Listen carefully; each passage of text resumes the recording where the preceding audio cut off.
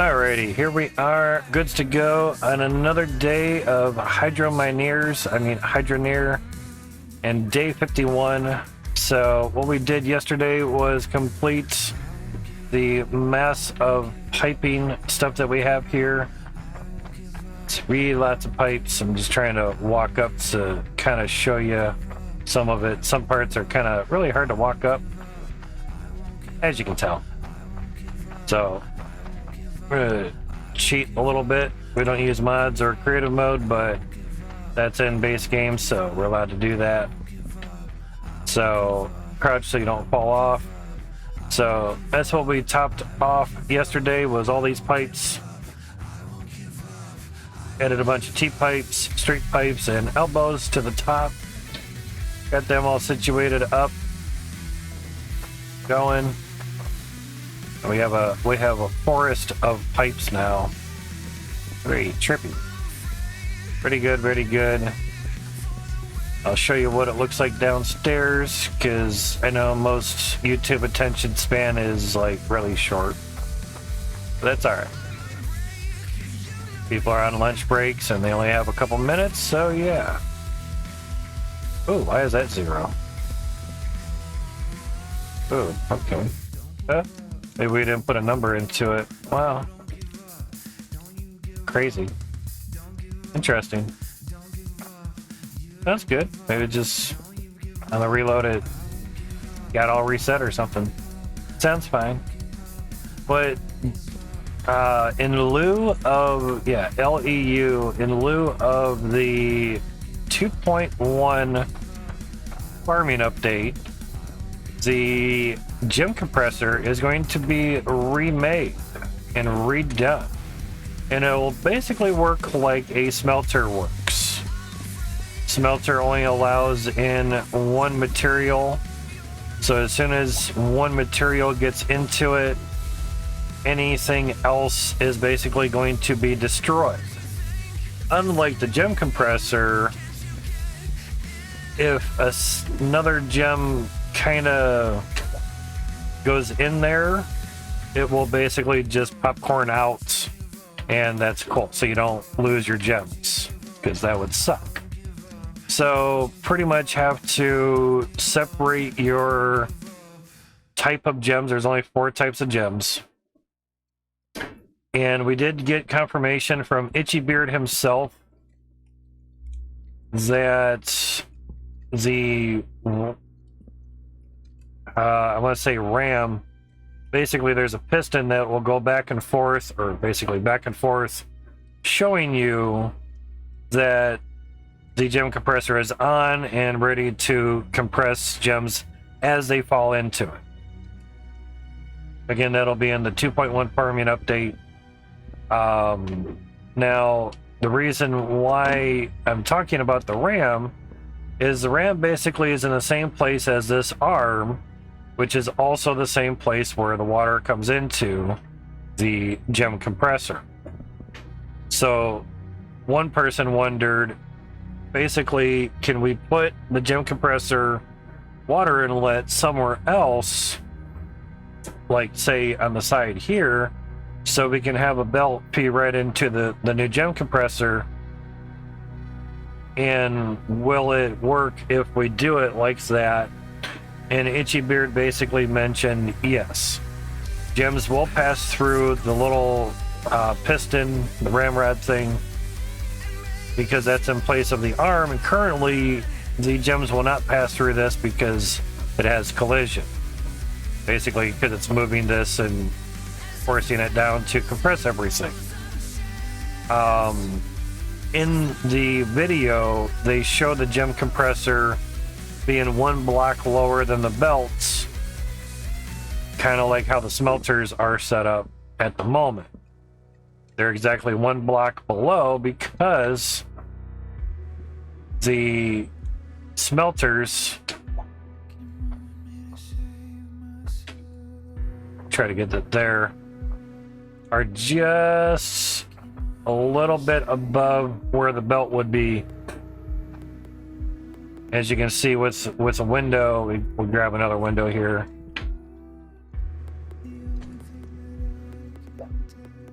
So, you know, we have it right there, and we put it back here. It's basically about the same height as a window, and when you do a window by the conveyor, yeah, like get up on here. It kind of, maybe I can fall in here. It's a little too high, so basically the smelter would be higher than where the belt is. So that's why the kind of the questions and wonders. I had asked if the new gem compressor would be able to let gems fall in off of a belt or a splitter, how I have it set up here, and Itchy Beard basically confirmed, yes, you can do that. It's just dropping the gems into the new gem compressor just looks a little more cool, or cooler. So, sounds good. So, we have a switch, and that's not going to work because the belts aren't on. That timer, I heard the valve turn.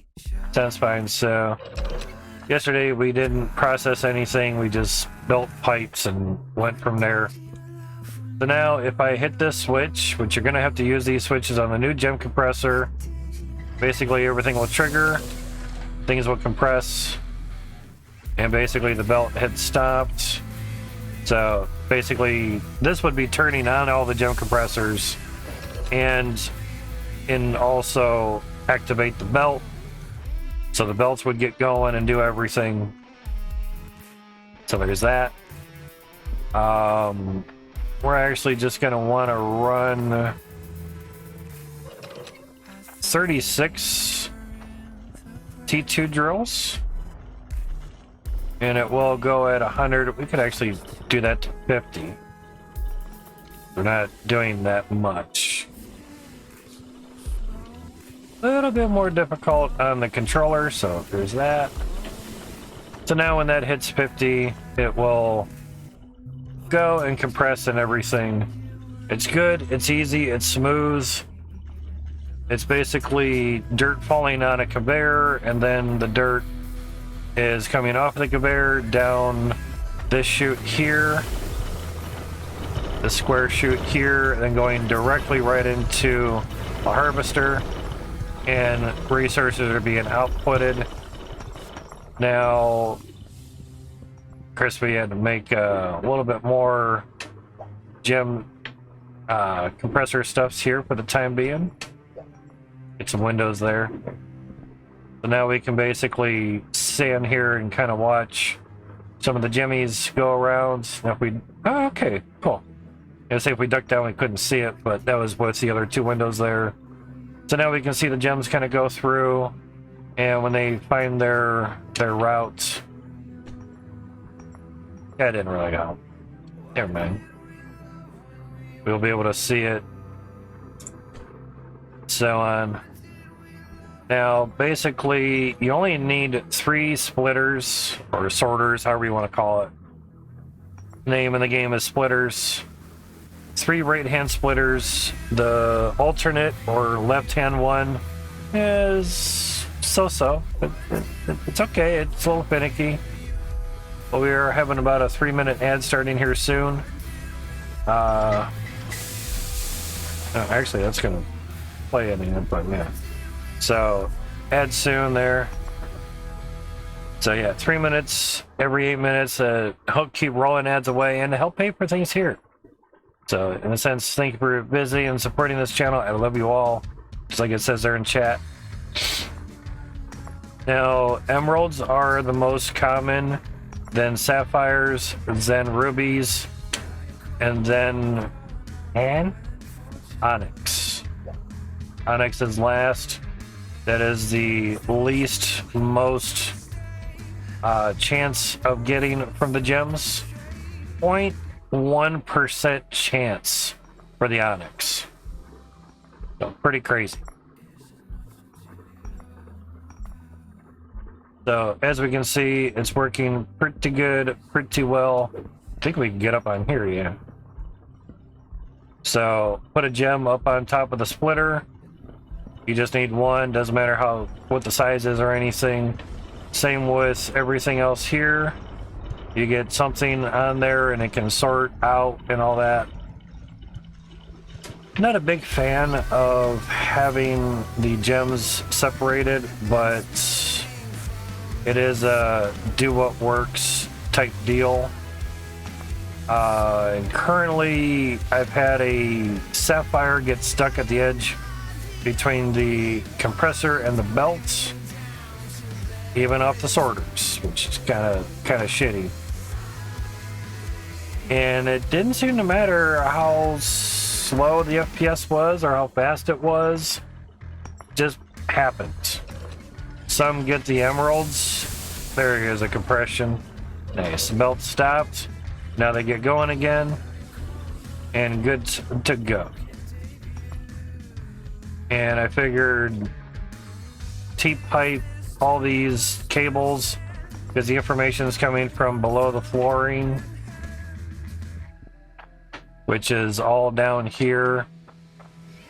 And basically you can look in the help section. That's a flip-flop right there.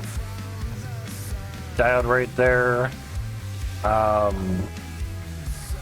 always forget the name of that one, but 0 with the cross through it. So basically no zeros, meaning no off value goes out from that. Yeah.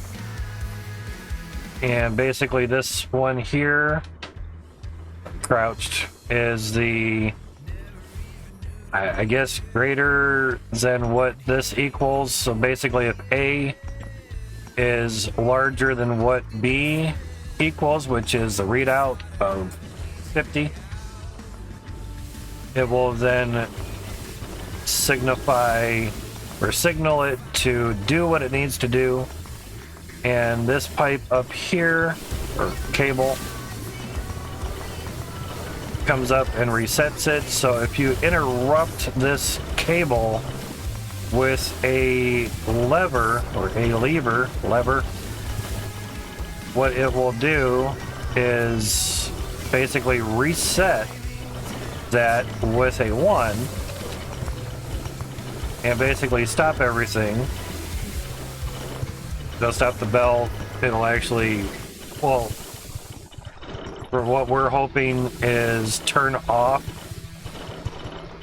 That was still supposed to turn back on. Why did it not turn back on? That's nice. Now you gotta watch stuff, yeah. So we'll try it again. But basically the lever is going to turn off and turn on compressors now after the update. That's supposed to press. There we go. Sometimes it needs a full cycle, meaning turned off, turned back on before it actually works. Logic is not very smart, but it does do some smart things, so it's not perfect. So don't get too pissed off when it doesn't do what it's supposed to, you know? So we have a little bit of Cloutium here. I have some Cloutium stored up again, so it's good.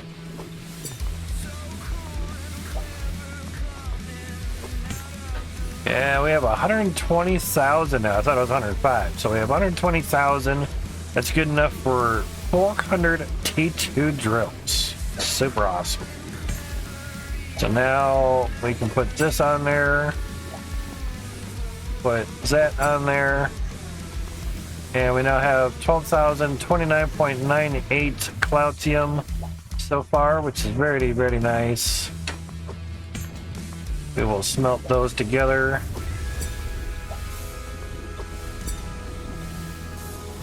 Now, even with just 36 of these T2 drills running, we're in the middle teens here, which is not very nice.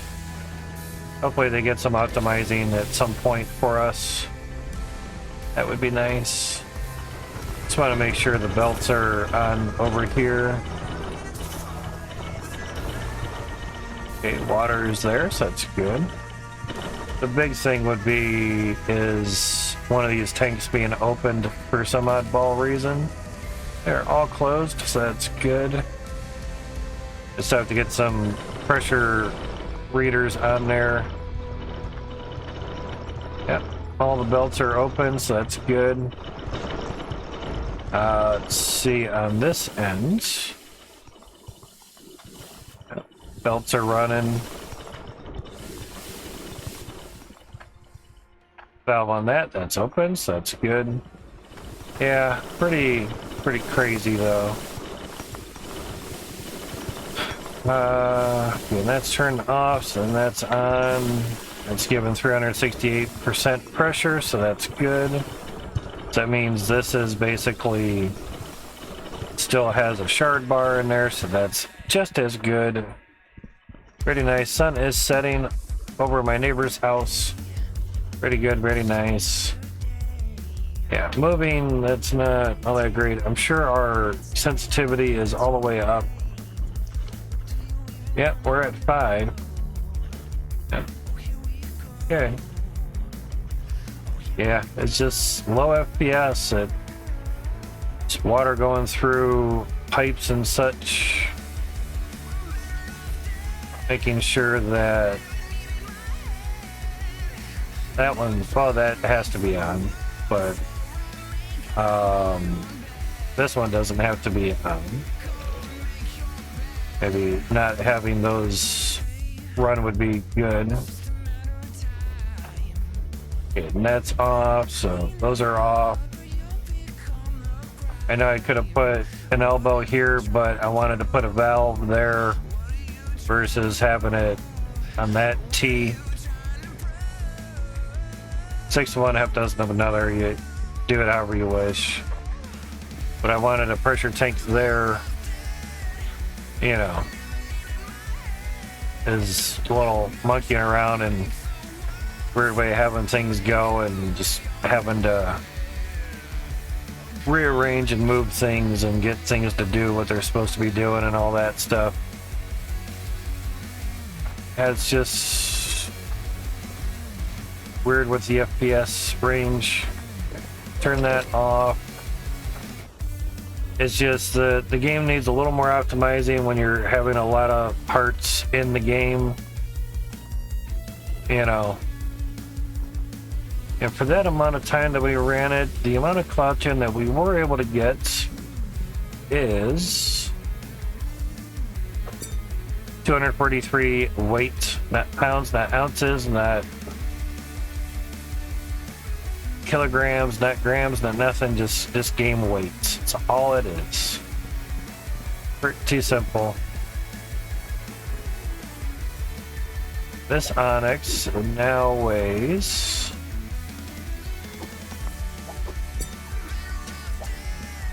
total of 434 weight. That's not bad, considering, you know.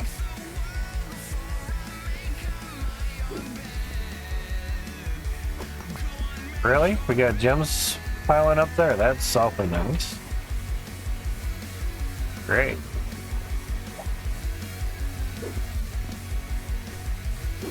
So we had it with the rubies now, too. Wow.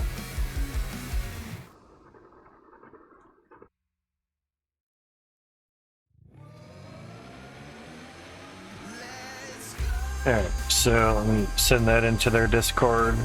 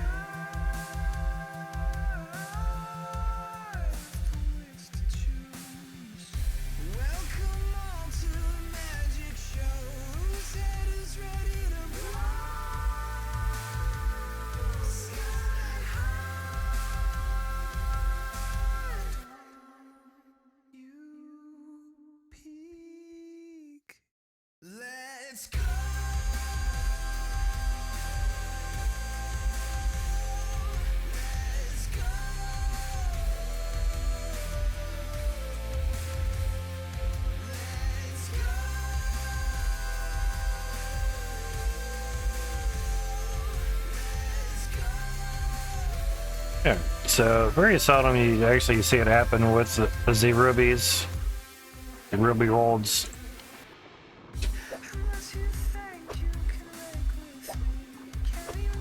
Just gonna have to kind of do it that way for now. Nothing there. Nothing there, so that's good. So yeah, hopefully with the new gem compressor, that stuff will not happen anymore. The advantage of having all the gems go into one compressor is you can take the magnet and not worry about what's going where. That's real nice. If I were to use the magnet here, possibilities of picking up the onyx are pretty good unless I bring the magnet over here, you know, like take the magnet and be like right here and just kind of tap it a little bit and basically bring the stuff up, you know. So there's the rubies.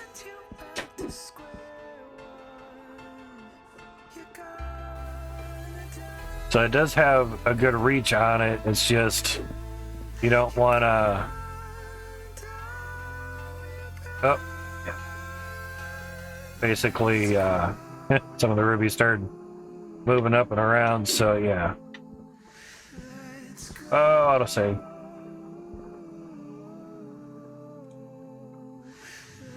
We'll see how that kind of worked.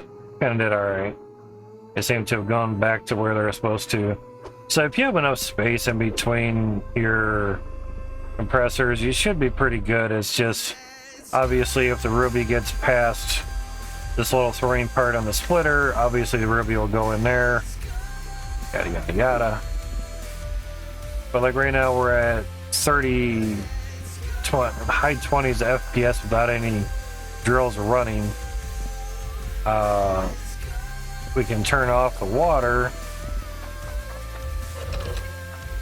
That way both we have conveyor belts here, and we have conveyor belts here, and we have conveyor belts here and here. So just by turning this one off helps a lot. And we get in the same spot, and we're still at about high 20s, maybe 30 FPS. Not very good, not great. But hopefully the next update comes with some optimizings. That would be nice. And all set. I mean, there was one wrench in there. Yep. Sounds good. Now we need to do some window stuffs. Yeah, we're gonna grab you. Not a lot in there. Not a lot at all. Now when you're grabbing windows, they are very much at one side or far side. So putting them into the cart is a little wonky. I did sort of chat with Itchy Beard with hopes that every item in the game can be placed into a cart and or truck, because there are some items that will let you do that and some that will not, you know, so there's that.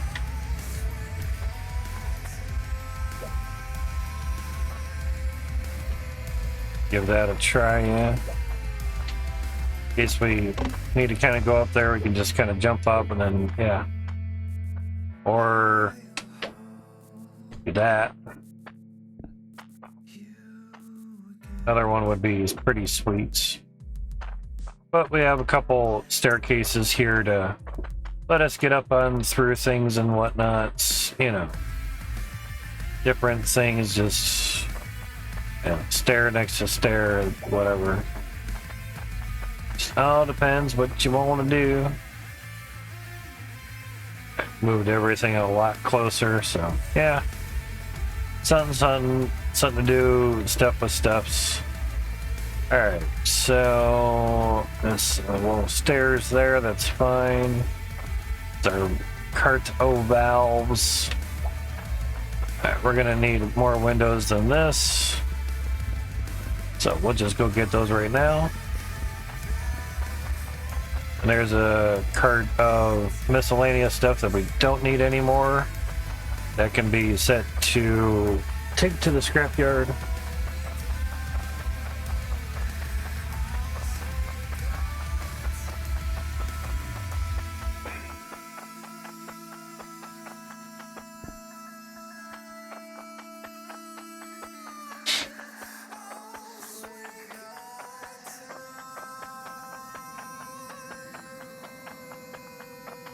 To tamper the windows. Kind of thinking that there's something that is just killing our FPS. That's a little bit better.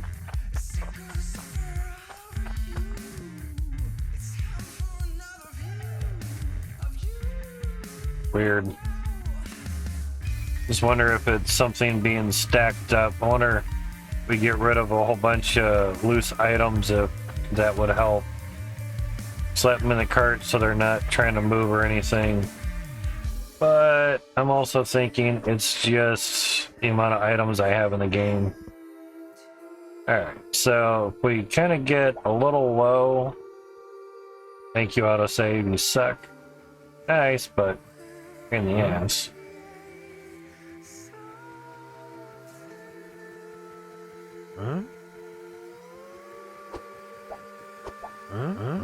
Yeah, that's actually moving. Why is that?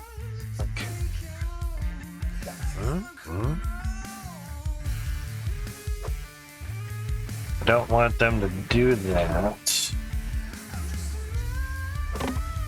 I have gotten to a point where I can just set them down.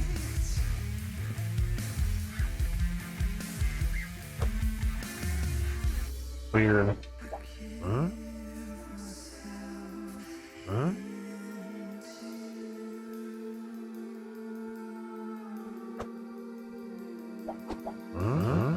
See, that's not working out too good.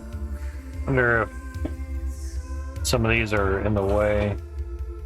See, it goes over and it kind of delays the slapping it down there.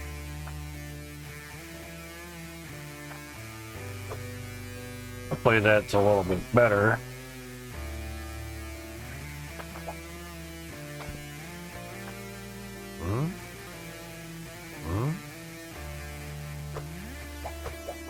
There we go. I like to buy windows nice and fast, and so far so good.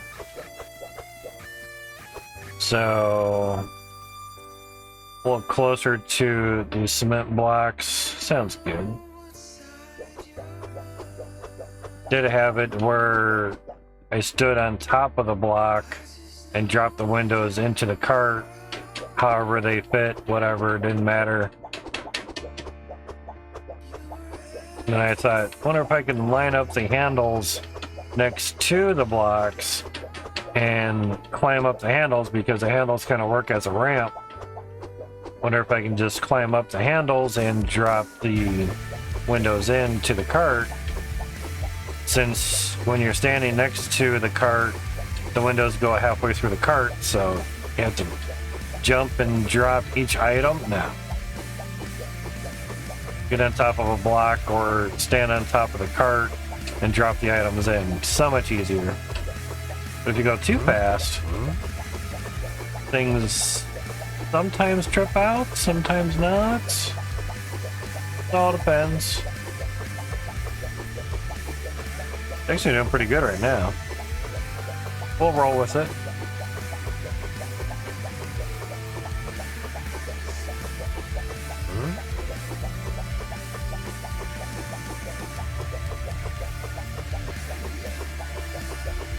A lot of community helpers on at the moment. Same with Mr. Itchy Beard and Grandma Max too. Crazy, crazy. Got Graham, Fatal, Cheap Stuff, Itchy, and Max. Very nice.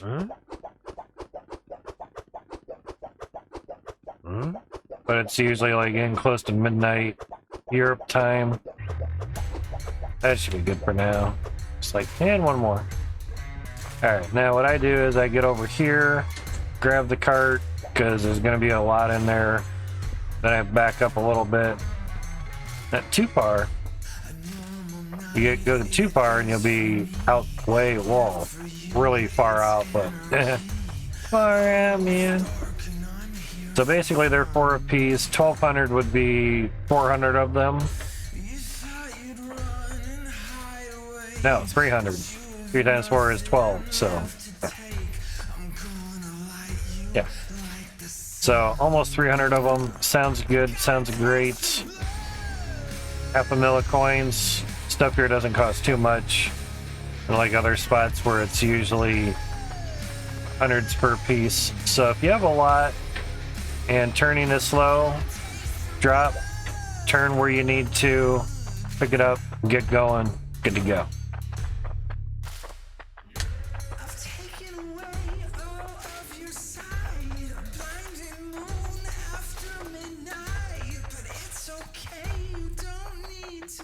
But I think something has to be done with optimizing of the game for having lots of items in the game. It's not to say why have bigger claims, deeper and higher, and more claims. You're going to want to build stuff on every claim. So something's got to get done with the optimizing of items being placed in the game at some point.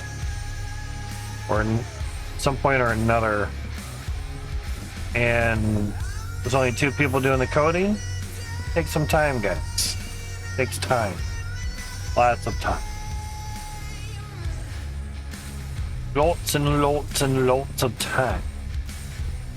Alright, so trying to think of where to start more so. Guess we could try down here. Actually, sort of need to be a bit lower, but I don't want to be all the way on the ground. Alright, so again, if you need to turn around, drop your cart, turn where you need to go. So basically, we're going to continue this stuff out.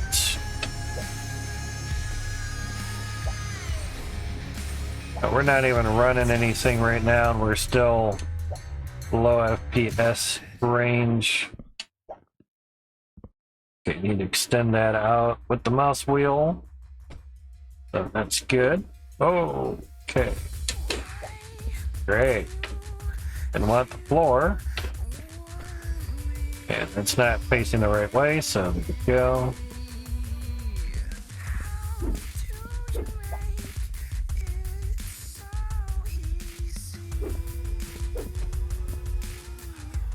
Alright, that should be better. Open that up.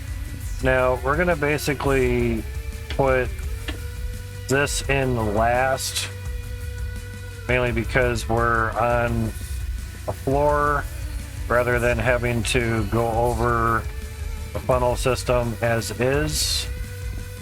And actually, really, that's still locked. Damn those locked windows. I think we have the hammer here.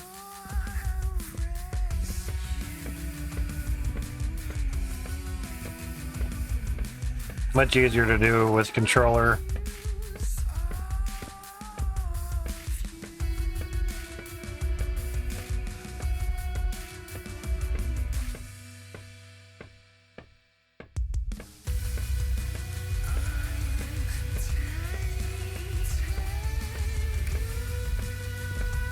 Much easier, just in case we need to move those windows for any apparent reason. Done. I went through and basically locked everything on this funnel just to see if it would help. And Max confirmed in a YouTube chat, YouTube comment, locking things down does not improve graphics or processing or whatever. Does not improve. That's kind of shitty. So basically, locking just keeps you from picking items up by accident. That's it. It's nice, but you know, would be sweet if it helped with performance too.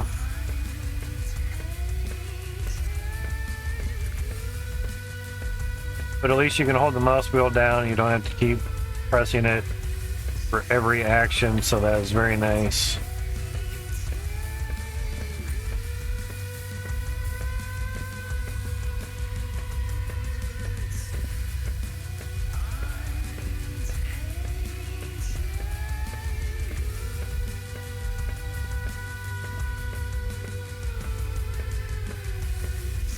And of course, if the item highlights, it means it is not locked.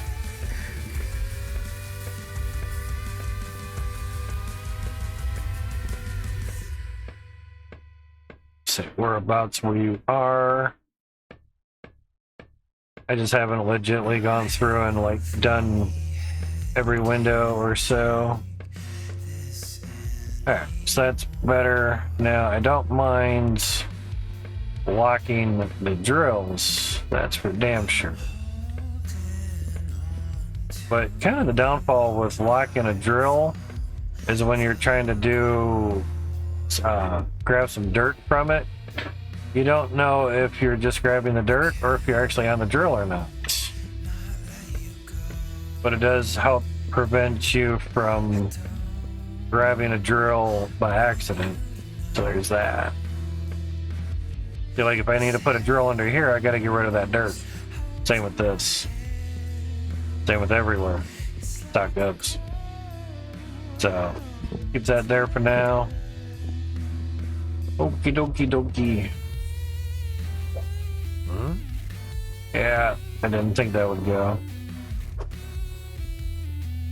Alright, now, best way to do windows generally is to have room.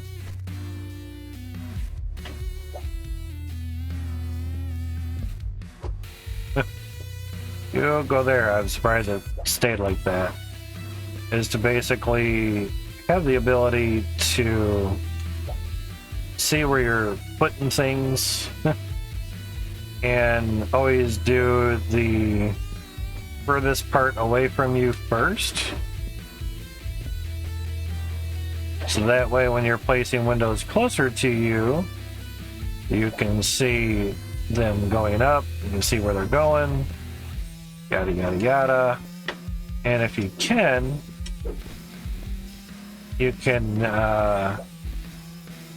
do it all from one level, depending on how tall your building stuffs.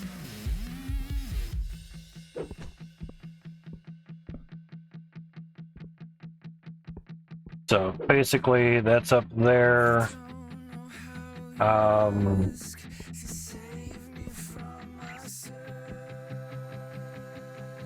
And basically the drill's output right up onto here, this window, so we technically don't need anything above where this is. So where these windows are is fine. That's good. Okay. We'll just drop down this way. A little more land there, so to speak. And once you get in the groove, it goes pretty good. Just make sure you give yourself enough foot room to stand on things and whatnot.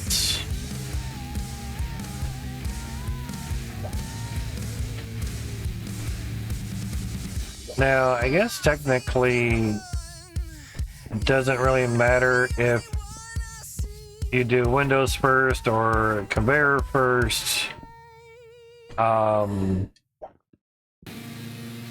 You know, so it mainly because you have windows up here, you're gonna have to duck through the windows to get through, you know, because we can't walk here, but you can duck underneath of it. You can also duck underneath this, but couldn't remember if you could do it with the windows on there or not. So it's 6 of one, half dozen of another. Do as you wish, as you like. It just depends. It's solely up to you. Okay, that's as far as we can go unless we jump. I don't mind jumping to do that because it's okay way. What if we stand directly under it? Still have to jump. Wow. Okay. As well, buddy. But it saves us from having to take the whole cart of windows up there at like 5 FPS and just set up one layer of windows basically. Saves a little bit of time, so there's that. Kind of dreading the FPS kill on the windows here. So if the windows can be optimized, that'd be superbly awesome. They could be clear for all I care. They did do the clear ones for a little bit, but Max mentioned it might get more laggy.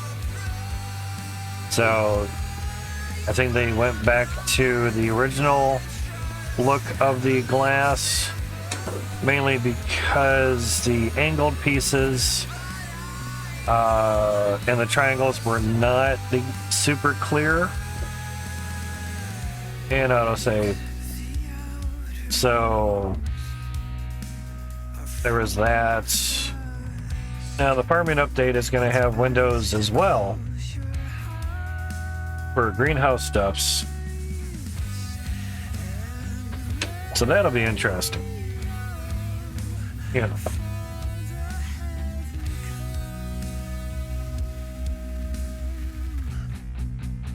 Oh, yeah. Now we can just basically place at our heart's content.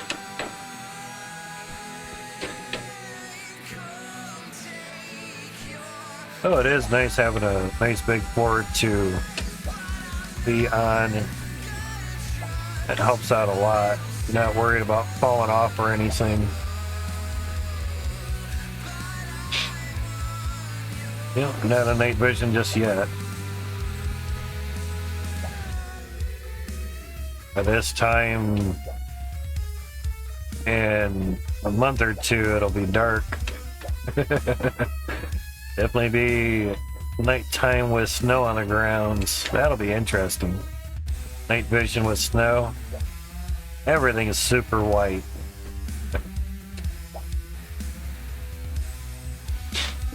Thing I like about snow in the yard is it leaves footprints. So you can literally tell if somebody walked up to your house or through your property or what have you. Or whatever animal walked through as well. Deer, raccoons, coyotes, bunnies, cats, dogs, what have you. We had a possum on the camera the other day. That was kind of cool. Don't see possums very much, but sounds good. They're actually good for the environment. They eat a lot of ticks and bad bugs, so we don't have to deal with them. So if shooting is allowed in your city or town, don't shoot the possums. They actually do a lot of good stuff for you. That's pretty cool. Yeah. The more you know, as they sing. And plus, not having a conveyor belt here, we can actually see putting a window here, you know. And we're not really falling off yet, so that's pretty good. Probably the more danger part is, not really danger, rougher part is when there's already a funnel set up. Like trying to do it over here. When we're doing it over here, because we can only back up so far. So basically, trying to set the window up like this, you know, you have to kind of go at an angle and figure out where stuff's gonna go and everything, you know. And as long as you can do that and not fall through anything, you're good. You know?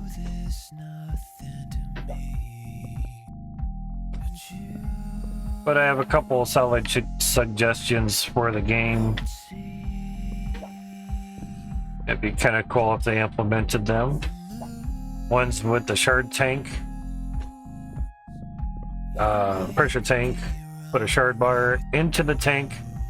Once the tank is placed, pick up the tank with the bar inside and have the bar stay in there while you move the tank around. That would be sweet. Treat it as a cart. You pick up a cart, items stay in it, right? They still move around in the engine. They just got to code it to make it work. Simple coding. Get on it, Max and Joe. Joe Max. The maximum. So, kind of a play on the Joe Mama kid jokes. Joe Maximum.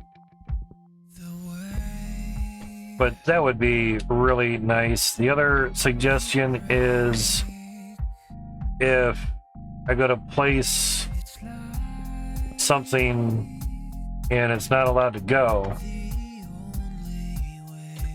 have all the other lines that are green, have those turn red too, or as well. Versus the item. Because right now, I don't know if I can place a window into there or not. You know, here I can, but, you know, like there I can, but this I can't. That doesn't make any sense. But it's a game logic. It lets you do stuff for a reason. We just have to try to understand said reason. That's all. Really simple.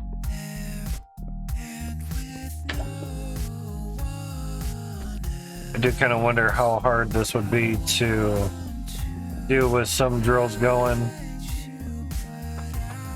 Yeah, should have just went down the other way. Because we do need the Cloutium. Shit, got to turn the water on anyway. Ah. Anything. Alright, belts are going. No blockages.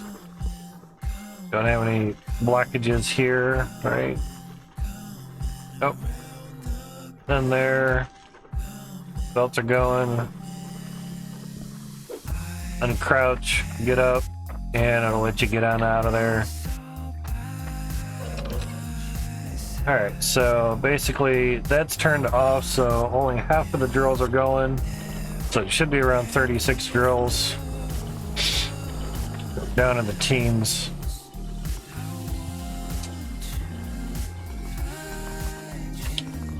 What I wonder is if we can have that as well.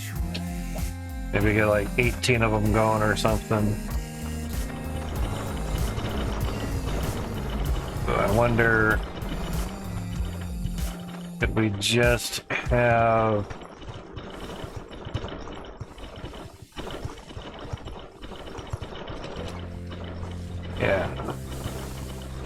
we like not have those running.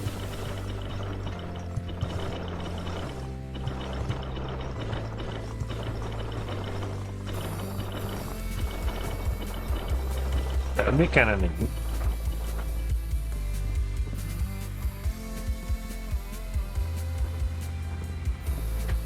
Alright, so okay, those are spinning, gotcha. Those are on, and we can actually turn off more drills if need be. Yeah, those are not running, and basically all those are staffed as well. So those are going, and that's basically still falling on the belt. Wow. So basically, need to.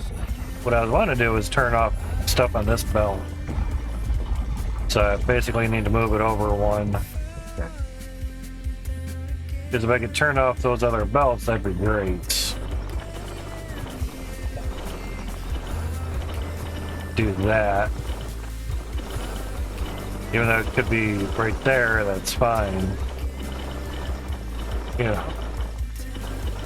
Because if I could turn off all these, that'd be awesome. Less water going out. Technically, wouldn't need those on either.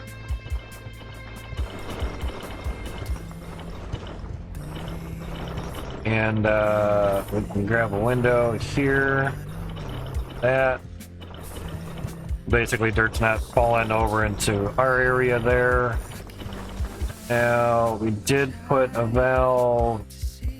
Or did we not?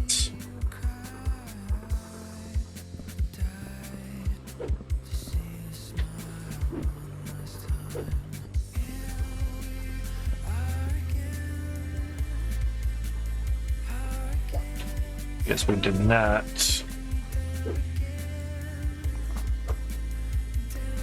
Alright, we can do that.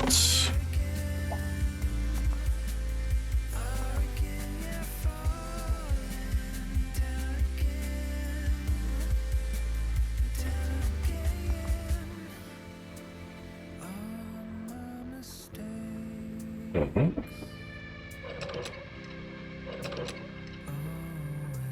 Where's that belt still going?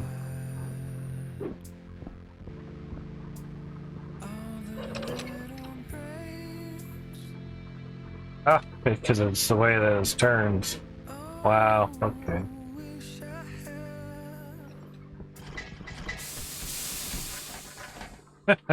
Crazy. Yeah, because I had it turned the wrong way. Mr. Kuntz, I should have just got 12 ads? Yep. And in chat, that's telling you exactly why you're getting that many ads. We can do it all of October, 3 minutes every 5 minutes. We might get $800 to $900 from it. So it's max ads for now. So we can get the 3080 paid off. Because we owe $650 on it. That's through Amazon. 12 payments of, or 12 months of payments of $65 a month. So that's why. And pretty much 2 messages above. It also mentions that as well too. So if you want, you can put the same stream in another browser once you log into that browser. Once you log into Twitch on that browser, one of the 2 browsers will only give you like a 13-second ad, even if I'm rolling 3 minutes ads. So by all means, feel free to do that. You do that for any other Twitch stream as well. Just saying. It's things that I've tested out and have proven to work. Doesn't matter if it's Edge, Firefox, Chrome. Just as long as you have, say, 2 of them running, say, the same account or whatever. How much 3 minutes will give me depends how many people watch it. We've had some awesome people be in here for my weather streams, which run 24/7, and say in a 24-hour period we had 4,000 views, 4,000 minutes watched, 4,000 minutes watched in a 24-hour period, running 3 minutes every 10 minutes, which is not the max. And I received $24 for that day. Average viewer was 3 people. That was 6 hours and 45 minutes worth of ads in that 24-hour. Yeah, exactly. Wow. So max ads for 24 hours is 9 hours. Stupid. But if they're paying 55% of $30, Twitch gets $30 for 1 minute worth of ads when 1,000 people watch that. So 3 people can give you $24 a day. I have 4 Twitch accounts. Message me through Discord so I know what the names are, and I won't ban them as a bot, and hope to make sure that they don't get subs. You can select on that account to where you do not get subs from streams that you do not follow. So technically you could not follow but still watch and never get subbed. So like my 2 helper accounts, I could unfollow and select it to only get subs from streams that I follow, or streamers or accounts, whatever. You know, and also with running max ads at 9 hours every 24 hours, basically 6 3/4 hours gave us $24. 9 hours worth of ads and still about 4,000 minutes watched might give us about $30. That's $900 a month. So I'm saying maybe 800 to 900, because we haven't gotten the review or the revenue back from it just yet. Yeah, highlights going, so that should be done. Yep, that's weather stuffs. So we haven't gotten the last 3 days of September when I ran the max amount of ads. So right there, Tuesday, we had $24 worth, and that Tuesday, right there, 6 hours, 46 minutes worth of ad breaks, and the ad density was 16, almost 17 minutes an hour. 22 minutes, 30 seconds is the max, and you're gonna have an ad like right now. So yeah.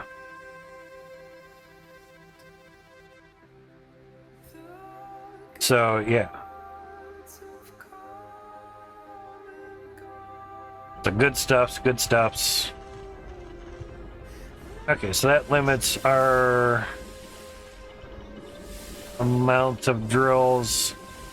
Now, whether that really hurts us or not. Both tabs got 12 ads. Okay. That tab's Windows. Gotcha.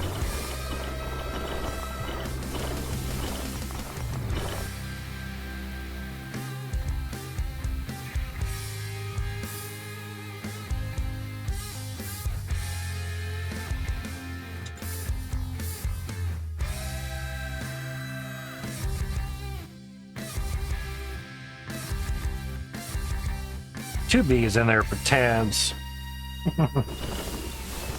So turn that back on and see where the FPS kind of goes. Because I'd like to get more Cloutium, but I also want FPS. There's a difference there. May just have to go to 10 sheets. I don't really care for it because they look ugly. But if we have to go with 10 sheets, we will. You know. Alright, so it's 14 to 15. Not too bad.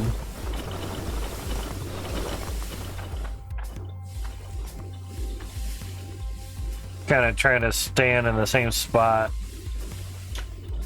Oh, shitty, that's right, we turned off those belts. God damn, that meant the dirt just piling up. God damn it. It's gonna move some FPS there. Forgot about that. Yeah, there comes the dirt, crunch it in. A good thing we didn't let that run for a while. That would have blown. Yeah.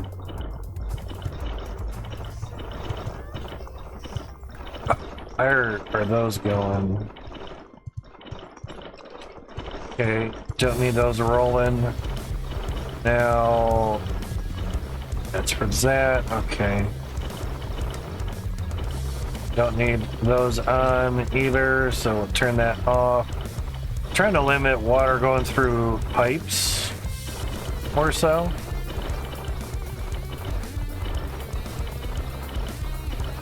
Alright, so now we can just basically control, even though we have these conveyors running, and actually step into here. So those conveyors are running, we can see that. Okay, ads are over. Yeah, different browsers there, Mr. Kuntz. Not different tabs. I have an account on another browser of another window of Chrome, and another account is signed into Chrome, so it's two separate Chromes. Separators, I'm not actually getting ads, just getting the ad break sign. Yeah, I think a lot of us are thinking they just ran out of ads, because I get that too, and others I'm getting it as well. But so like right here, we have Twitch Chrome, and we have Twitch on Firefox. Those are running on separate accounts. So, separate browser. Of course, we also have another login on Chrome here, which is my main account. The bot for the Higgs boson Matt is on this one, and the helper is the other one on Chrome. Now, oddly enough, the helper that's on Chrome, that one only gets like 13-second ads, even though 3 minutes would run. So I think they're kind of hip to having, say, you watching one stream more than once from the same device or IP address. So one of those browsers ends up only getting like a 13-second ad, and that's it. Even if it is just a currently on break window, you know. So it was 15, 16, that wasn't too bad. We just try to, from the same spot, you know. So have all those, have 36 of them turned on. 14. Because I want to install Windows, but I also want to have things running as well. But big thing is, obviously, more people that watch ads, the more money that person will get in everything. Okay, that's not too bad. Now, we'll actually turn off the water to all that. Water going through pipes will lag you out.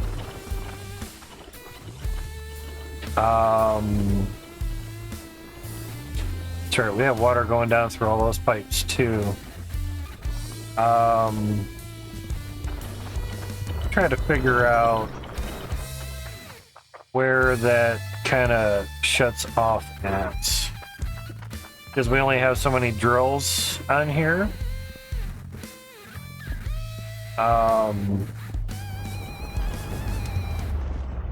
You know, because right now, I'm surprised I was able to walk under that. Okay. Right now we have water dripping out all these fucking pipes. You know. See something here. Super slam. Can actually get up top here. Okay, so basically this is the edge there, so that's good. Alright, so yeah, because it's not on a pipe.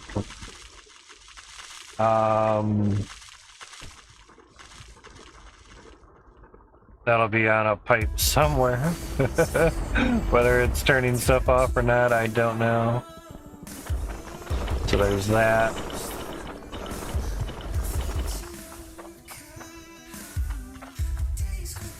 but it is on a pipe somewhere. Yeah. I just wanted to find out what pipe. Because technically there's nothing over there. Okay. That'll limit more water limit water going through pipes that don't have drills attached to them. But yeah, if you want to bring in other accounts, and there's an ad playing at the moment again. 1718. Yeah, that helped out a lot. Cool.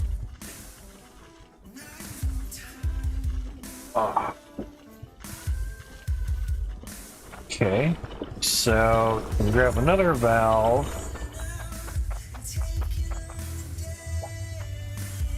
Really? Wow, okay.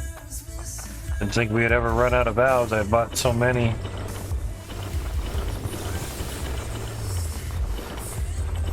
So technically we can do that as well, so that way no dirt should be sitting on those belts at all.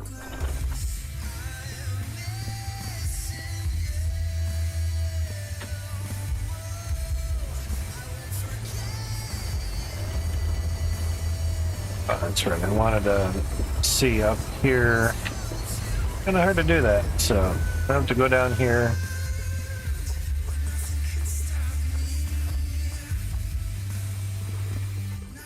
Okay, so what I wanted to see was these stopped belts and basically no dirt piling up on them at all. Now we were doing a funnel system, but dirt was getting clogged up on the angled windows, so that didn't help. So conveyor belt it is.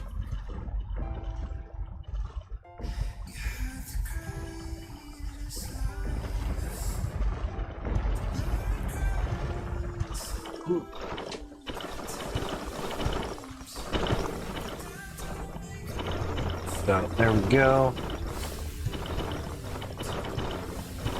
Actually pick up one of these windows. Yeah, there we go. That'll definitely drop in there and work very nice. We would eliminate the water going through these pipes here, but we're actually having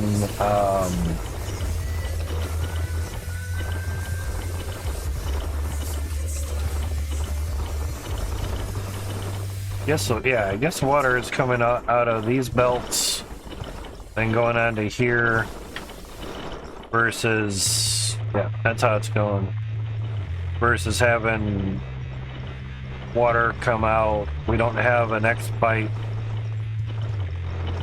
that pretty much have to like put this valve there and tee it off here and then have water go up to here just for this belting system, which could be done. It's not the end of the world. So that should be a little bit more refined. 17 FPS, okay. That's better. Cool. That's much speedier. Moving a lot faster. We can still get some revenue in from the Cloutium, yeah. It's out of Cloutium.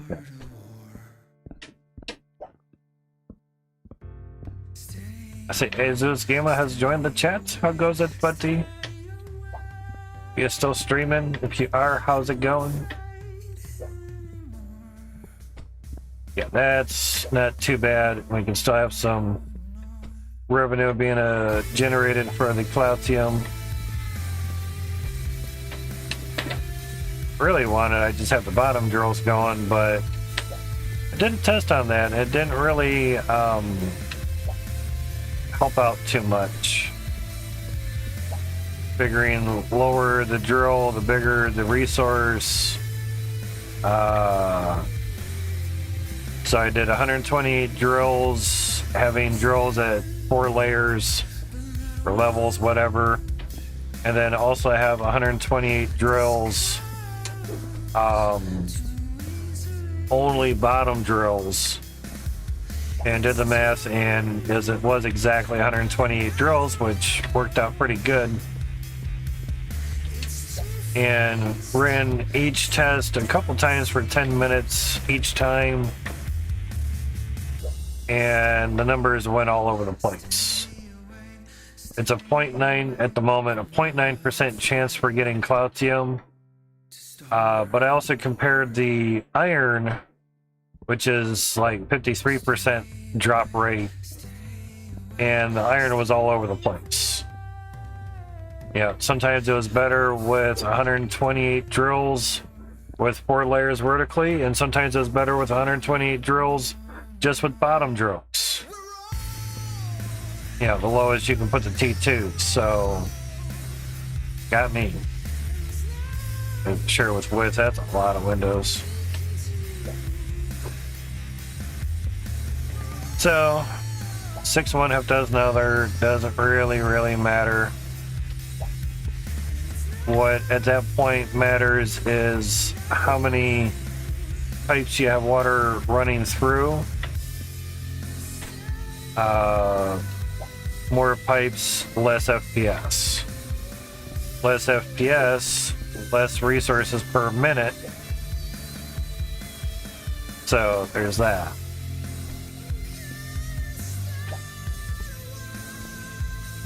But yeah, Mr. Kuntz, if you're able to slap a couple of accounts in here,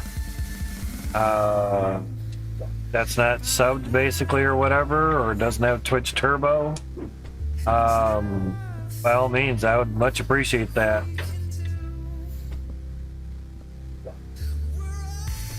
If we get that 3080 paid off, then we can kind of reduce the ads, you know, to have them not be so many so often. But if all of October can actually get us $800 some, you'll need a cut. Not a problem, man.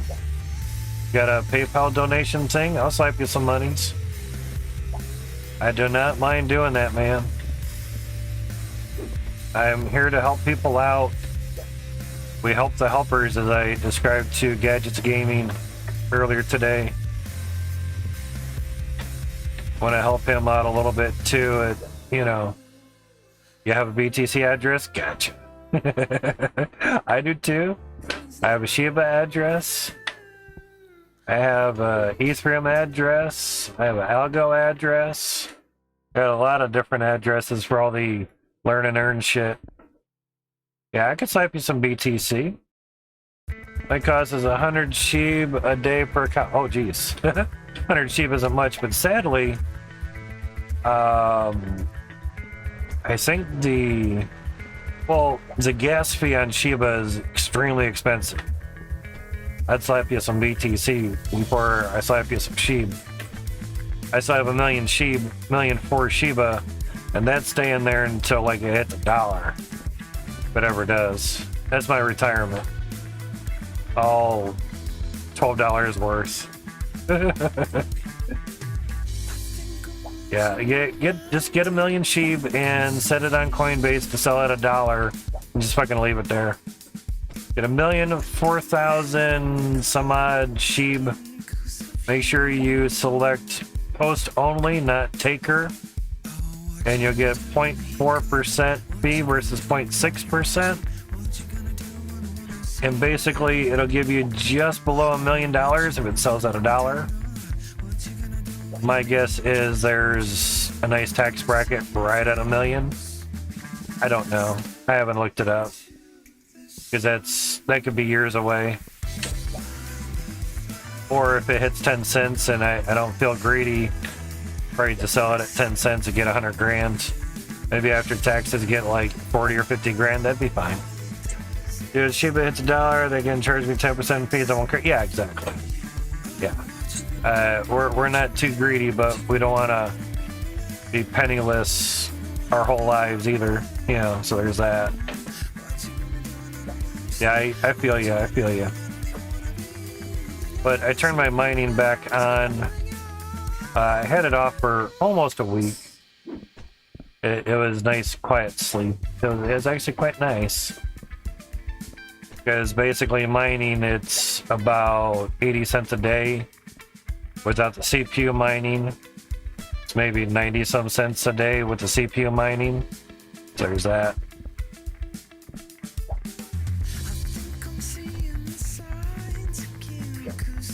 But also, if ads get thrown in and they stop, let me know if we're having a conversation.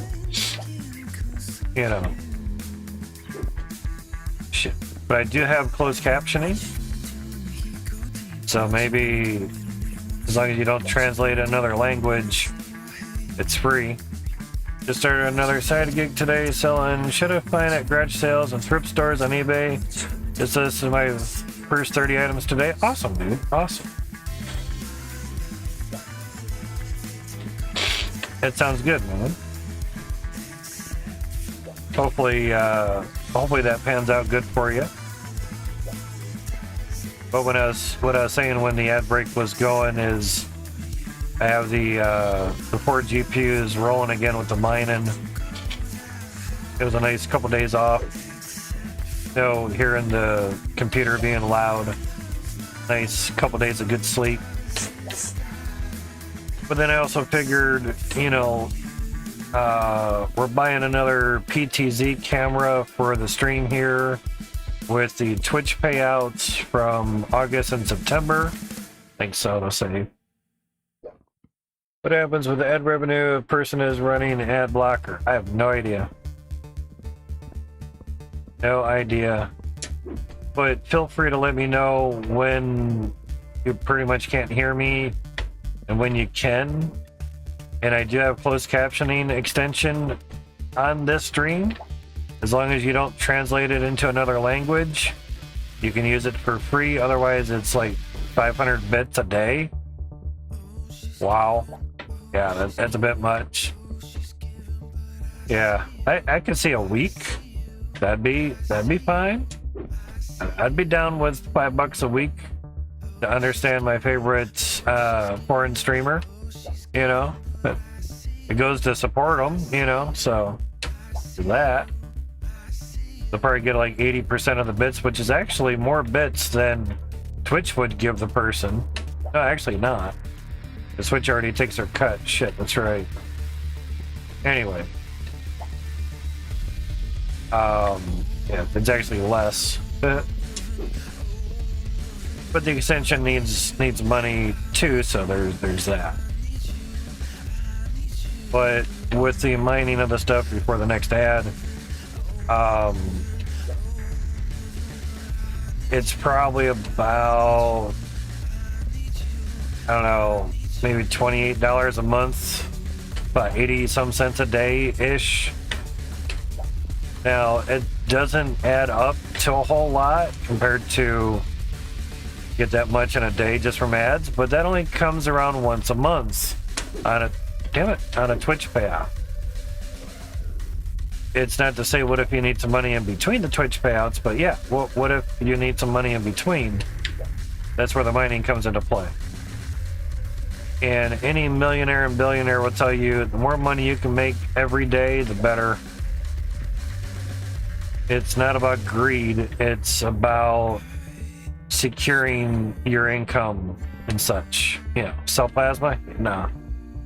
I don't care for needles and blood drawing and all that shit. I pass out. Yeah, no.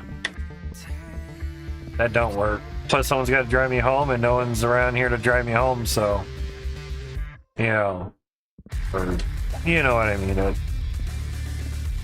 Mod's technically not allowed to drive or go shopping anymore due to heart reasons. Basically, her heart's at like 20% usage and too much activity, and she runs out of oxygen in her blood, i.e. muscles. So yeah, start doing that also to make $100 a week. That's not bad, man. I mean, it regenerates, but you know, I don't have any tattoos. I don't have any major diseases or viruses. Something about at least a while ago, if you had tattoos, you couldn't donate blood or something because you could be a carrier for hepatitis C but not even know it. That type of shit. So there's that. Yeah. But I don't know about plasma though. 100 a week for 3 hours of your time, I bet. Wow, that's a while.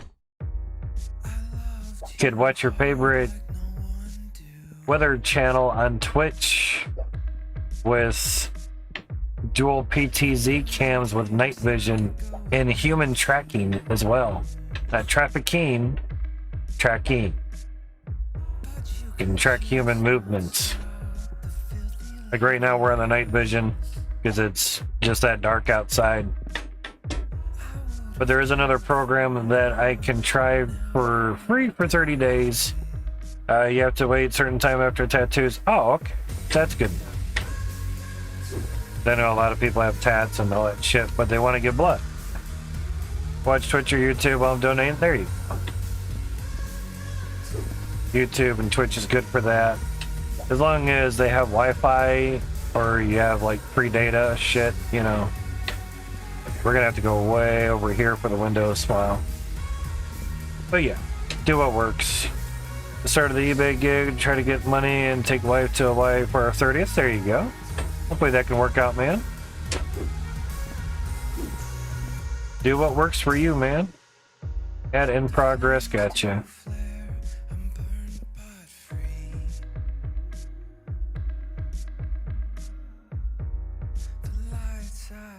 There we go. So I can answer Mr. Kuntz. Do what works. Okay, we hit something. Yeah, hit that pipe. Alright, so basically that's the end there, so that's good. I just wanted to do one side at this moment. Yeah. Yeah, that'll be fine for now. Okay. Don't like needles, so no donating of blood. Exactly, Jesus. Well, to be honest, I'm glad a shot of medicine is a small needle. Yeah. I'm right there with you, man. Needles, no big deal. Yeah. I mean, it's always funny when like someone has a bunch of tattoos, yet they're crying because they're getting like a flu shot or something. Well, there's a difference between a tattoo and a flu shot. Tattoo is not piercing the skin all the way. It's going down into a couple layers and that's it. The only difference is, say if you do an outline for a tattoo and you have it colored the same day. I don't have any tattoos, but I know about them.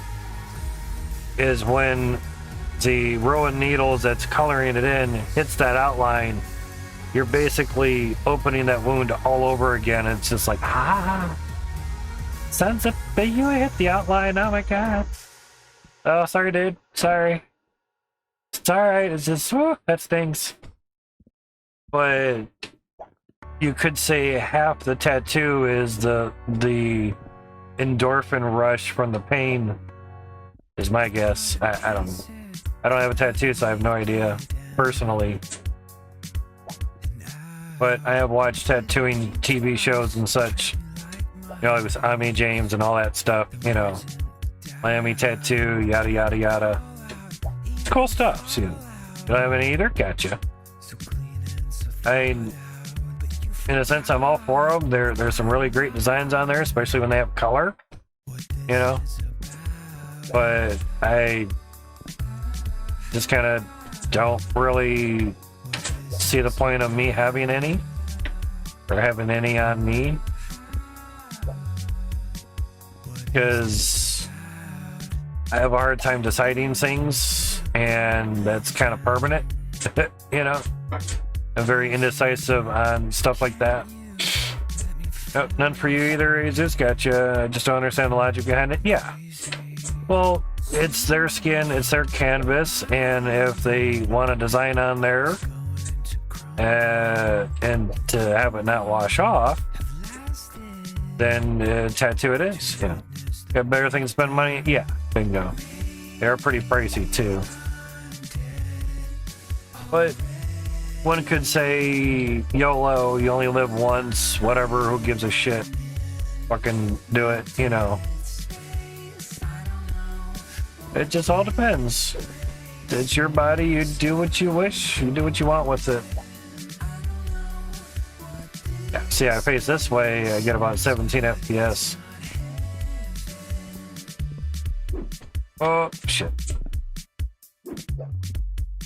But yeah, hopefully the goal with the ads is get that 3080 paid off, which I owe $650 on it. I think it was like 800, so it's not too bad. Better than what they were. God, was that a fucking joke. Anyway, I was just surprised I got it at $65 a month for 12 months. Daughter has no chance to buy a car and complains she drives a POS shit. Yeah.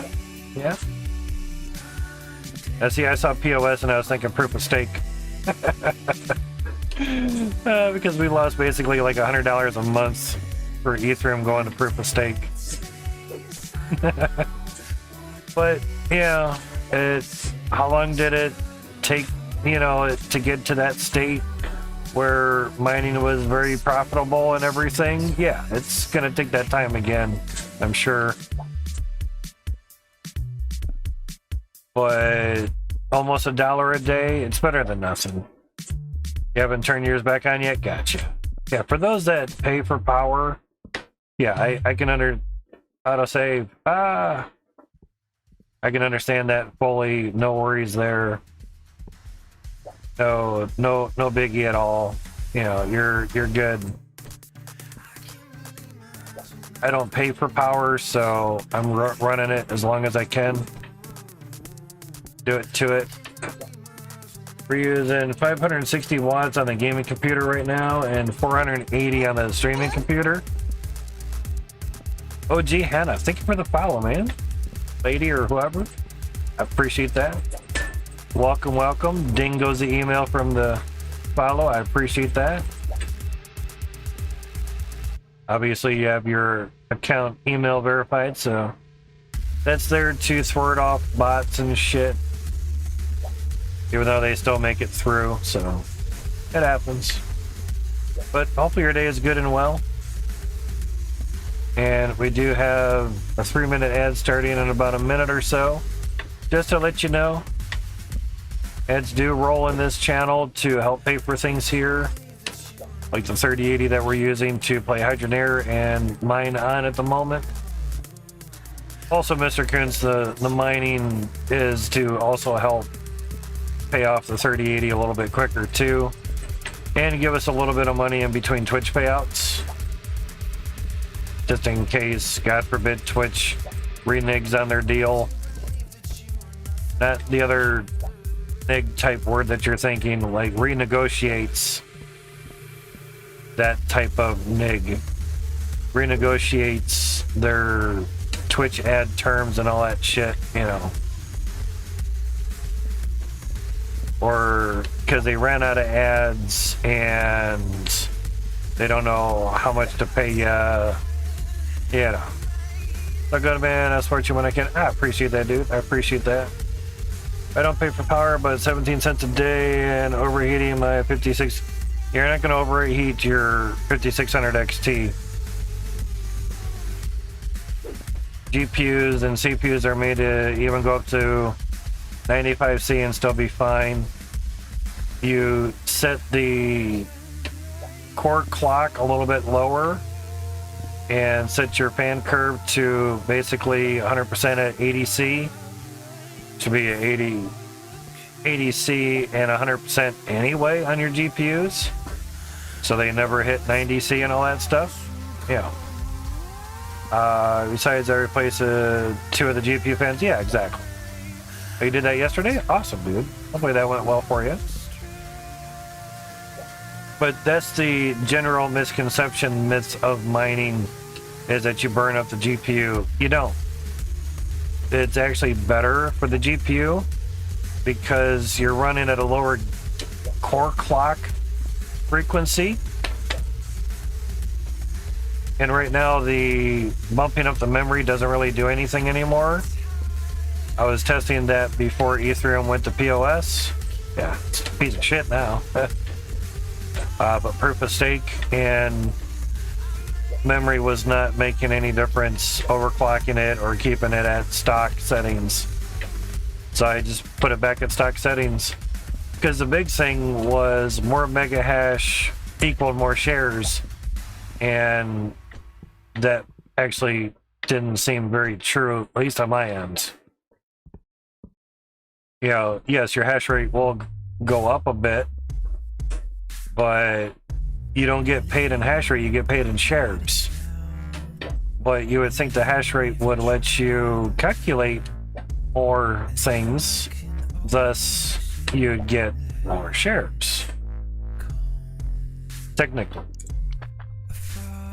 But I was boosting my 3070 to 1,130 extra on the memory. It did that for a couple days. Checked, you know, how much average, you know, money would be on that. Bringing in share wise. And then I just put it at 0, but kept the core clock the same at like 1,400. There was no difference in the amount of shares that I was bringing in per day. So why kill the memory modules? Yeah, because that's the biggest thing that usually hurts the GPUs with mining is you'll have dead memory modules after like 5 or 6 years or something. That's way wrong angle there. I mean, I'm talking years of mining on it, not a few days or months or whatever. It's a big difference. There we go. 500 window time.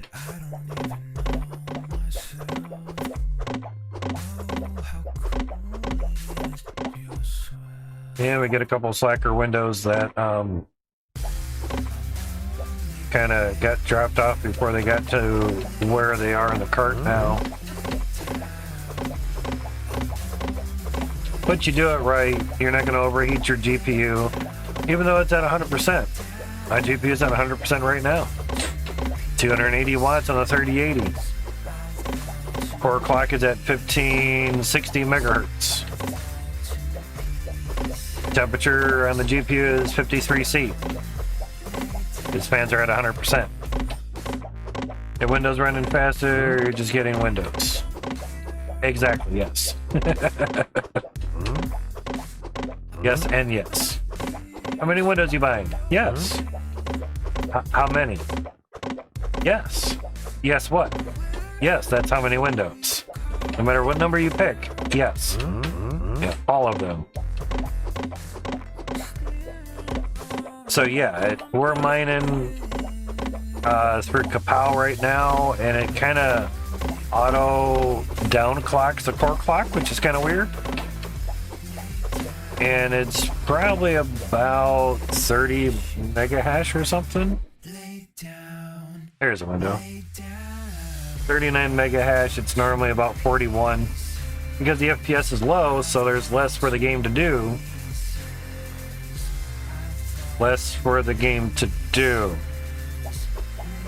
So, low FPS in this game does not mean your computer is doing more and it's going to catch fire. That's not how it works.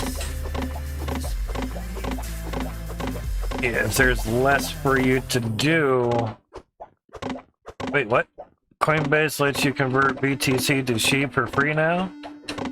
Really? Keep in mind there is a hidden 1% fee for converting. It will say 0. It will say 0 fee.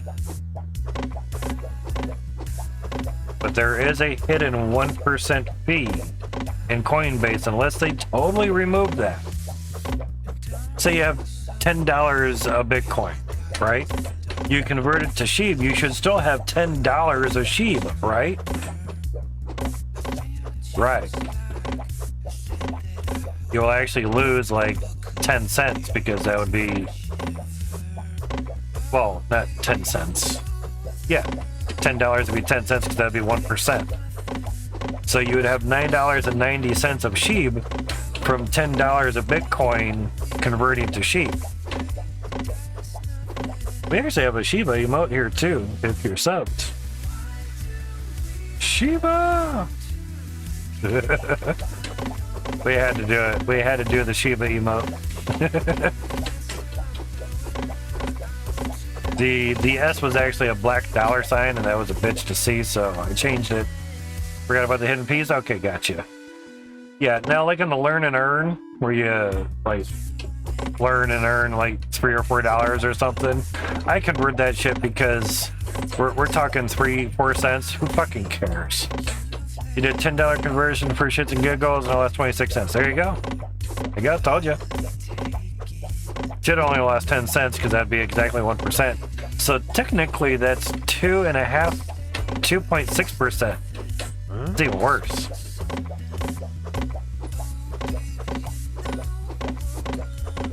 So, yeah. Because I was converting stuff back and forth at times, and I'm like, why? Like, I did like $5 and I have like $4.90. What the? No, it's a zero. It's zero. Huh? Huh? Yeah. Huh? Game would time that quite perfectly. But yeah, for like the learn and earns, there are a couple bucks. I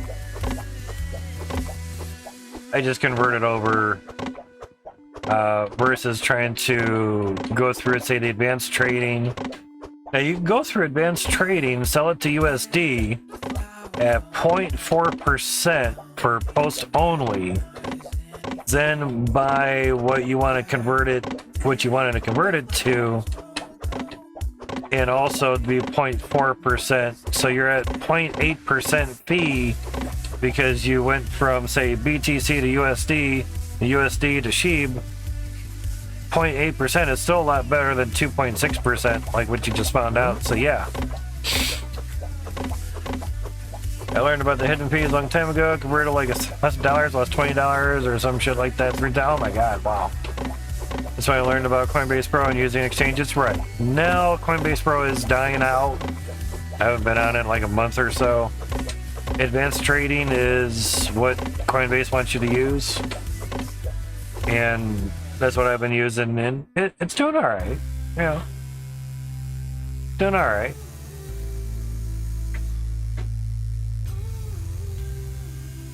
As it loads up, yeah. Yeah, it's all still there. Cool. All the things that I had set, so yeah. So open orders, there's SHIB. 1,004,016 SHIB will get you 6.4 cents under a million. Remember that number?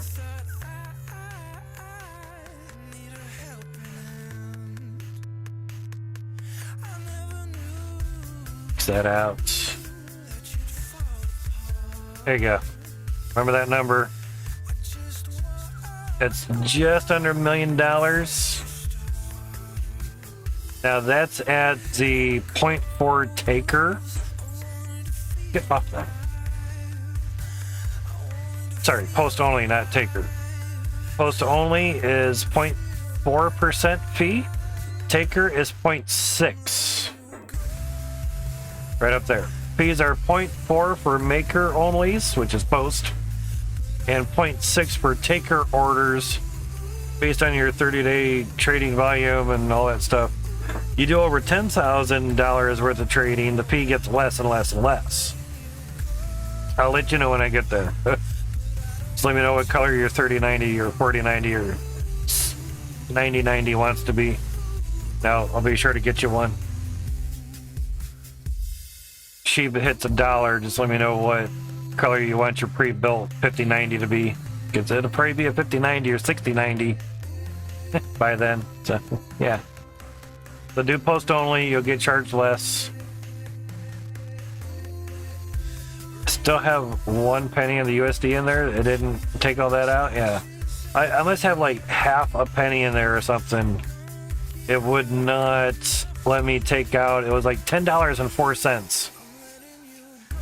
It wouldn't let me take it to the bank in USD. So $10.03. Yeah. 69 is only 4 years away. Current release time for about every 2 years. So that's what I was saying. Yeah, it could be a 10,090 for all we know. It's whenever is when it is. Cheap vanilla 4 years ago. Awesome. Fuck yeah, man. Fuck yeah. Fuck yeah, yeah. Fuck yeah, yeah. Yeah, there's a Shiba there. I had gotten in Mr. Kuntz when it was around the 800 range, which I would have bought more, about 870 something. I'd put some money into it there and saw that it went up, and it bought and sold a little bit, but each time I sold it was higher than what I bought, so made a little bit of day trading there. And right when it was about 2,500, about $900 worth of sheep. Fucking all in, who gives a shit, whatever. I'll watch it like a fucking hawk. Then it went up to 9,000, literally 9,000. And when I saw it starting to dip around, I saw it at about 7,200. I made $1,900 on that 900. Made $1,000 profit. Yeah. And that's when I kept like the 1,004,000, it's like, I'm just gonna keep $1 million. Shit hits a penny, 10 cents, hits $1, fuck you all, I'm rich. I'm rich, bitch. So yeah, it's just one of those things of like, okay, that was all in October of last year. If someone would have told me, it's like, dude, she was like 800. You need to like buy like, just put all your fucking money in it. It's by the end of this month, it's gonna be 10 times that. It's gonna be 8,000 points. I would have said, you're full of shit. Get the fuck out of my stream. you need to stop, eating the green Cheerios because they're moldy, man. You're tripping. Boy, there's a lot in that one. And they're like, all right, man, whatever. I mean, it's like 10 times your money. You can turn that 900 to 9,000, man. I'm just saying. Yeah, I made $1,000 on Sheeb. I'm happy. Rather than losing 900, Exactly, yeah. Anything's possible in crypto. Damn straight on that. Oh, that's a lot. God, that's a lot. Holy shit. Oh, that was 2.7 seconds per frame on that. Was also possible though as well. Exactly, yeah. It's a gamble. And I'm trying to let go of it. And I was willing to gamble. Oh, God. All right, there was 2,200. It's 4 coins a window. 2,000 would be 500 windows. Right? 4 times 5 is 20. Shit, we have over 500 windows in here. Well, I did say 500, so. Onward. Yeah, it just takes that long to pick the fucker up. I'm just going straight at 2 FPS. I'm gonna start turning now. Okay, yeah. 1 FPS. 800 milliseconds per frame. Yeah, we're getting close to frames per minute versus second. I'd rather make 1 trip than 300 trips. I buy no more than 50 windows at a time, but I make like 1 million trips. And how long does that take you? Oh, it takes forever. But yeah, just like put 10 times that and just make 1 trip. Oh, that's way too slow. That's stupid. Like, is it? You spend maybe a minute or 2 to bring it to your claim, and you can stay in your claim and just keep adding windows like crazy. So what is more which way is slower. Yeah. So when they fix the FPS issue in this game, it's basically in the engine itself. Because of physics and everything, have to calculate. I did talk with Max about that with the carts and the trucks, and he said the engine has to calculate the physics of every item. Waiting for the bounce. There it is. What I want to do is crouch, then pick it up. Haven't seen in a while. Got you. Damn, how big is this place? It's huge. He lowered the claim depth and raised the claim build height.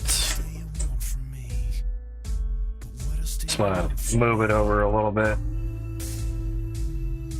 Oh, yeah, that's working pretty good. It's a lot slower than I thought. Okay.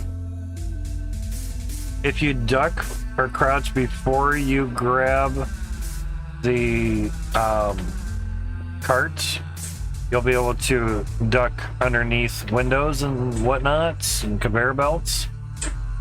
But if you crouch, pick it up, and then uncrouch, you will still hit the window. Knowing is half the battle on that. Okay, not too bad. Now, with the FPS, Max had said he has to dig into the engine, and that's going to take a lot of work to solve that issue of low FPS while moving a lot of items. And, you know, you can turn it all on at any time. It's just we already have 1080 T2 drills. We're looking to double that number at the least. And it's just however many drills we end up getting at that point. It may be triple, I don't know. But to look at it over this way, it's just easier to get out of the claim this way. Good question, what screen capture you use to take screenshots? Light shot for desktop. I press the print screen or home key, and then, you know, I do that, and basically you move it around, draw on it, draw lines, you know, Illuminati shit, whatever, draw squares, make them bigger, real thin, whatever. Highlight on stuffs, you know. Highlight shit, you know. You'd put text in there.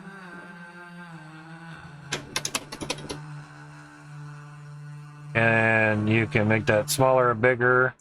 You can move that around. You know. Click on the outside of it. You're now tagged in there. You can save it, copy it, print it, Google it, share it, upload it to a link. It's fucking awesome. I love it. Been using it for over 10 years now. Light shot for desktop, not browser. Desktop. Very, very simple. It's very easy. It's free. You can assign it to whatever hotkey you want to activate it. It's awesome. And you can assign what format, PNG or JPEG, or GPG, JPG. God, that is hard to say, just letters. And you can also define the quality, basically how big of a file do you want that picture to be. So when I do my thumbnails, basically I'll do it like this and I'll save it. Now if I go to that same picture, yeah, downloads, 299 kilobytes for the picture that we just took. So did you dig this whole place out first? Yep, with nuclear bombs, mini nukes. So great quality. Yeah, you can still zoom in and yeah, it will get pixelated, but what doesn't?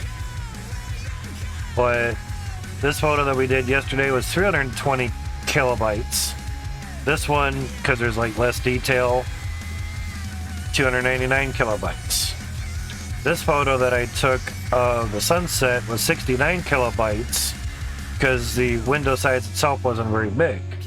This one we did probably Friday, and that's 304 kilobytes. This one's got a lot of detail, 209 kilobytes. This one is 306. This one's 283. You get what I'm saying.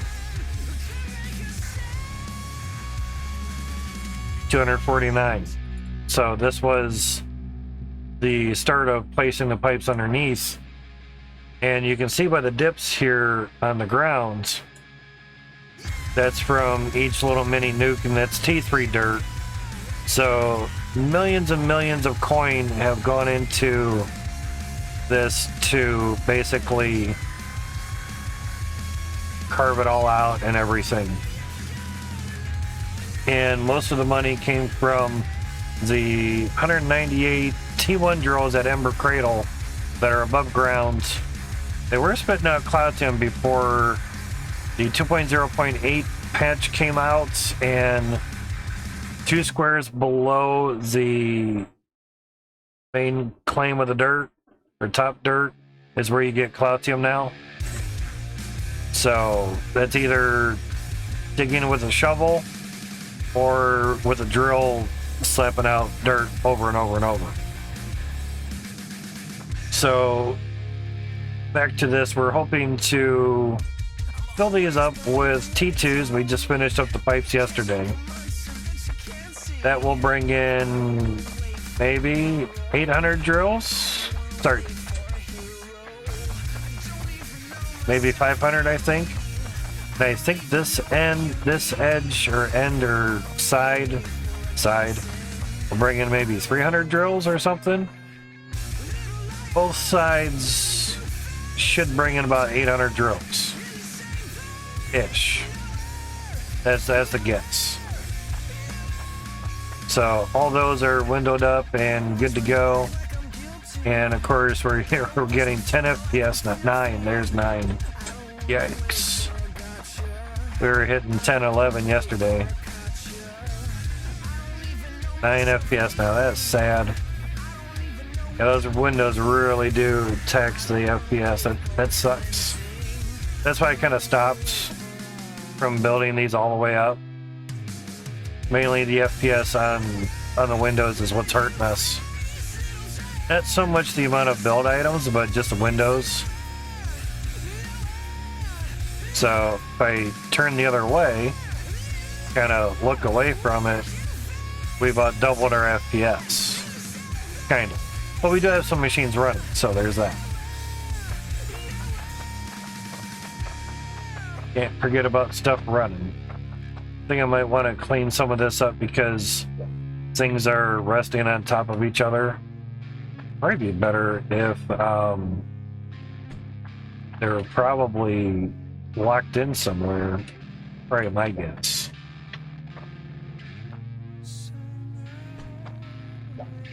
Rather than just laying around. Because basically the game engine's trying to calculate them the whole time. Really, I was thinking about that yesterday.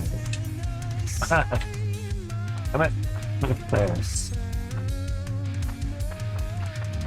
And big piles of things laying around usually does not do good.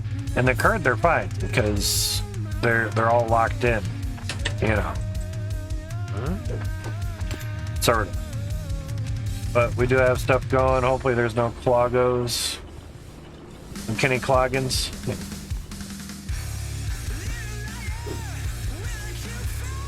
That's further than I wanted to go. Probably the easiest way to see if there's any clogs. Yeah, not bad. No, none of the gems logging in there. They redesigned the gem compressor, Mr. Kuntz. So there's that. Sort of that.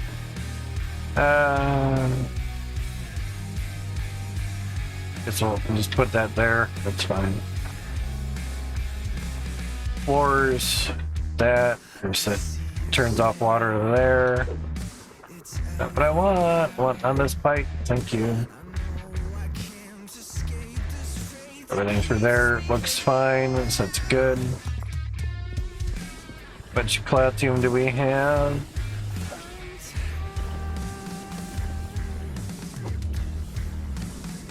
$572, not bad. 12,602 Clatium, very nice. We're trying to do 15,000 weight bars so we can craft 50 T2s at a time. So there's that. Easiest with the message, gotcha, man. So yeah, getting there. But we have 120,000 weight in that pan right there. It's not a bucket, but it's a pan. And there is a fishing bucket coming in the farming update because the NPCs that are being added are going to require some fish soup and some soups that you have to sell to them to get stuffs. Feels like I haven't passed it. Don't worry about that, Azus. You're good, dude. Yeah, one message. That's not really spamming. That's a black onyx, or well, it's onyx period. 50,000 weight, 0.21. It's the closest I could get to it without going over too much. We have never sold any of our onyx in this whole set. And onyx drops out here, so there's the onyx. So, yeah. And I still see over top of the window. Not much, though, but, you know. It's alright. Now we get back here. We can kind of get a little bit lower because of the angled window. But we didn't have angled windows before. We just had angled tin sheets and shit like that. But I should have iron here and gold here, shards here, and platinum here. But I don't. And it's okay. The most amount of material should travel the least amount of distance to reduce even more lag. Once they get into the smelters, there is no limit on them. Basically, the ore is melted, and therefore the actual ore does not have any physical properties in the game anymore. And that's what the new gem compressor is basically also doing, is taking one gem and instantly compressing it so they do not sit in a pile anymore like they do right now. Right now there's a pile of emeralds there, sapphires, rubies, until you basically... Ah, it's gonna run. Cool. A couple more gems and basically these will process. You'll see them all kind of go down. Not exactly all at the same time, but pretty close to. Good enough for me. So there's that. But running 1,080 of the drills for 2 minutes takes you down to 1 FPS quite easily. And unfortunately, the harvester kind of backs up with dirt very easily when the FPS is trying to come back up, which is weird, from having the drills all turned off and everything. So it's very interesting.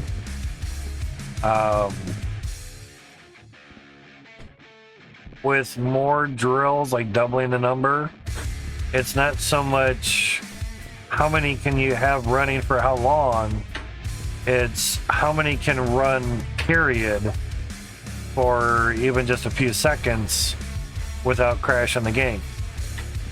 that's kind of what a lot of us are kind of going for at the moment, relatively.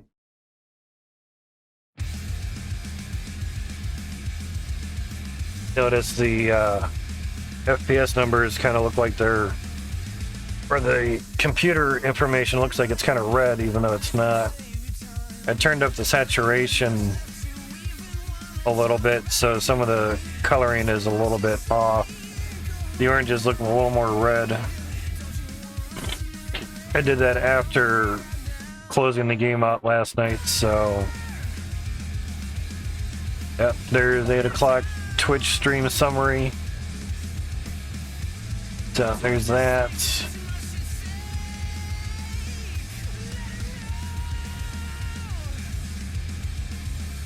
Do full summary.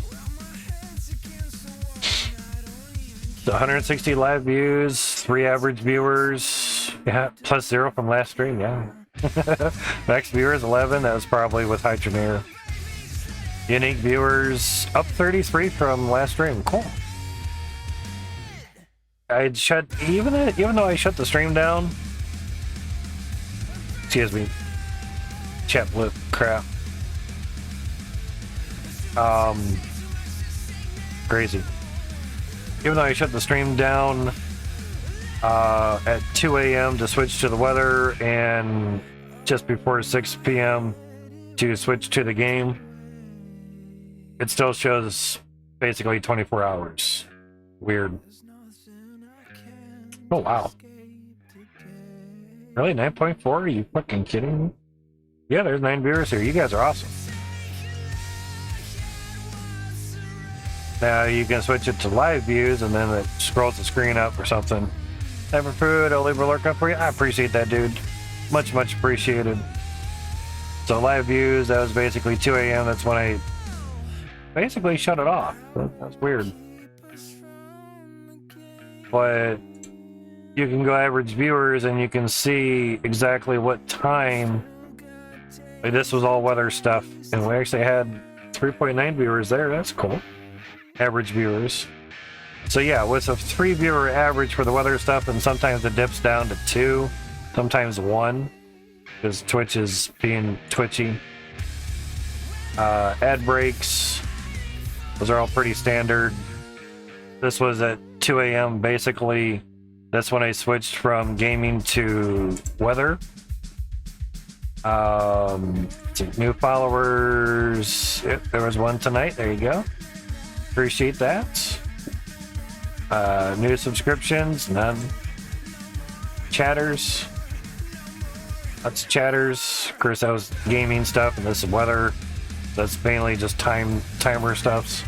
Chat messages. Obviously, a lot more from you guys because we're streaming the game. These are mostly timers through the weather stuffs. So yeah.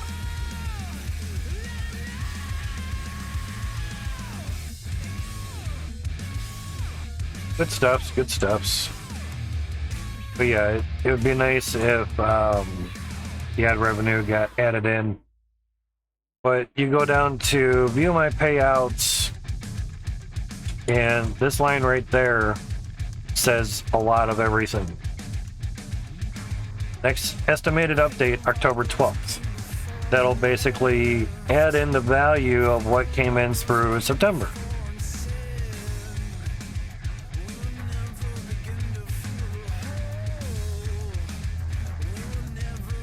So that's why we're not seeing anything from September literally kind of not being added in, even though we can see the revenue from here.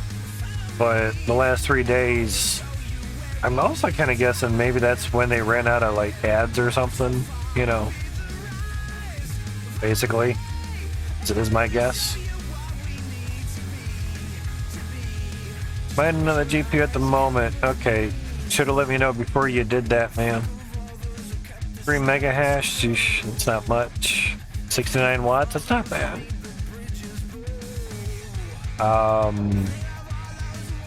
Stop mining on Dagger Hashimoto. Seriously, just stop mining on that right now.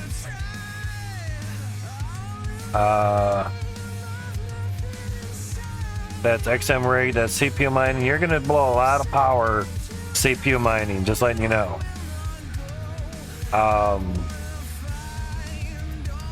Stop mining on Dagger Hashimoto. That's why I like it if people ask me where they get started on mining.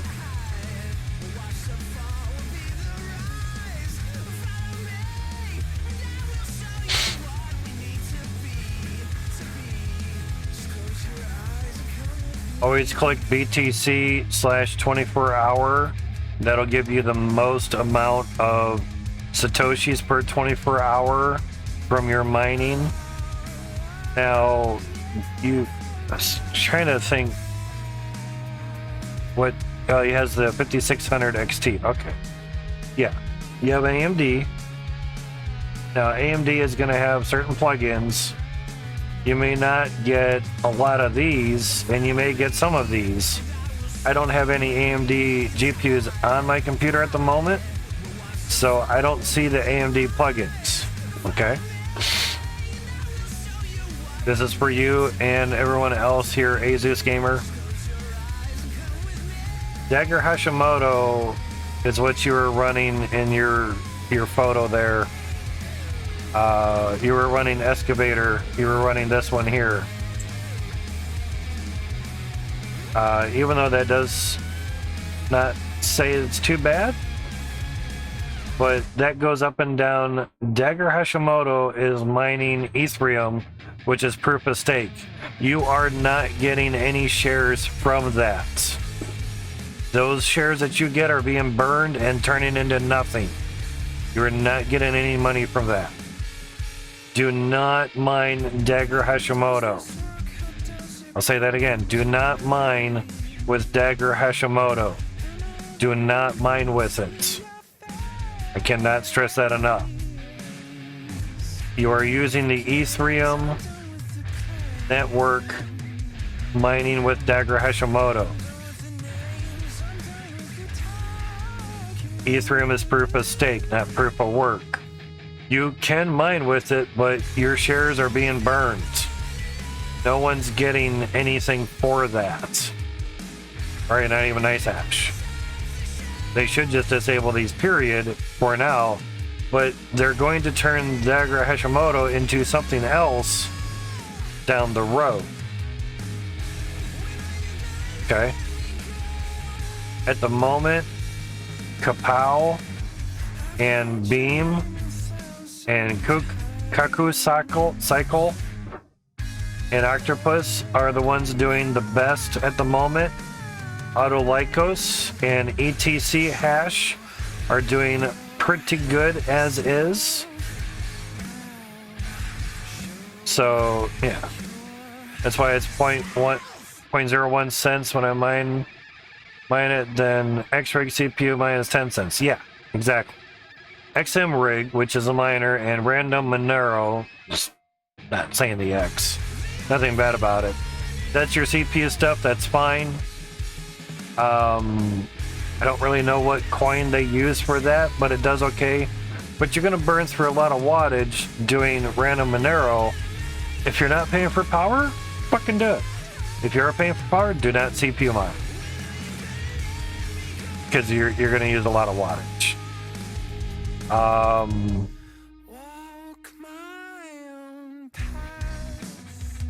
Doesn't really say what the wattage is on the CPU stuff, but with you getting 4,000-ish hash rate is comparable to what I'm getting with the 9900K. So that's not bad. That's pretty good. But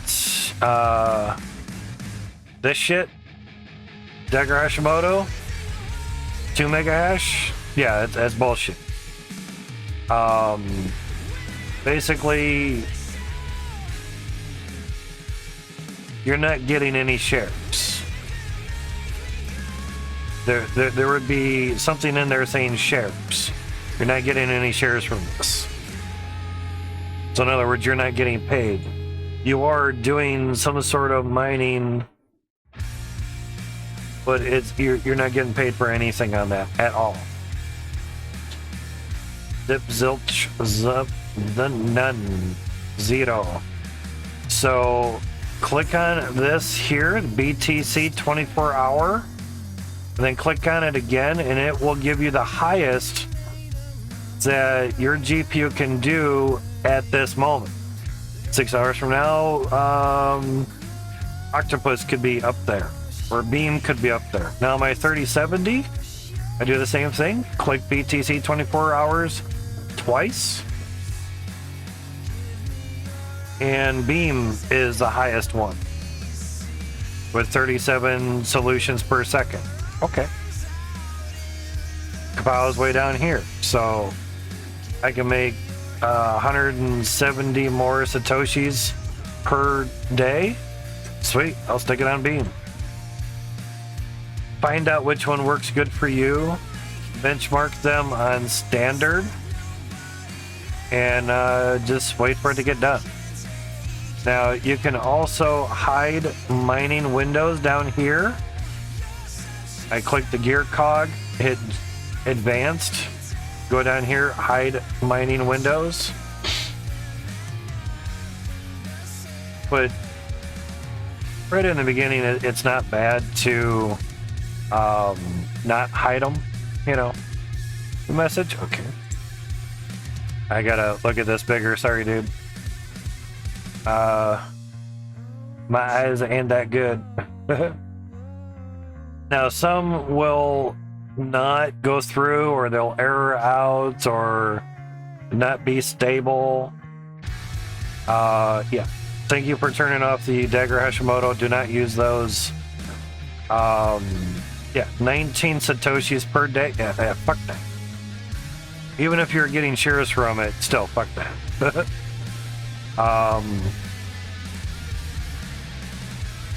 Auto Lycos was... I forgot the coin I was using. I forgot what it... But they each use a different coin.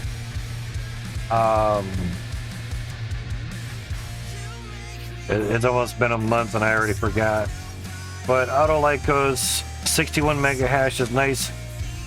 But what you look at is how much Satoshis. 450 Satoshis, that's not very much. What you're probably gonna find, hash rate doesn't really mean much. Like that one says 14 mega hash. Those numbers are going to be a little bit lower because they're in a different coin. Kapow used to be power hungry like crazy. Not anymore. Which is kind of nice. Kapow uses Raven coin. That's right. ETC uses Ethereum Classic. Auto Lycos does something. I forgot what it was. But yeah, you can click up here on BTC 24 hour, click on it twice, and you will automatically figure out which one's the highest. But basically, like you have here, wait for it to get done benchmarking, you're on standard, you're doing great, you're doing good. So just wait for it to get done. It's always good. I mean, mine took like an hour and a half just for each GPU to benchmark. It took a minute. Took a while. So yeah. I mean, literally, I was online watching a YouTube channel, and he was watching other channels to see exactly when Ethereum went to proof of stake.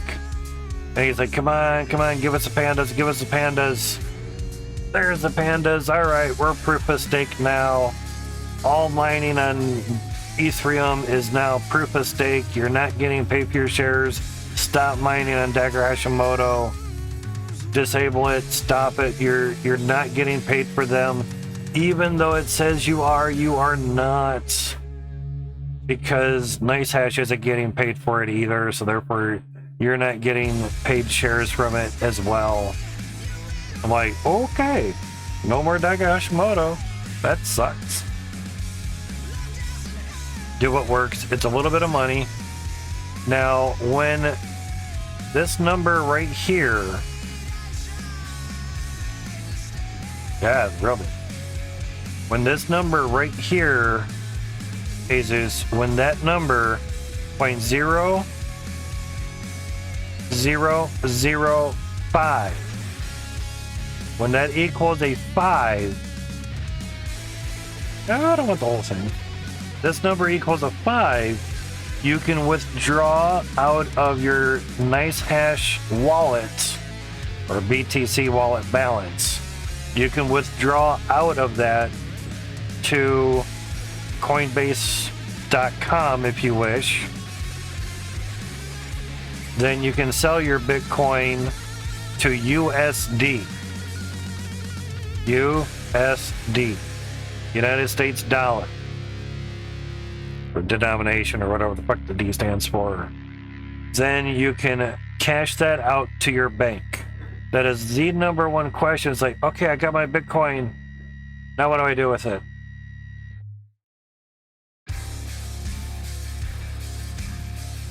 I have a separate tab up here. You go to withdraw. Basically, you go to wallets up here at the top. You go to withdraw. Use max, and right there, 0.0005, half a thousandth of Bitcoin is the minimum you need. And the network fee will also be 500 Satoshis. Used to be free, but they got bills to pay, so it's fine.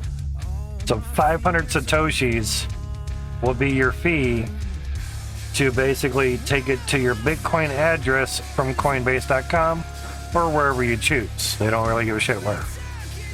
Use Coinbase, then that goes PayPal. It goes wherever you want. You do as you wish. You do what works for you. If you don't have a bank account, I didn't have one for years.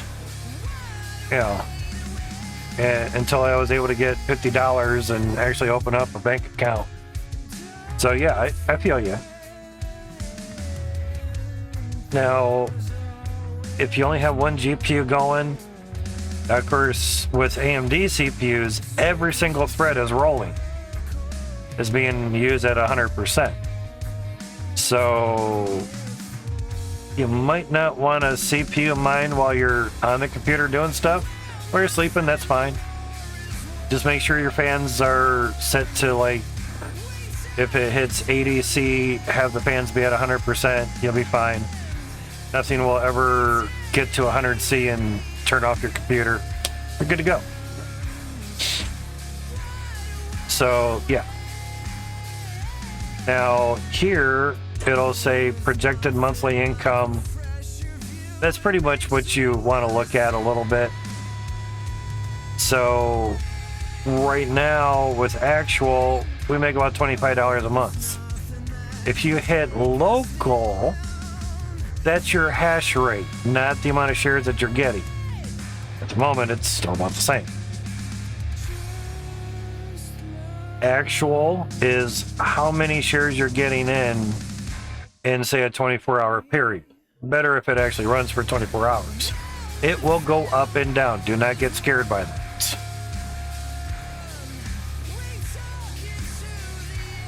See that green line going like a heartbeat? That's the mining pool, and that's your pay rates. These B's down here is your payments. Once you reach 1,000 Satoshis, Nice Hash will pay you out, and that will go into your wallet, your BTC wallet. This thing up here. So once this balance reaches a 1 and 3 zeros at the least, they will pay you out. So it'll keep going until you basically get over 1,000 Satoshis. Sorry. Right there, 1,007 Satoshis. One number is 1 Satoshi. So that you got a photo there, hold on. So once it reaches 1,000 Satoshis, at the next 4-hour mark is when it will pay you out. This was at 7:59. They actually paid out at 8:01. That's pretty cool. It's usually like 5 or 10 minutes afterwards, but there's less traffic, so it's better now. It's way fast, and taking your coin out of NiceHash to Coinbase, I think it took like 15 minutes last time. You used to take like an hour. It's balls. Complete balls. Alright, let me see what you have there at the moment. No problem, take your time. Just let me know if I bug you with talking too much. No, dude, just talk away. It's more buggy when there's nothing to talk about, to be honest. Alright, so looks like you may have organized for BTC for 24 hour, which is good. It's not a lot, but it's also 5600 XT with 6 gigabyte. Now the nice thing is you'll be able to mine on Kapow for a while with that. The reason I say that is we're only using 5.3. 1.7 is the game, is Hydroneer. So with your 60 gig card, you're good for quite a while.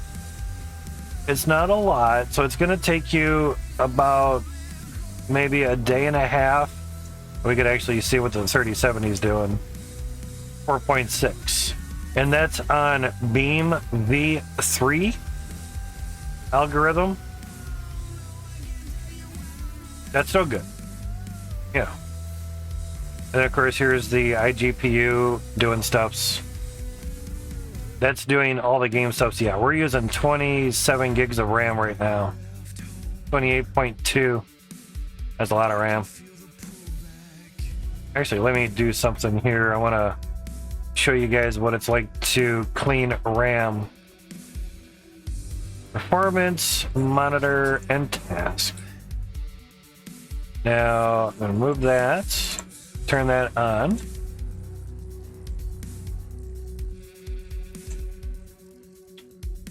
Now, I have this little guy right here. Put it over here. This is from Advanced System Care. It's a free program to clean your computer and to clean some RAM.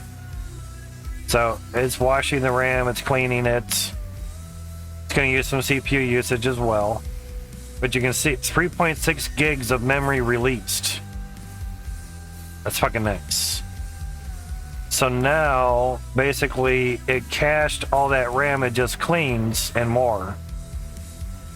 And this is modified memory whose contents must be written to disk before it can be used for another purpose. And memory that's in use, you can see that kind of climbing, and it's kind of adjusting. When you clean RAM, you're allocating it somewhere else. And there we go. It's done cleaning the RAM because the CPU usage dropped. So now instead of 28 gigs of RAM in use, we have 18 gigs of RAM in use. And I do have a cache cleaner for the RAM. Yeah, there's all these programs. It's can't wait to get to 12th gen or 13th gen, because the performance cores,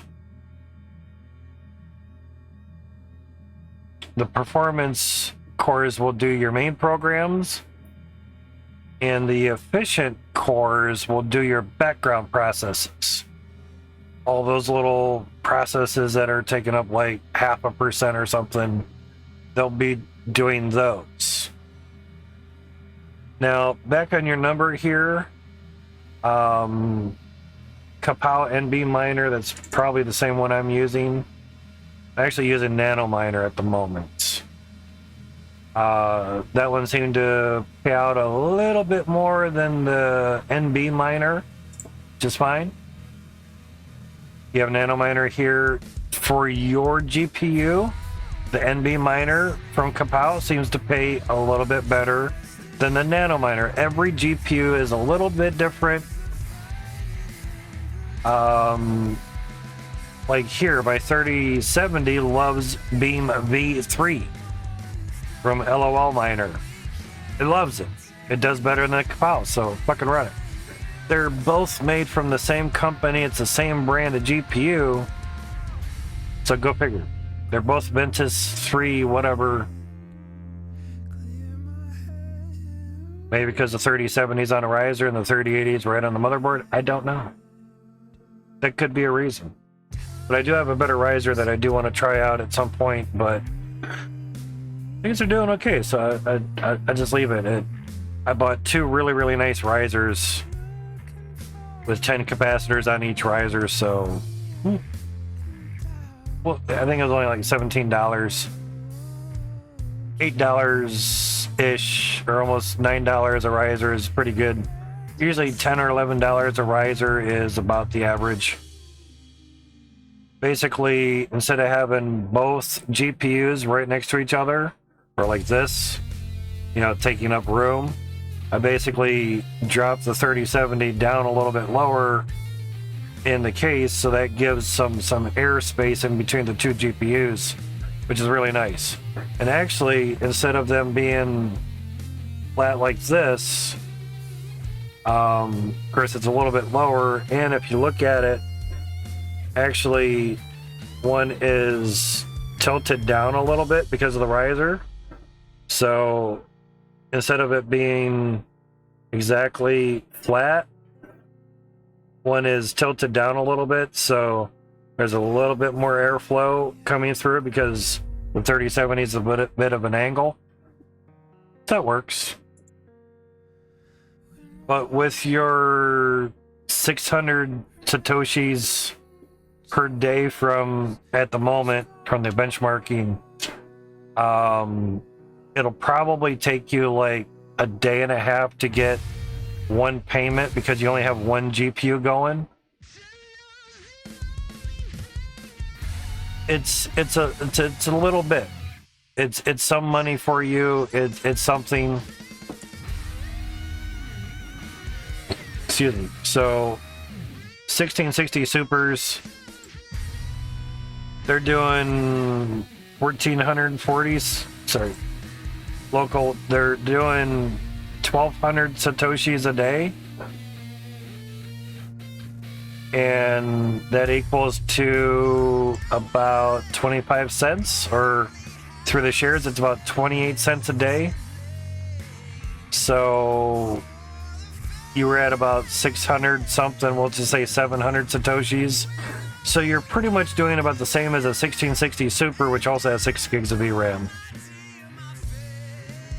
You could have 24 gigs of VRAM. It's how many processing things your GPU has to do. Benchmark's done? Awesome, dude. Awesome. Take a peek at that. It has really stretched out. Doesn't have to be that stretched. It's okay. But to get all of them kind of in there, yeah, it does make a difference. Yeah. And you only have a 5600X CPU, so you have 6 core, 12 threads. All 12 of your threads will be running. If you're not using your computer, by all means, if you're not paying for power, run your CPU to like maybe an extra 10 cents a day or something. It adds up. It really does. Now, your highest looks like Zhash from LLL Miner. It's 744 and it's mining. Awesome. Good to go.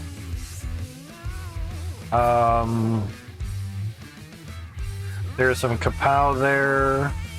There's ETC hash, Autolycos. There's Beam 60 or 645.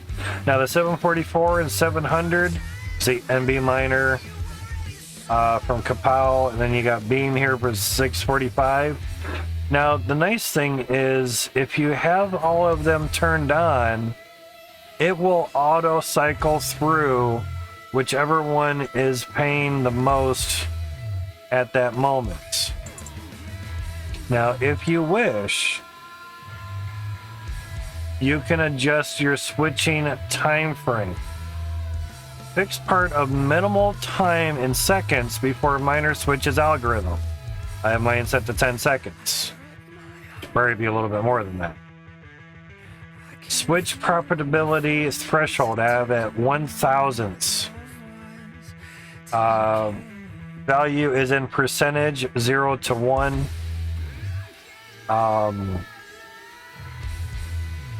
So yeah.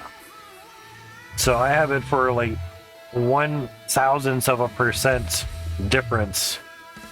Switch maximum. Fixed part of maximum time in seconds before miner switches algorithm. Give it a good 30 seconds to be on that algorithm and at least get a couple shares in before it say switches again. Because there's no point in switching algorithms if you're not getting any shares from that switching to another algorithm. So under advanced, down towards the bottom, it'll be switching. Now, if you want it to auto start mining, just clicking that is not gonna make the program auto start mining. If your power goes out and you have the computer set to turn back on after your power goes out, found a couple videos to show you how to do that. You have to get into the BIOS and basically turn on power failure mode. The power fails and comes back on, your computer turns back on. But only do that when you have your computer plugged into a very nice outlet strip with a surge protector, or a UPS that has a very, very nice surge protector. And each one of my UPSs, well, at least the two that are plugged into the computers, will guarantee up to $50,000 reimbursement if anything plugged into that gets fried from a power surge. So yeah, get a nice UPS. It's well worth it. Plus your stuff runs a lot smoother because the voltage and the sine wave, which would be a pure sine wave, is a much smoother electricity going to your computer. Whole bunch of stuff. And that's why basically when you look at what my computers have cost me, why it's so high, because we've added a lot to it over the years, and we'll continue to add to it as long as money comes in for it, you know. But gaming computer CPU loads 25%, fans even at 77 at 51C. The 3080 and 3070 temps are at 53 and 51C. There's also 56 degree air coming through the window. The 60 Supers, they're pretty much just on auto core clock. And the Gigabyte 60 Super is getting about 14 mega hash on a Kapow. And it's at 63C. Mainly there's the capture card right under it, so if I really wanted to, I could put these two 60 Supers on the mining motherboard and just let them mine that way. The Zotac 60 Super is getting 13.5 mega hash and is at 53C. That has two fans. The Gigabyte has three fans, and fans are at 100%. 63C is fine. It's when you start getting into the high 80s and 90s, that's when things really start, say, you could degrade them over 5 or 10 years. Yeah. Exactly. You do earn, exactly, 14 cents more when running something different. The, Dagger Hashimoto, exactly, yeah. Yeah, you'll see that up here. Like right now, actual, it says $1.01. We'll go over to history and stats. It's saying $30 a month. All right. I'll refresh it. You watch that number change. Of course it doesn't. Yeah, okay. Probably because we've been out of the game for a while and the game's like no longer running through the GPU mostly. Now we'll hit local. That'd be 85 cents. Your history and stats, these things here, that is going off of actual profitability. Your local does not change these numbers. Actual is the amount of shares that you're getting, what you're getting paid for. So focus on actual. So it's good to go. So basically, at this rate, in 10 days, I can get a payout from NiceHash. 10 days. It used to be 2.2 days.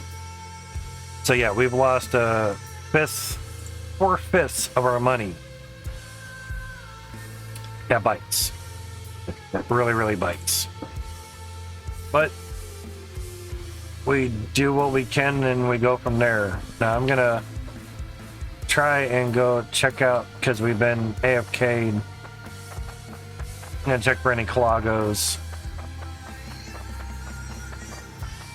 We get them, we get them. It happens. Can't really see anything there. Not in the jimmies. Awesome.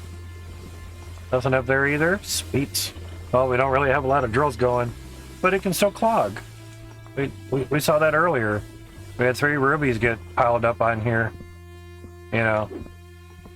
Come on. We had 3 rubies get stuck on here, so it happens. It does. So, let it rip. That's why I don't mind AFKing while that's running, because we're still earning, basically. But regardless of how little you're making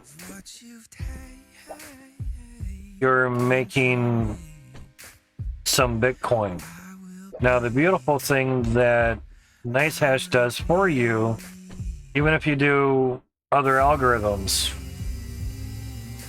that are mining from different coins, NiceHash will convert all of that to Bitcoin for you. So it's very nice, it's very handy. Excuse me. Unlike other sites that will do the switching for you, or sorry, not for you. Did that wrong. Other sites that you have to do the switching yourself, and you have to have a wallet for every single coin that you're switching from and to and from, to and fro. Yeah, fuck that. I mean, if you have like 100 GPUs rolling and everything and all that shit, yeah, you might want to do manual switching to get the most out of your money.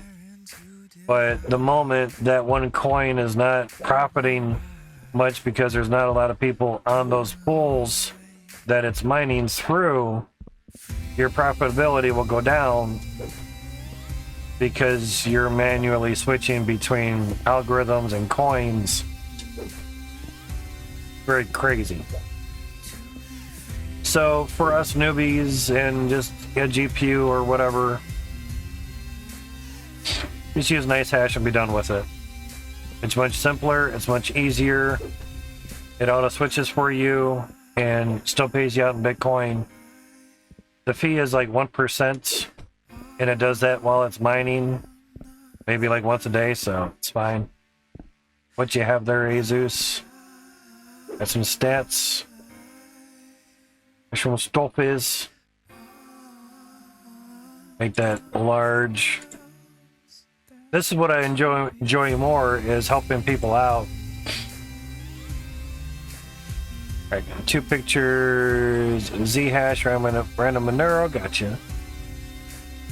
1,100 that's active workers. Sometimes those don't give you the right information, but you know.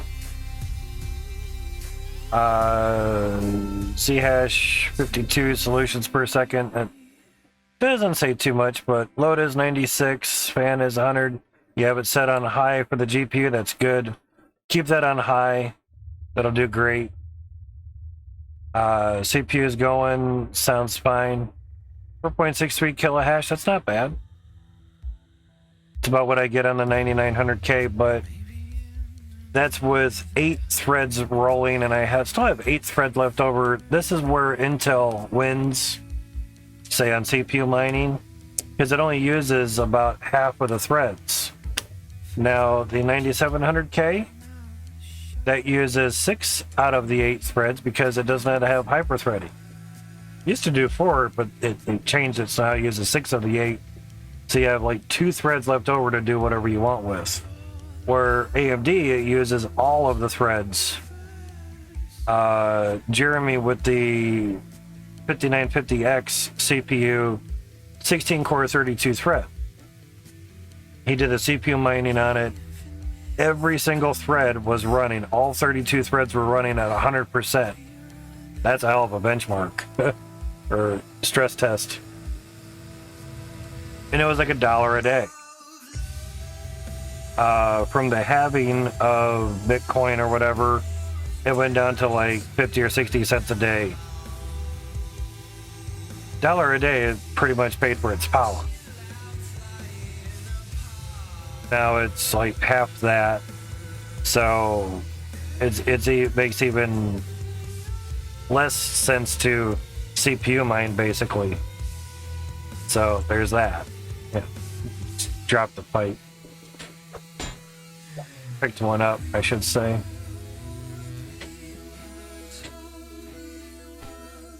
There we go. So yeah. So CPU mine at your own risk. If you're not paying for power, by all means, go for it. But if you're on AMD, it's going to use every single one of your threads. And you're probably going to have some slow computering during that time. I even noticed it on my 9900K, but I'm also running a lot of programs. We're running all this right now. Yeah, that's a little bit. Yeah, like I'll even turn off the camera program because that uses some CPU usage because that's a live feed. Yeah. So yeah, everything takes CPU usage. That's why I'd like to move up to 12th or 13th gen. It might be 14th gen by that time that happens. Don't know. First, I'd like to get the 3080 paid off and get a little cash cushion built up, and maybe try to see how much it would take for dentist to get 6 teeth taken out. Back in 2009, it was $100 a tooth, so it was $82 actually, but still. I turn mine off when I'm gaming, gotcha. Then when I'm not doing anything, I turn it on, gotcha. NiceHash can also know when you're gaming on Steam, and it can pause the mining while you're gaming on Steam, and when you stop gaming, it can turn it back on automatically for you. Exactly, Cappy. Do what the fuck works. How was your stream, dude? Noticed, the top of Chatty, the red light went away. So hopefully things are going good and well for you, man. You had a long day working and streaming, working and twerking, all that good stuffs.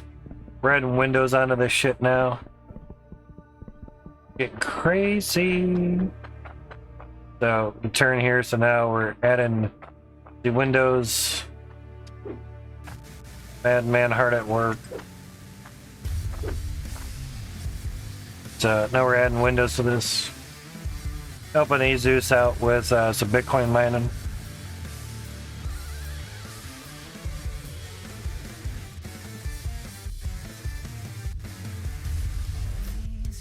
It's not much, but if you're not making much money a day anyway, it's a little extra. So there's that. I'm gonna have to get a different window shot because if I just go down here for the thumbnail, it's not gonna show much. If I had started way the fudge down there, that probably would have shown some, but that's fine. It's all good.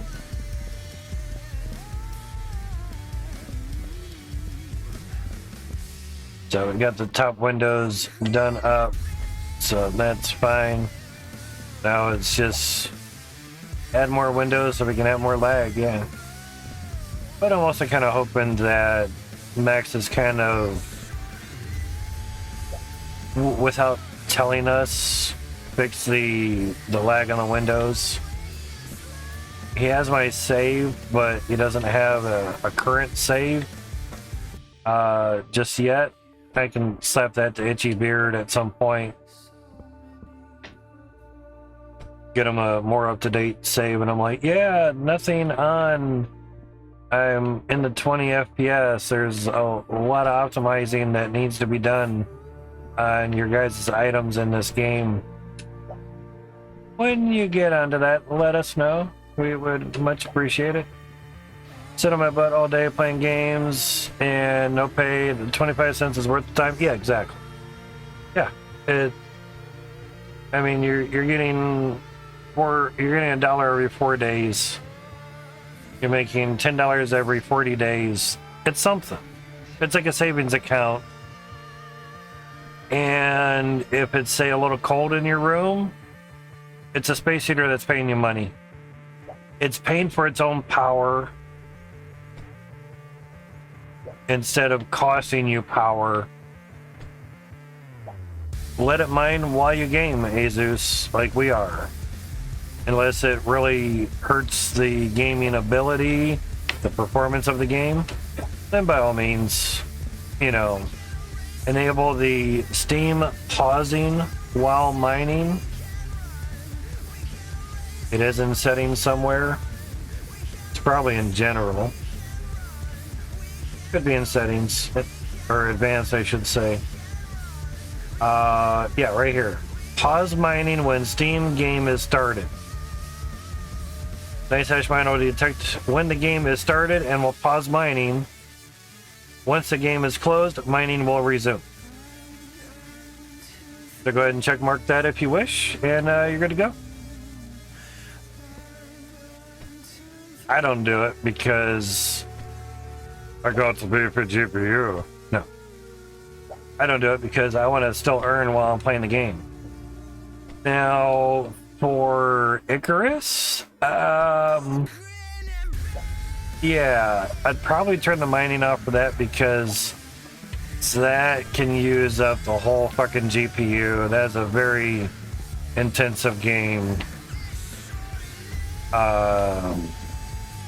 Yeah.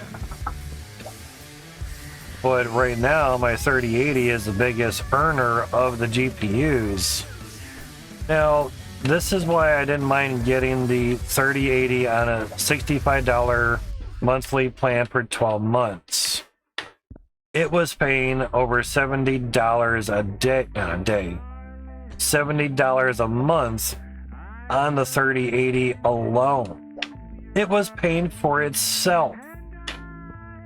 And the other three GPUs were just gravy on the mashed potatoes. That was just extra. Now, with all four running, I barely make $30 a month, which is not enough to pay for the GPU, the 3080, at $65 a month. So that's why we have to do ads. And if that's going to pay 25 some bucks a day, most we've seen is 24 for 3 minutes every 10 minutes. If it's gonna be maybe max ads of maybe $30 a day, we're probably gonna have to wait 3 more days to find out exactly how much we get from it. I hope there isn't a long delay on that shit. Cappy? What is that? He's gonna spoosh the cap? What the fuck is that? Exactly. What the fuck is that? That's some boobies. And 26 Cappy gave 100 biddies Honk, to the honk. pigs and will swoosh the cup. Woohoo. Cappy, thank you for the 100 biddies, man. Oddly enough, oh, there's a big spoosh. Love it. I love it. I want boobs. I want big long bobs. Why long bobs? Because it spells boobs. But I like your boob gif. That it's like, you showing the boobies. I hit this bomb. It really is just a shitter. Like, well, all right, I'll show you the boobies. It's okay. Now, I was doing some, obviously, it's known math. Bits will give more to the streamer than a sub. Unless during last month when the non-gifted subs, the regular subs actually, not say paid a little bit more, but cost the person buying it was a lot better. Reddit Publics can use boobs. Gotcha, yeah. That's good. Because it's not avoiding TOS or anything. But technically that GIF that just played does kind of violate Twitch TOS because her face is not in there. The raid alert, that one's fine because it shows her neck and face. It's not solely focused on that. Exactly. Let them use it, exactly. I made that GIF into an emote and showed it over at SceneOfAction stream. Oh, somebody reported it because in an hour it was down. Because it was focused on genitalia. Wah. But you can make a GIF with someone shaking their ass. They played that in your stream earlier. They get to show their ass twerking. Because it was a cartoon GIF. Whatever. But I was trying to read chat. Twitch TOS specifically says no focusing on genitalia or doing hand gestures of sexual activities. So this is rolling the dice, not the other hand gesture. For those that do not know, yeah. What hot tub streams? Yeah, hot tubs, not tubes. And GIFs are okay, but not that GIFs. Yeah, exactly. So yeah, I mean, I could probably dispute it, but before I was reprimanded of not having instant emote uploading access, I was able to redesign, which took about an hour and a half, the Shiba emotes, so it was actually readable on black and white backgrounds. The next morning, the instant upload for GIFs was taken away from me for 60 days because I had a TOS violation on a emote because it was taken down. I'm like, oh darn, I have to wait a day for an emote to get approved. Oh, jeez. Bummer. Darn. Whatever. But basically, SceneOfAction's reply to that GIF of the 100 biddy thing was, you know, holy criminy, they allow that on Twitch? I'm like, for now, yeah.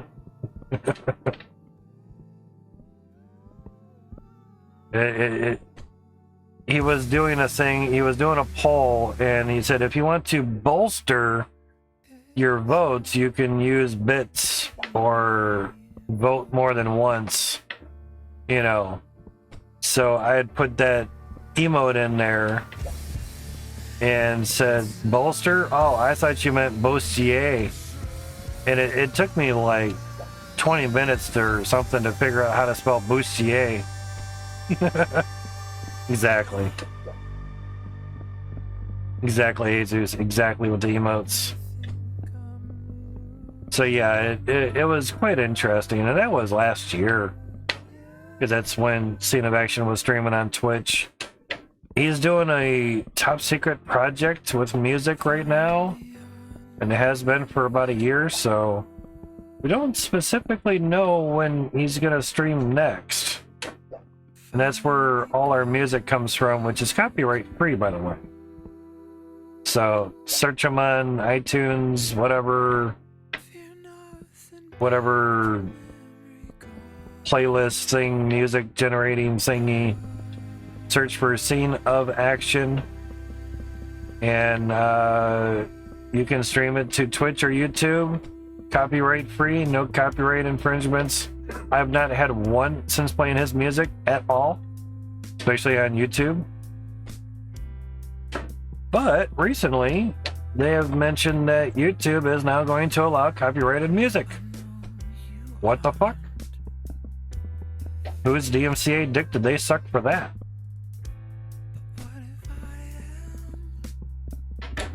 Now, a decent YouTube name mentioned that information, so basically, if that's false, they would have a lot to lose. Their channel would get discredited and all that shit, and they would lose out, and they would not want to do that, so yeah.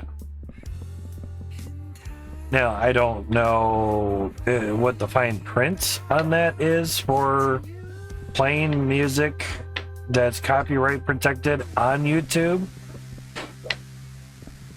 It might come down to copyright protected in some territories, but not all territories. Because I've had that before when I streamed on YouTube for a bit.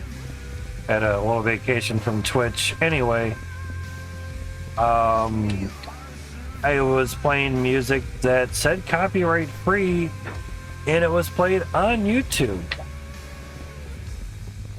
And next day, it says my stream cannot be monetized. I'm like, good, I'm not monetized anyway, dumb shits. But they said it could not be shown because it has some copyright protected music in one or more territories, but not all. And at least it tells you exactly what song. Like Twitch, it just says that, hey, this part of your stream is muted. Would you tell me what song it is? That'd be nice, like YouTube does. Yeah. All game music has to be off. Not all game music. Some game music is fine because there's no copyright in that game music. Yeah. When Tubi is watching, they're like, yep. Like, yep. And, oh well, I play games for free. Yeah. Now, about a year and a half ago, I was playing Gold Hunter before it was released to the public, you know, to buy on Steam and all that shit, even before the demo came out. And there was a bird sound, a bird track that, because I uploaded it to YouTube, and well, it was first on Twitch, and that part got muted. But I couldn't, it's like, I didn't play any music. What the fuck is getting muted? What the hell? So then I uploaded it to YouTube just to see, and because I know on YouTube it will actually give me the exact track and the name and whatever, and I took that to the owner. I'm like, hey Jeff, this bird call track got flagged on YouTube. He's like, what? Really? I paid for that. That's bullshit. But thank you. I'm like, yeah, you might want to grab a different bird call. And I think Cappy said this once. It's like, who the fuck copyrights a bird call? Fucking cheesy ass bastards. It's Mother Nature. How are you copywriting Mother Nature? Oh, but only this bird is allowed to chirp this. What the fuck? Yeah, that's a definite what the fuck. But I did my due diligence, told the owner of Gold Hunter Extreme Studios that, yeah, there's a bird call that's getting flagged on YouTube and Twitch as well. Because anyone else that streams a game and that bird call gets generated in the game, they're going to get flagged, and I'd rather not have that happen. One TV show where they shot the birds? Could be. And then, you know, they copyright that TV show, and now that bird sound is now copyrighted. And then the DMCA Act, the DMCA thing flags it and gets heard and all that shit, you know. Would rather much use walls, but they look like shit, and sometimes the dirt doesn't cut through it all that well. There's that. I've had the dirt get stuck on the floors or walls. So that's why we're using 1x1 windows. We could use 10 sheets. But windows look better. Is you can see through them.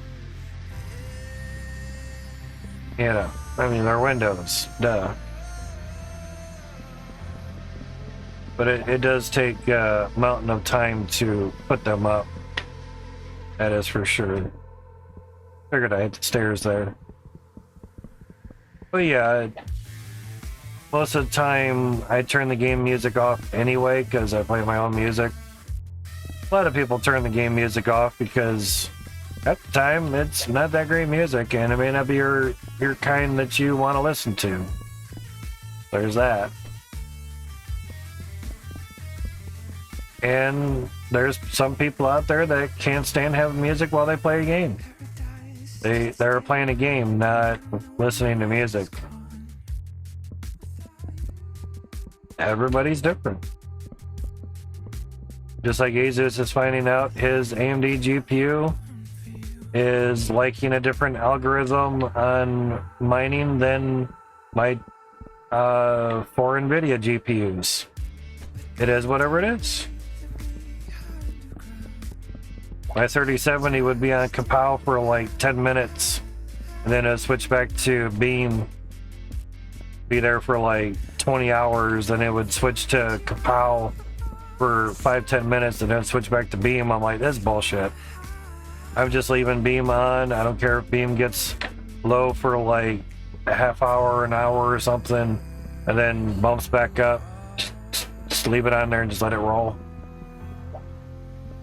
Because at times when it switches windows or it switches algorithms, depending on your underclock setting on your GPU, it could trigger a bad reading, and it could give a blue screen, which isn't going to hurt anything.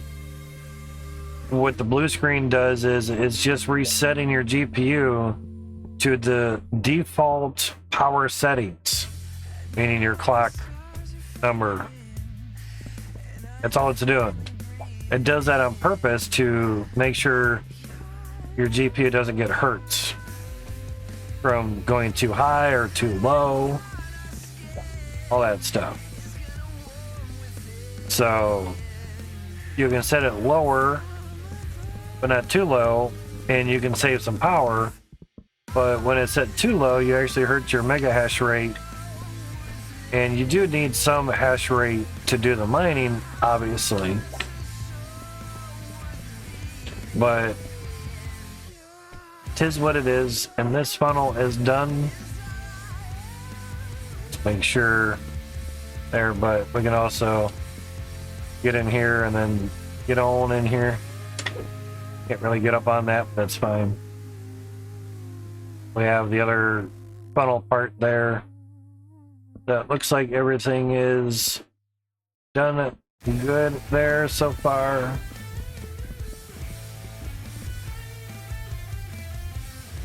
Yeah, if we really wanted to, we could angle this up a little bit, but we're not going to right now. The only thing that I would or could do without having to run clear on the other side is put like a little bit of angled window or some stairs up there so I can climb up onto that and get into it.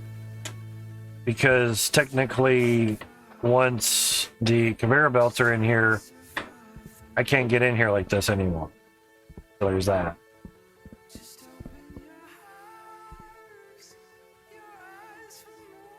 How long will it take to move that? Quite a bit, actually. Yeah, we can actually go here, which would not be too bad. Uncrouch. I can get down here. Drop it. So now I can basically do, wow, this side. I gotta have to move some floorage.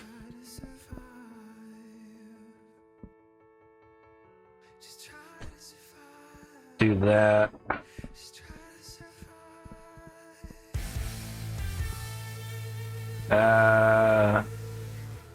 Okay.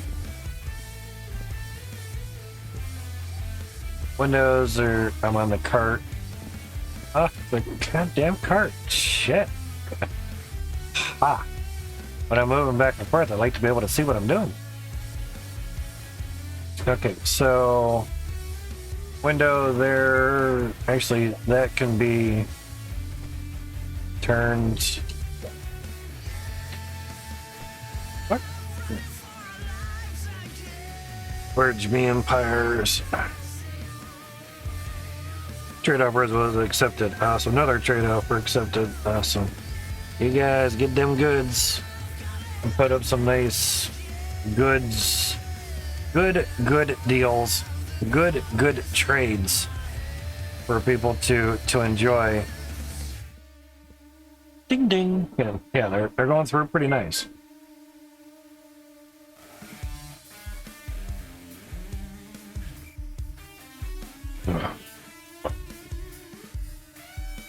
Ding ding. Now, one thing I wonder too. Yeah, we're at about 17 FPS there. We turn that off. Ah, okay. So we're 17, 20. Ding ding, ding ding. Yeah. Ding ding. Damn, there's a whole bunch of trades going through. Jesus Christ. But I sent them at like 500 goods a piece, 1-to-1 ratio between 4 ages, which is a hell of a fucking deal. So they'll spend the forge points for that. Okay, that's about 21 FPS there. All right, I want to, because that's using up CPU usage, that program. So what I want to see is still good. So what's the difference with the NiceHash OS? That has to run off of a thumb drive. Ding ding, Jesus. Still going off. Ding ding. So I think it was that other program that was really lagging me out. So we were about here. 20, before we were at about 17. I wonder if that means I can have those belts turned off. Are they on? Nope, they're off. But yeah, NiceHash OS can run off of a thumb drive, and basically the computer doesn't even have to have a hard drive or anything, and it just is able to do. I kind of forgot why it was so much better. There's also a NiceHash Quick Miner, but NiceHash Miner is the best out of all three because it supports the most algorithms and the most GPUs. NiceHash OS, I don't believe that supports advanced Linux-based mining operating system for dedicated mining rigs and mining farms. And I think that's only Intel, sorry, not Intel. What saw Intel there? Only NVIDIA. Okay, QuickMiner does do AMD now. Okay, because before it was just NVIDIA. Why there's a little dot there, but whatever. Now, QuickMiner has some nice abilities, but basically QuickMiner gets updated last or next after NiceHash Miner does, but you know. Download for Windows, Linux, Mac OS, or download USB image. It'd probably be for that, or it'd be for this. Flash tool for Windows and all that stuff. You put it on some drive and all that shit. Or it's probably this, you know. Anyway.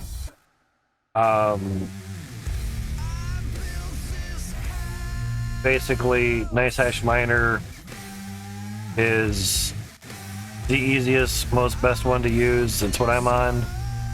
I mean, that's what Jeremy is on. Jeremy got me into it. Yeah, that one says 400,000 miners daily. This says 250,000. This says 50,000 because that's for dedicated mining rigs.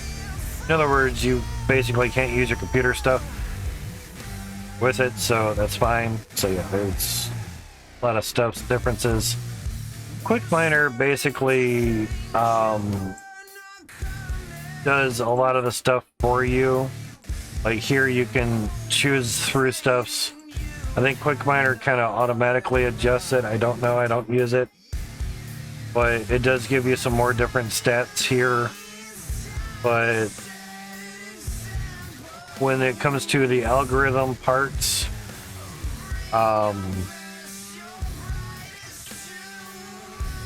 they get updated after NiceHash Miner gets updated. That's kind of crazy. Now, I'm not really running anything off of Chrome, but my wonder is if I turn off Chrome, how much more FPS can I manage? First, the CPU is going to go up a little bit, and then it'll chill out. But I'm not moving the game. Look on here. Okay, we're here with the mouse, so that's good. So without Chromie running, CPU is chilled out. It's still about 20 FPS. And now it's really chilled out. Okay. So, yeah. Same spot. So running Chrome has no effect on the game. Cool.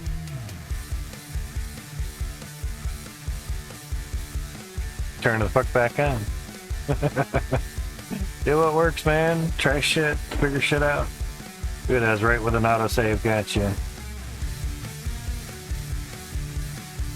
Now, of course, when Chrome starts, there's like 140 some tabs that have to fucking load up. So that's going to hurt our FPS. Yeah, it's down to 14. Basically, there's a lot of CPU usage being used right now. You can see it by the numbers right over here. 70-some percent, 80%. We're down to like 13 FPS, 11, 12. Basically, certain tabs that I don't have squished together is basically turning them all on and kind of trying to activate them. Then they get put on idle and such. Yeah, we're back to 19 FPS. Maybe 20. Just depends. There's 20. So yeah, good to go on that. Belts are running, so maybe we could turn on some more drills, maybe? Or drills equals less FPS.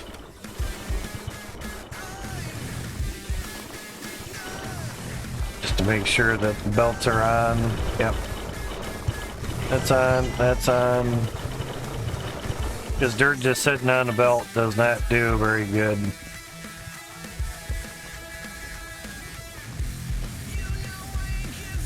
About 16 there, gotcha. There's 72 T2s, yes.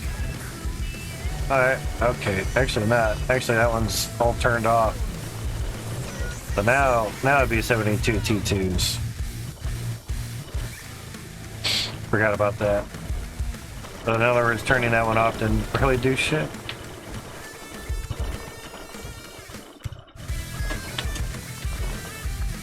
But that also means we have water running through these pipes, which are going to nothing. So yeah. 13 FPS, that's not gonna fly. So we'll just turn that off. That pretty much turns off water to all that. So 36 drills rolling.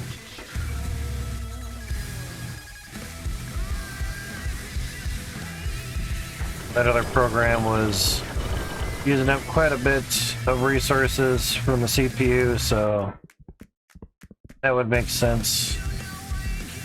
Well, now we can still kind of move decent. That floor is gonna have to move back a little bit. Actually, all those are probably gonna have to move over.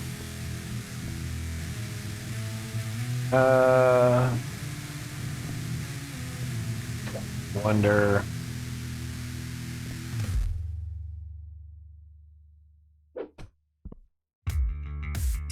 Be a lot of monkeying around. Probably be easier just to move the. Oh, we really can't move them over one. Okay. It was these that I basically moved backwards, and then it's just trying to remember how I did the windows and everything before. Okay.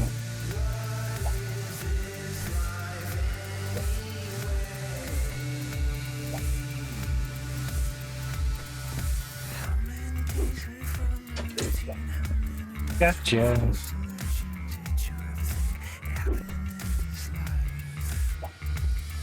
Can't have windows blocking things.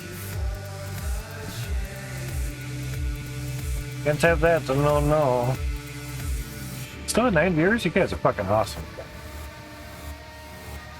Play this every day.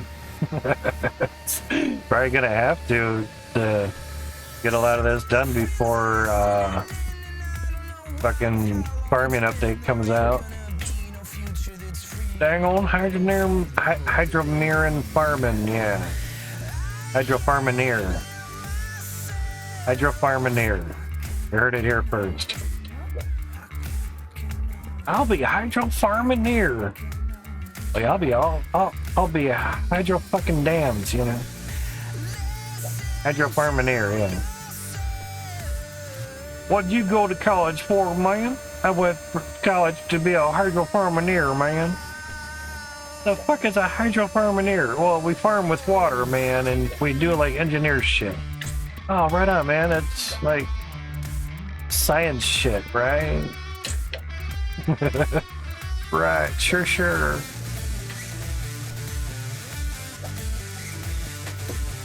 And it probably also helps not starting your stream around midnight Eastern time either, so it's probably that. Now, technically, since we do not has the conveyor belts here, although they were kind of nice to stand on. We could kind of do it this way and just work it on down the road. Down the line. Not too bad. I have not tried it this way before. Do what works, man. That's why we say it so often. But when I had the GPUs not mining for a couple days or a few days, it was a nice quiet sleep. It was very nice. But I'd also thought, like, well, what if we need, like, some money in between Twitch payouts? You know, I can get at least, like, $10 every 10 days or something, or 12 days or whatever. Like, twice a month, I could get a $10. I want my $10. Money's money, you know. So, you know, mainly because we're not going to see the October payout until November. We're really hoping October would be hellaciously hundreds of dollars. That would be sweet. That would be really, really nice, because we can't depend on 25,000 bits being donated once a month. That's $250. That's freaking crazy. And Cappy, again, thank you for the 100 biddies. Much, much appreciated, man. Biddies and subs, they come through. It's just the ad revenue is kind of stalled out for some reason. We don't really know why. I'm sure others are noticing it as well. Which is really, really not sure why type stuffs. But I'm gonna put you E's over here, so I'm looking to the left, because the FPS is better on this side. That's looking towards all this. I'm just looking this way. Doesn't help because there's a lot of windows there too, so get ripped windows.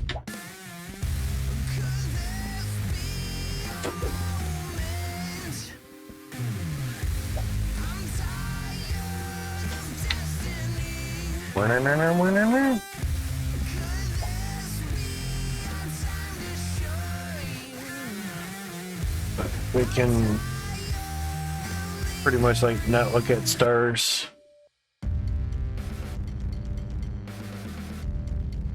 Intelligent tracking is now turned on. Is it gonna start looking for ghosts now? So you'll see the camera moving. We got the tree cam going.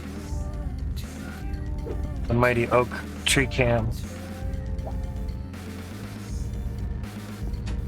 That was pretty funny when Steve was watching the stream during school time. Like, someone's like, dude, why are you watching like a stream with a tree on it? What the fuck?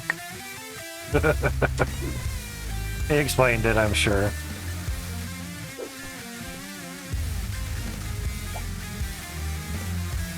So funny though. Got dang old tree streams on Twitch now. And there was a category called I'm Only Sleeping, and now there's a category just called Sleep. That's the category, Sleep. But I don't know the stipulations behind it. I guess you gotta have a camera on you while you're sleeping or something to literally show that you're sleeping. Like, why do you have to show, if you have to, I don't know. But I've just noticed people doing that. I'm like, okay. But you still have to monitor chat, so you basically need someone, a moderator in your stream to so-called monitor chat. Unless they put a relaxing on that, you know. So there's that. It's definitely interesting, to say the least. Just want to kind of get some of these windows up here done. Do a good little gaggle of them, and then I can start doing what we were doing before.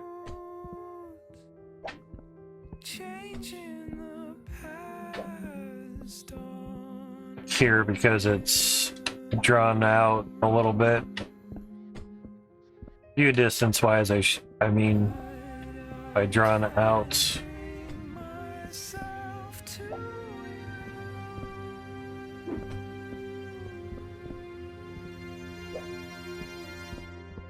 But that'd be another reason for CPU's usage and drain and all that stuff is the reason of getting, say, a 12th or 13th gen CPU.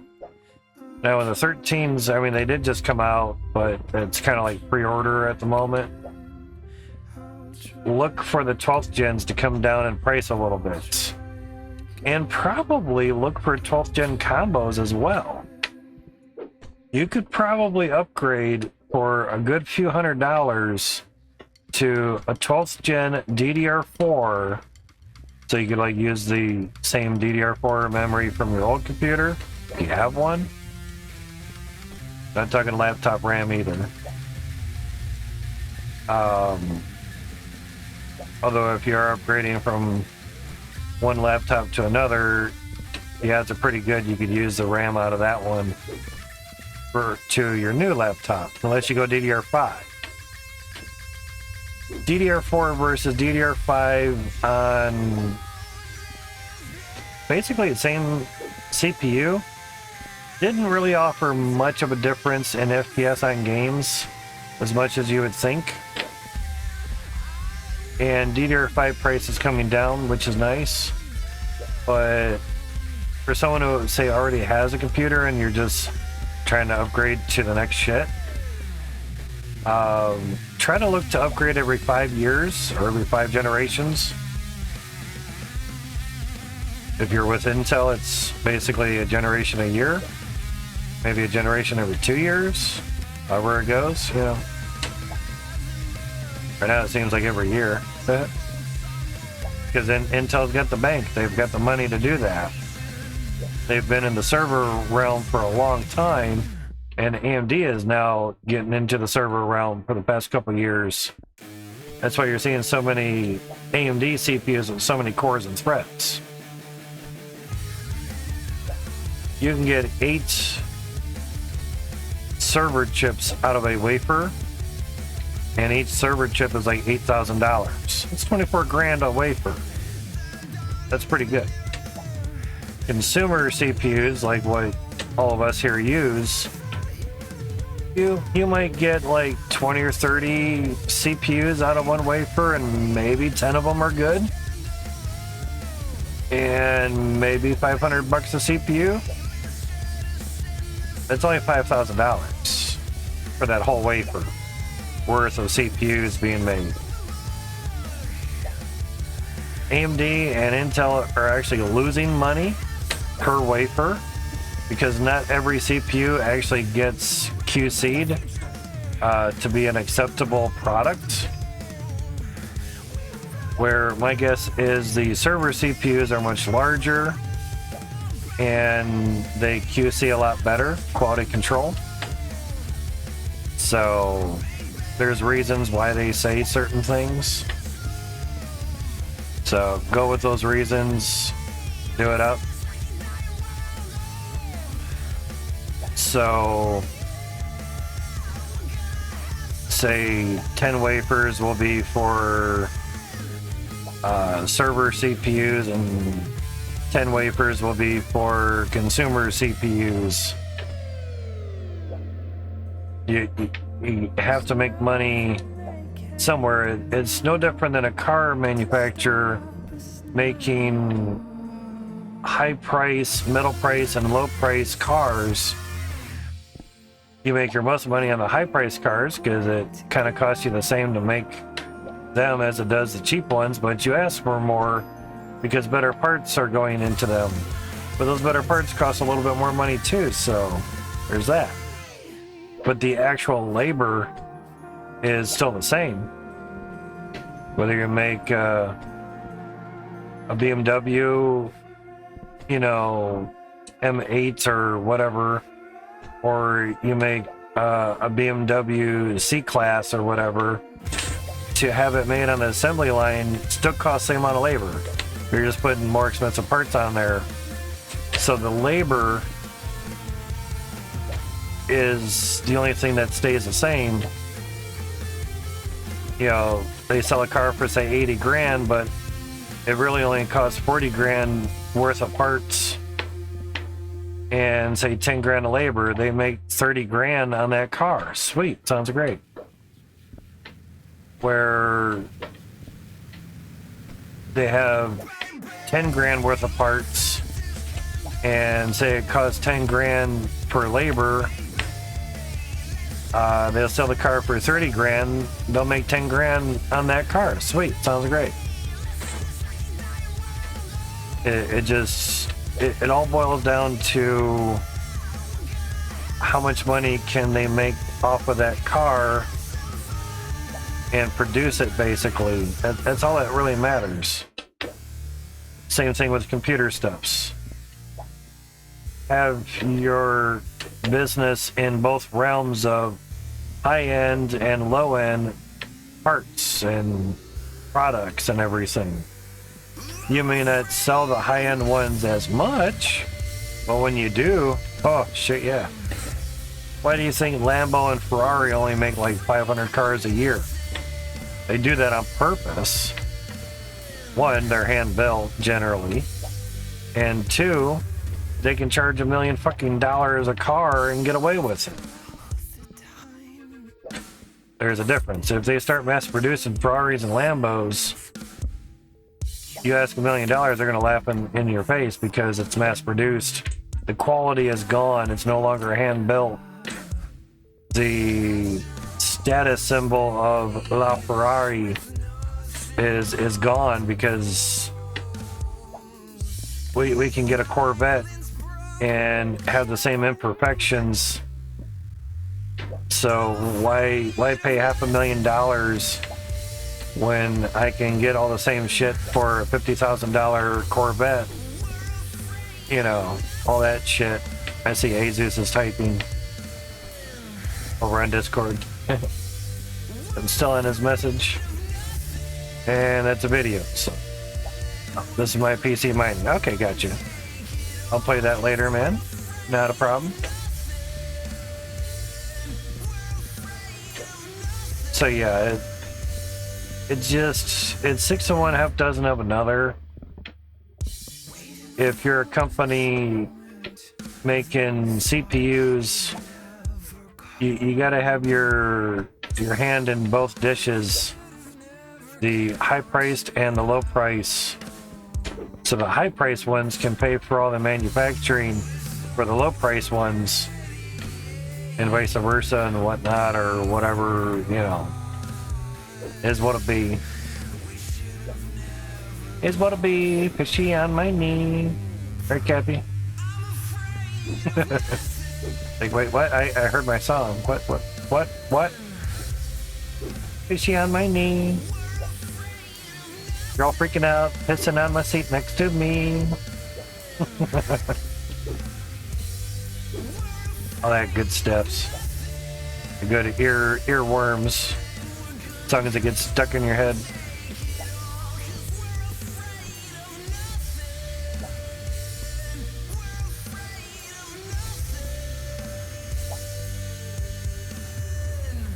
Nope, nothing there. Sounds good.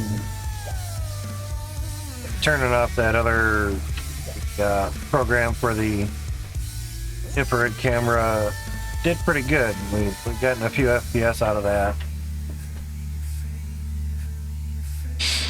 Now, if I minimized it, it might have been good. Yep, almost 4 hours uptime.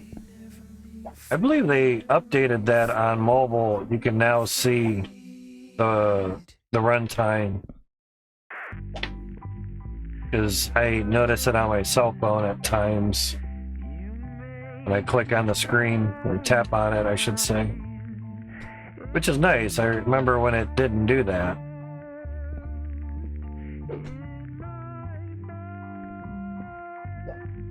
But I have garbage to put out tonight, and hoping to, when I do that, go out and get the cobweb off of the Cat 6 Ethernet cord that's out there. I noticed some spiders already weaved a web on it already. It's already weaved a web already, yes. All the alreadys. So try to hook that up, and that'd be after the game stream here, because I have to take a step stool out there, Could turn the floodlight on the camera, but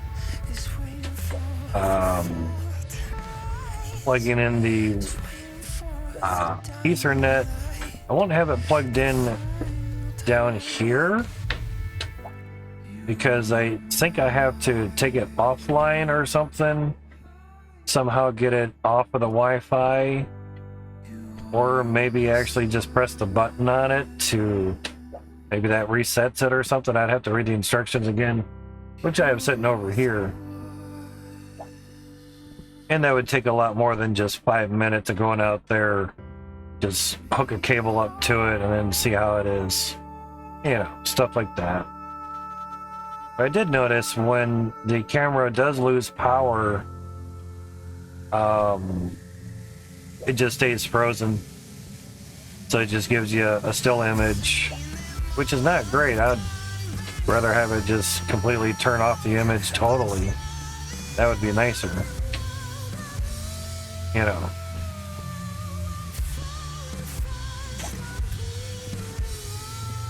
But the program does what the program does.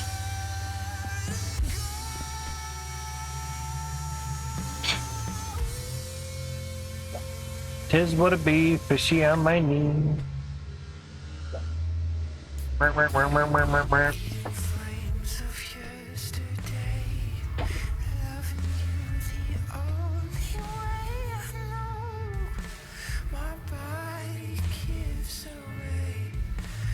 That's better.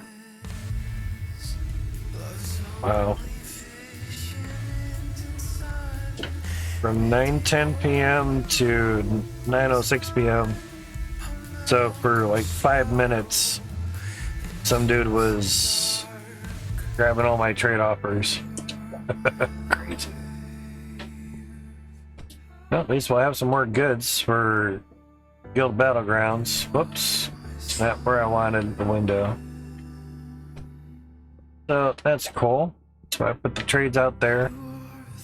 Gives people some goods that they might need and gives me goods that I need. Some portion of what Forge of Empires is about.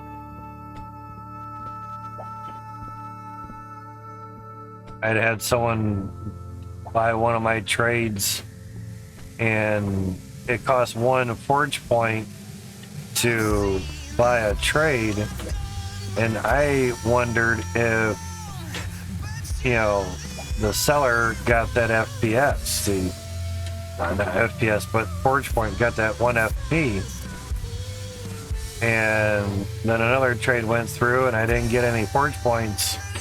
I'm like, so I was confused. So I wrote Inno Games a ticket and said, yeah, I don't know if I'm supposed to or not, but I'm not getting any forge points when someone buys one of my trades.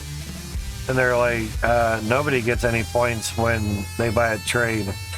That point gets used up to do the trade. Unless they're in the guild, then trades do not cost any forge points. I'm like, okay. Well, that sucks, but yeah, thank you for letting me know. Alright, laters. Yeah. So it was just kind of like, oh, that's kind of a bummer. It'd be kind of nice if they got the points, but then people would be doing trades for like one good. They'd be getting all the forge points and they would monetize the shit out of that basically. And it'd be a big headache and servers would be overran with good trades. Like there'd be millions of them versus thousands. So yeah, that would suck.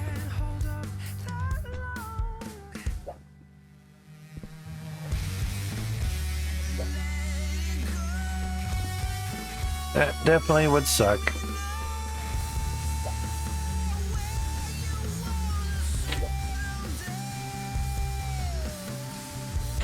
But at least the merchant trades do not cost any forge points, so that's always nice. I don't know. we've been building Windows and talking about computer stuff, so about all that you may have missed there, Jesus.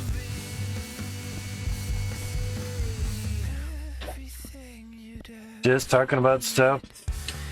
Don't know if anyone's interested in that, because no one's talking about anything. But saw that you posted a video message between us. I'll have a look at that later. But appreciate you taking a video and showing it. Do appreciate that. So far, this is going pretty good. It's not too bad, considering. Get a cart of windows on each side. Dip from there, go to there. Dip from here, go to there. Yeah. But it's just 2 second, no problem. That might as well just been a GIF. It's just a PC mine at 100% gotcha. Yep, pretty much you just hear a lot of fans. Generally, the hum of the computer means you're making money. There's times that I would wake up in the middle of the night and I wouldn't hear a lot of noise coming from the GPUs, and I'd look at the UPSs, the two of them, and they're like 100 watts. I'm like, no. Fucking computer restarted, son of a bitch. Shit. Alright, fucking wake up, get them turned on. Now, if they're, if the gaming computer shuts off, it's not really a big issue, because you're only losing out, like, if you do it for 24 hours, you're only losing 80 cents. But now I have it set up to where the computer will turn back on, which it's been that way for a while. But now it'll truly start mining once the computer turns on, even if I'm not signed into the computer. It'll still start mining, which is pretty crazy. And yes, I have tried videos to get the computer set up to where you do not have to sign in. Hey, you still have to sign in. It didn't work. I did everything exactly how they said to do it as well. So it didn't work, so I had to sign in.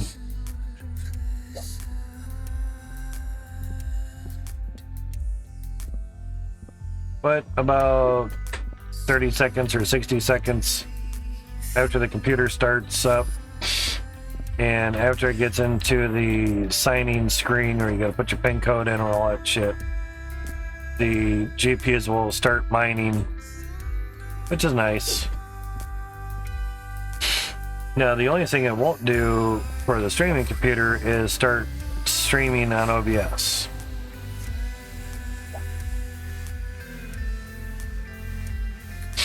Thank you, autosave. I'm trying to do stuff here. So we could set it up that way. That'd be really sweet. But yeah, it's all right.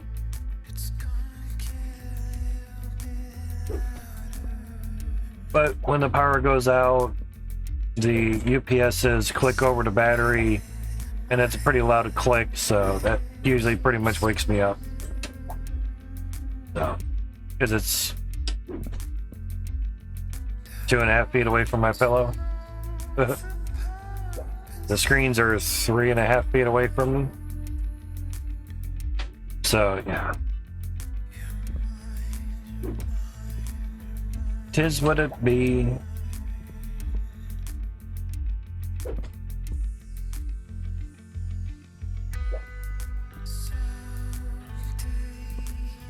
Why I'm so tired, it's usually you're tired, or you yawn for two reasons. You need more oxygen, or you need to get rid of carbon dioxide. I think just the talking is what's kind of doing it.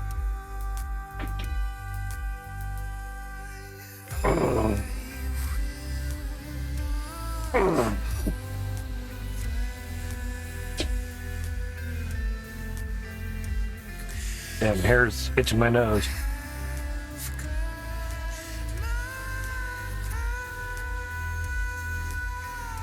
Plus laying down, it's kind of not helping.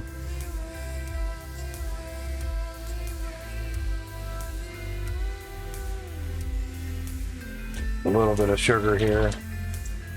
Maybe that'll help. Trickling with the wrapper.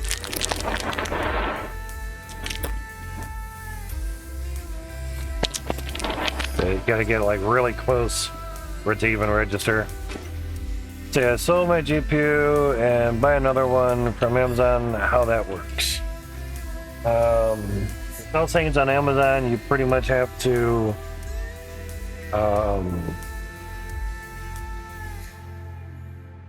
pay about $40 a month, whether your shit sells or not.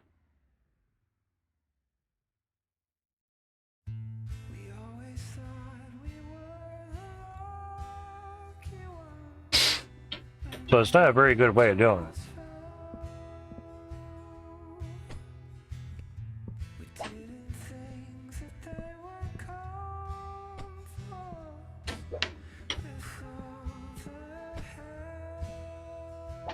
Plus, Amazon usually takes about 30% of the cost.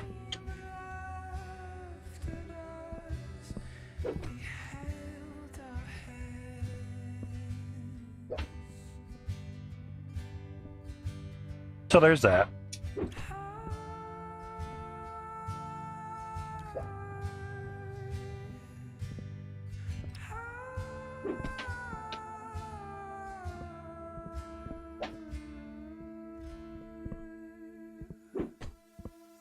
Getting there.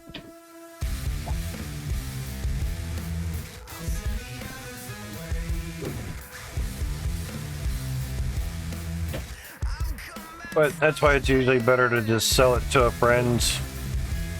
That way they get to enjoy it, you know. Or sell it on eBay. I don't think it costs anything to sell on eBay. But generally, like I've looked into selling on eBay, and it's usually one of those things of, oh yeah, here's a seller with like 0 stars and he's wanting to sell a GPU. Yeah, whatever. But every eBay seller had to start off with 0 stars. I have 2 stars because I bought 2 things and payment was speedy and prompt and paid in full. So you can get stars just by buying shit on Amazon, or not Amazon, eBay, sorry. So there's that, you know. So yeah, it's definitely weird. Like Mr. Kuntz was in here earlier, he was talking about buying stuff at like garage sales and then selling it on eBay. He's not the only one that does that. There's a lot of people that do that, but you have to have the capital to go out and buy said items, you know. You can even just do it through thrift stores too, which kind of is not really, I don't want to say fair, but things are given to the thrift stores for free, or maybe they do pay you a little bit. And I don't really know how all that works. But thrift store has to pay overhead, so they pay you $1 for something. They sell it for $4. Cool. They made a $3 profit. That pays for electricity, the rent on the building, whatever, for the lease. All that shit pays the employees that work there. So yeah. Where you sell on eBay, it's a place online. They just have to pay for the website and someone to manage it. It's not that much. It's a lot cheaper than trying to run a store. Yeah. Money's money is work for Goodwill, which would be one word. Gotcha. T-shirts were free and some sold for $10. If it was a major brand, that makes sense. Yeah, that makes sense. So yeah, I could see them making good money for that, but just all depends, you know. I think you take stuff to a thrift store, they should pay you some money for it. Rather, unless you obviously just want to donate it to them for free, you don't need any monetary value from it or anything. You know, that's up to them. You just want to jump off a bag of clothes that were only worn for a year or something, and they're out of style, and or your kid outgrew them. You know, that's probably the greatest thing for a thrift store. Is just say buying your kid used clothes, because you know in a year they're going to outgrow the pants or the shirt or whatever. Usually pants more than anything.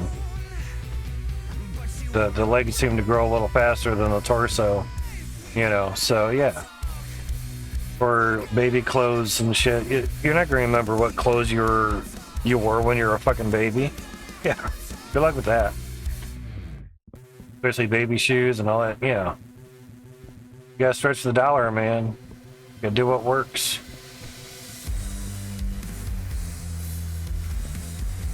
Have to do what works for you.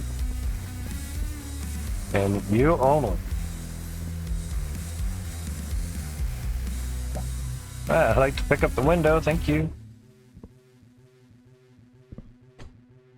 So yeah, a lot of times with buying GPUs, you buy one, and if you need to, you sell the other one afterwards. But the dilemma is you need money to buy the new one. That's the dilemma. When the 20 series came out, a lot of people were selling their 10 series GPUs. And then they saw what the price was on the 20 series, and they're like, yeah, no. The reason why it was a yeah, nah, which is basically a big no, is the performance difference between the 10 series and 20 series was not that much of an improvement, and it was the first ray tracing GPU from NVIDIA. There weren't any games out there that used ray tracing, so there was literally zero benefit upgrading to a 20 series on that ray tracing realm. So yeah, say a 2080 was $1,200. Just saying. People were selling their 1080s for $600-700, so they could buy the $1,200 2080. But then 2080s didn't perform how they thought they would. So then they're trying to sell the 2080, or they return the 2080. Now they don't have a GPU because they sold their 1080 to buy the 2080, but they put that back or had to sell it at a loss because they were past their time of returning the GPU. It was a total clusterfuck for people. And they were selling their 10 series GPUs a month or two before the 20s even came out to be able to buy them, to be bought. So yeah, it was really crazy times. And basically buying the, say, a 1080 was still, say, $600-700. Maybe it was $700-800, I don't know.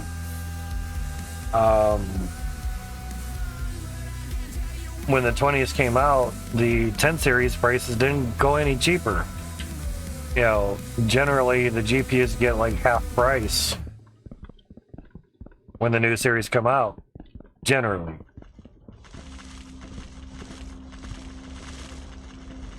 all those running, that's not too bad.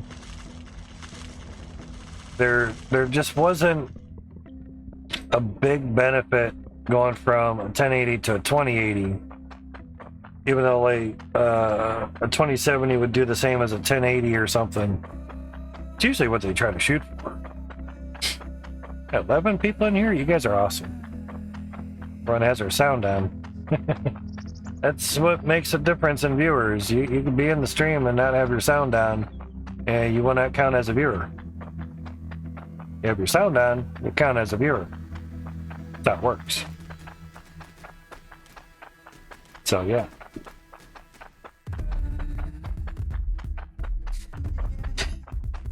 Excuse me, I just cut my nose. It's could not to breathe. Hopefully that'll work.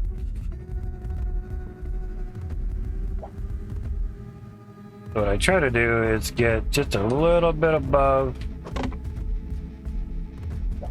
and drop the window in there.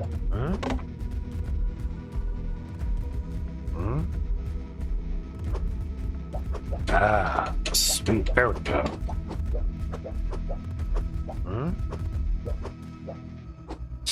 Ah. Crazy. Jeremy streaming. This.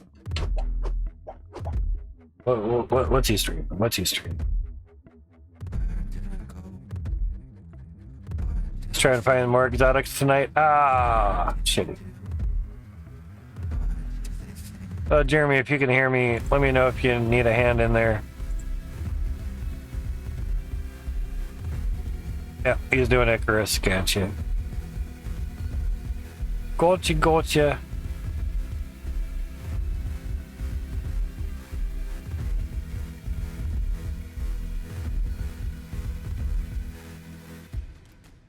I'll see if he pops into Icarus voice chat or not. Back on my chatty here. Gotcha, Jesus. Gotcha.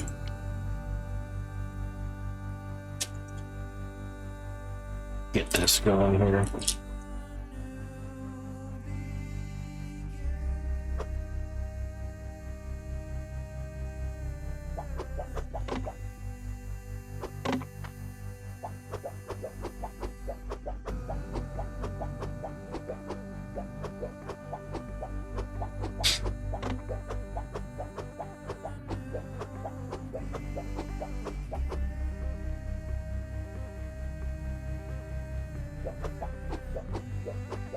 Damn hair keeps tickling my nose.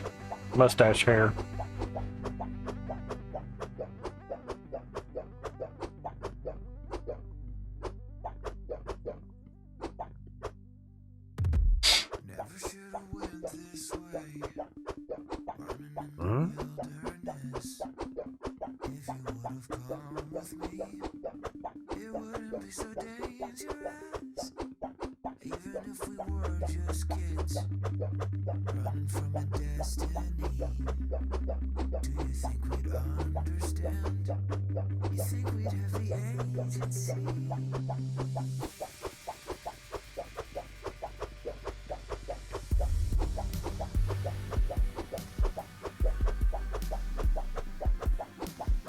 What's weird is the announcements do not show up on mobile.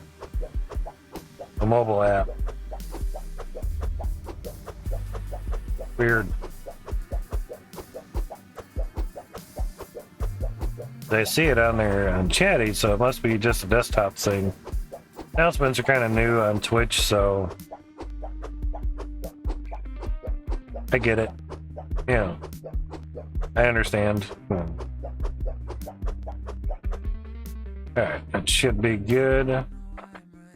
For now, we have monies, yep. Hold some monies.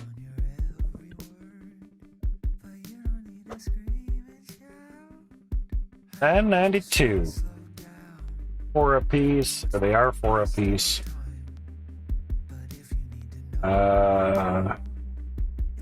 200 would be 800. So 225-ish. It's not too bad.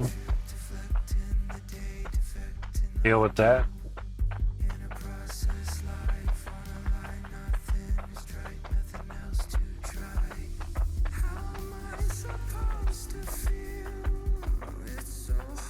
Yep, a little faster.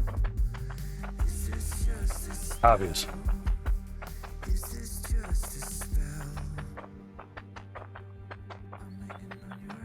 Oh, the saturation of like 0.5.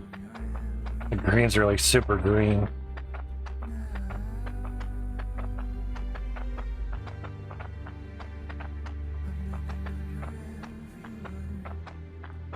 Ding ding.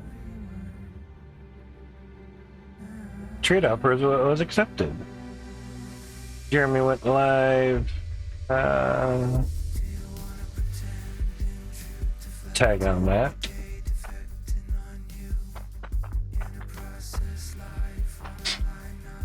Get us down here pretty good. Yeah.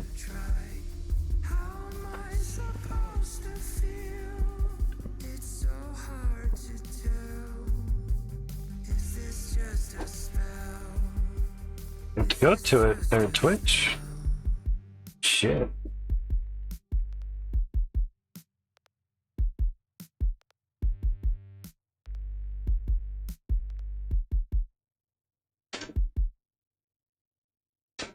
Type in his chat. Yo.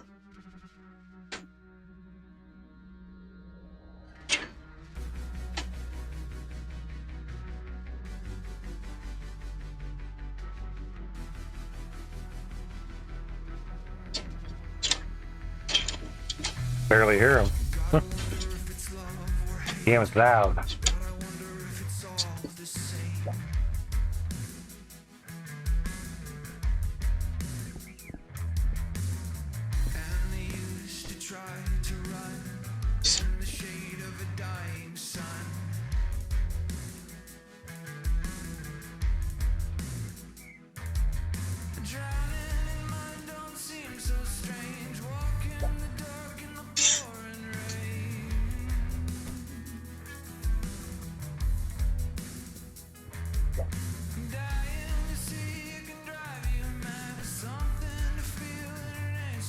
Another hospital? No, no, same thing.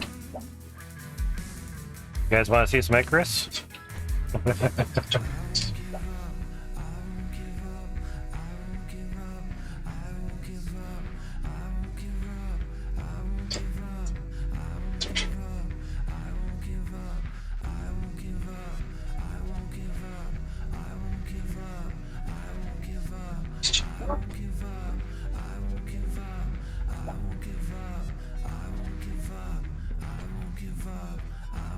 Ah, there's Chris.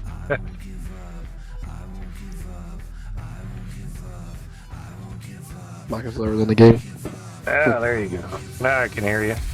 All right. How's it going, man? It's going. It's going. I can turn you down on stream. What I need for that? Mike was a little bit low on, I had you all the way up on the tablet. I'm like, okay. Gonna have to type in there. Mike is a little lower than game sound. I could hardly hear you over the chopping. Yeah, I think I'll turn down the slider for the desktop here a little bit then. Gotcha. Should help. Should help a little bit. Yeah, I'm just putting windows up in Hydroneer. Ew, Windows. Nasty. Yeah. Hydroneer. Yeah. Oh, yeah. Oof. I made a new word earlier. Hydroneer. Hydroneer. There you go. Why'd you go to college for, man? I'm going to be a hydroneer, man. Yeah, it's like a farming with water and like engineer stuff, man. Like science shit. Science. Yeah, they have an engineering degree for music, so why not for hydro farming? Yeah. To farm with water. Yeah. Your emu is all grown up. Oh, no shit. Yeah. That's cool. As I kind of forgot about that. I'm like, okay, can we have two animals follow? Or have two animals follow you? Well, Yeah, now yeah. that they're grown, I'll show you the menu option. Oop, there's me riding. Oh yeah, with the buffalo. Yeah.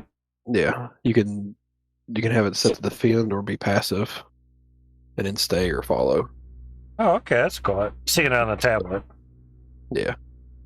So just a basic riding saddle. So 1, 2, 3, 4, 6 slots for 100 kilograms.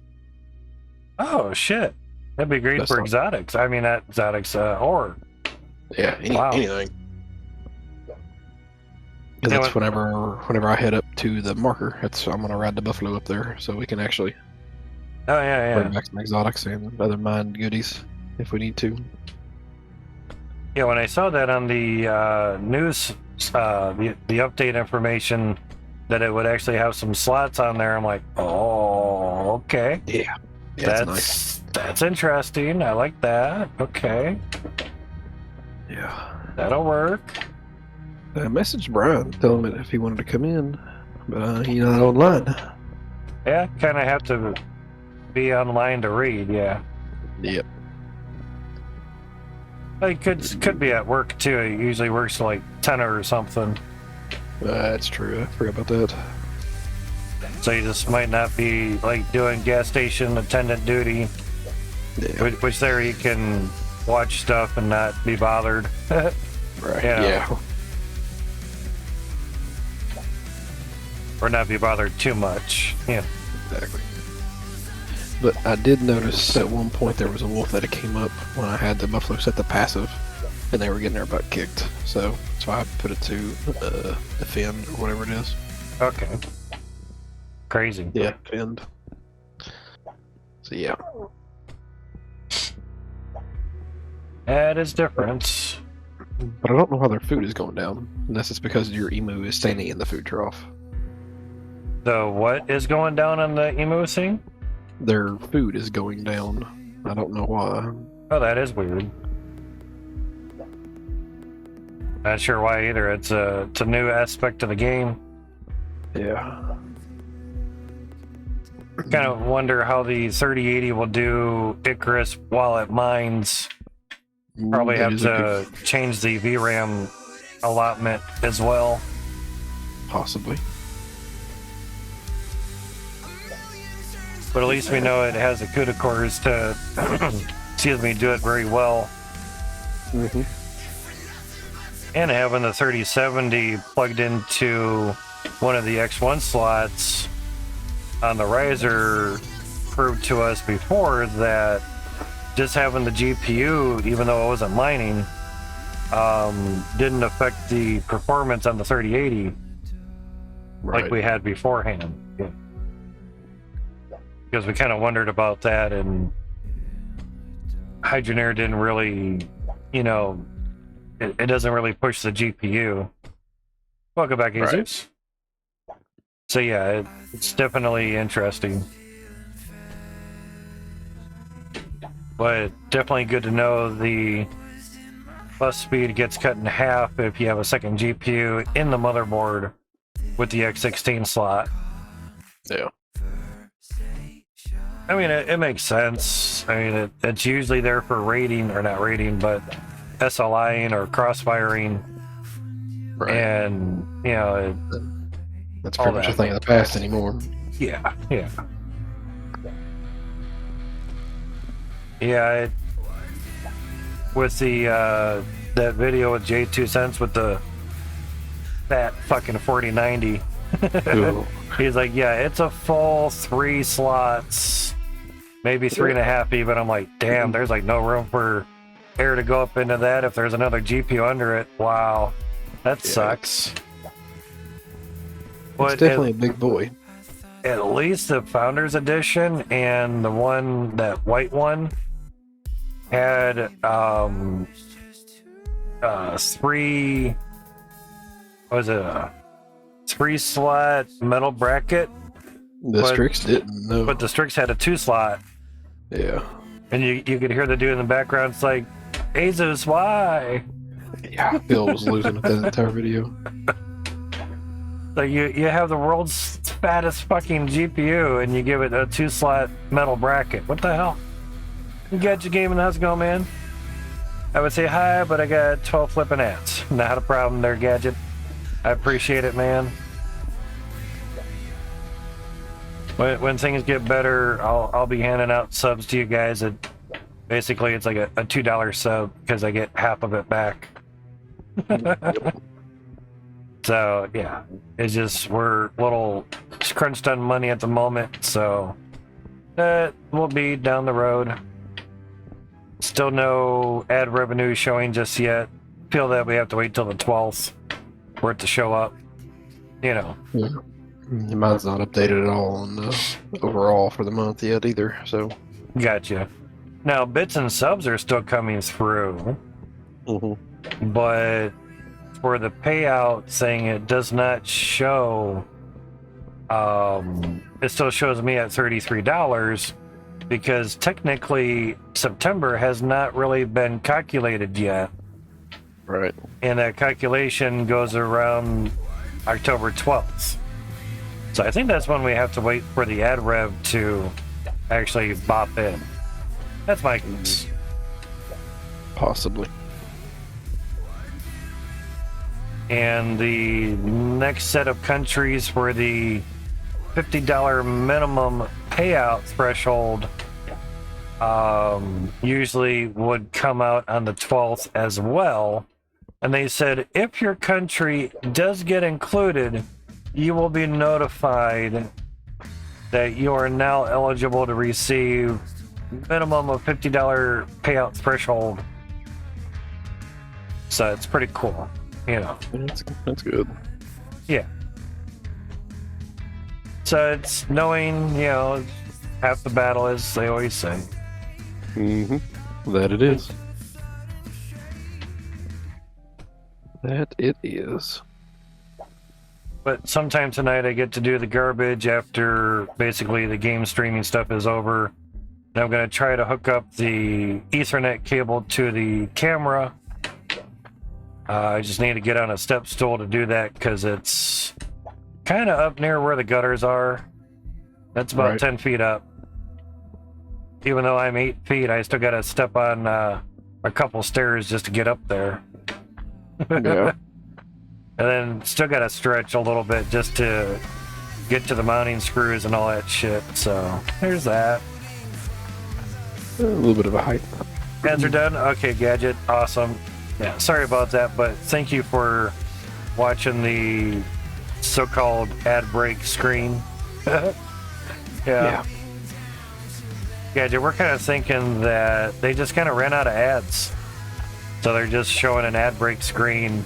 They may have underestimated people, the millions of people that are streaming and wanting to play ads and shit. And sometimes I'll see a stream with ads, you know, just a roll-in ad, and other times I won't. It'll just be the currently on a break screen, and that's it. It's really weird. Did I go one window too much? No. No, we're good. Okay. Need a window over there for the other shit. But I appreciate you watching those. It does help support for free. Because they broke it 1 week into the change. Yeah, I don't doubt that one bit. It could be another reason why we haven't really seen any ad revenue even come in for October. You know, that I could see, you know, them giving us, but yeah, they got some figuring out to do. My wonder is if they ran out of ads because they get paid $30 for 1,000 people to watch a 1 minute ad, and we get 55% of that if we do more than 3 minutes, yada yada yada. If they ran out, quote unquote, ran out of ads, then basically they don't know how much money to give us, so therefore no ad revenue is being shown. So it's just one of those things. Let's jump on the Twitch scam, and almost 80% of streamers lost 60% of their viewers. Yeah. So I figured that was going to happen. Majority pretty much do that. And it's like, oh, fucking 10 ads now. Fuck this shit. I'm out of here. I've already had one person do that even after explaining to them. It's like, hey, I play max ads here to help pay for things. We have a GPU to pay for the time being, and after that, I'll play less ads, you know. Yep.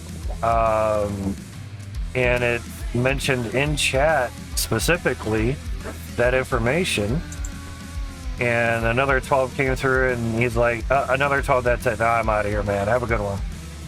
It's too much. I'm out. I'm like, okay, you were literally told twice, but all right, hey, you don't gotta be here. Appreciate you stopping in. Thank you much. Bye bye. Yeah, laters. And another person came in, new to the stream, and it's like, hey man, 12 ads sounds great. Bring them on. Love supporting. Like, dude, I love your attitude. Thank you. Yeah, the best kind of attitude to have about it. Yeah, stick around some more. Jed says, like, yeah, I stream weather 24/7. Stick around for that if you want. Yeah. That's a really great way to help support. Just have that there all the time. Yeah. We got some floors to get rid of here, so do that. I have one whole funnel worth finished for worth of windows. Nice. If you were any other streamer, I would have just left saying the 12 ads, but you know my feelings. That's why I'm still here as it is you. I appreciate that, Gadget. I appreciate that, man. And I'm gonna do my best to try to help you out as well, because you're on hard times at the moment from what you mentioned earlier. I kind of keep forgetting that our winters are your guys' summer, and if it's anything like you guys had, what was it, last year with all the fires? Jesus Christ. Yeah. That's not good at all. That's horrible. But Gadget's basically needing to get a different AC unit so he doesn't land in the hospital again this summer. You. And he has a surgery coming up for, I think, his back, if I remember right, which is keeping him from actually working. So That's no hopefully problem. that goes good and he could actually, go out and do some work or something, if I'm correct on all that, Gadget. Fucking ads, hold on. EJ, well, just stay here a bit after some time. You won't see ads, but a commercial break window. Yeah. Well, that's what Gadget's pretty much talking about, is my guess. So what you're saying, EJ, is basically so many ads per account, in a sense, and once you reach a plateau, you just get a break screen, is my guess.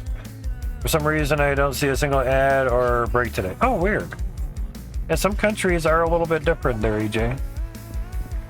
But we got Mr. Firestrike. He's doing a little bit of Icarus. Kind of wanted to try to get some of these windows done up. Yeah. That's what you think, got you, EJ. Yeah, it could be that a certain account will reach X amount of ads and then you just plateau and you just see the break screen. Which is fine because it's quiet. But Yeah. I'd rather have the streamer still audio going, video in the corner, and just play a break screen.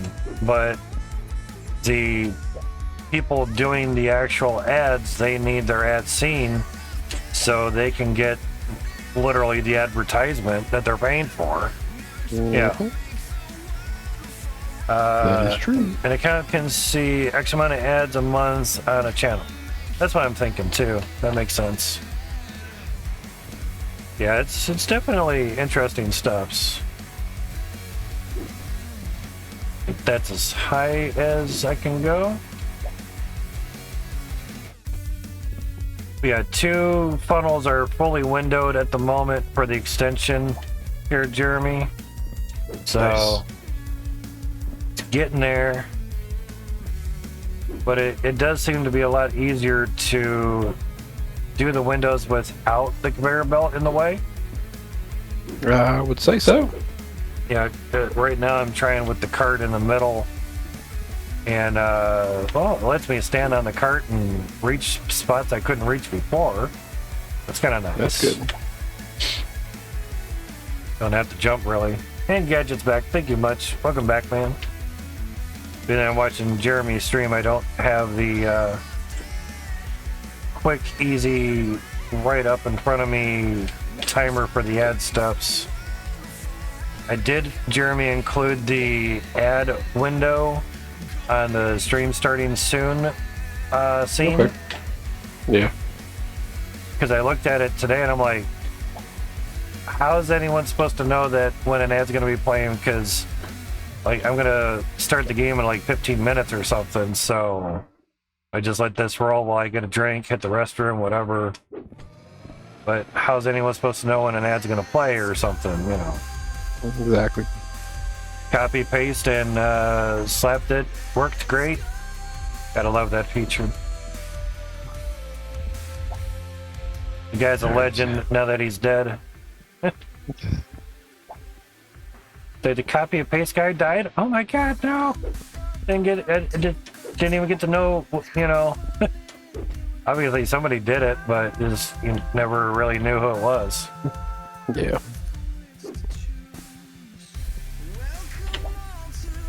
Crazy crazies.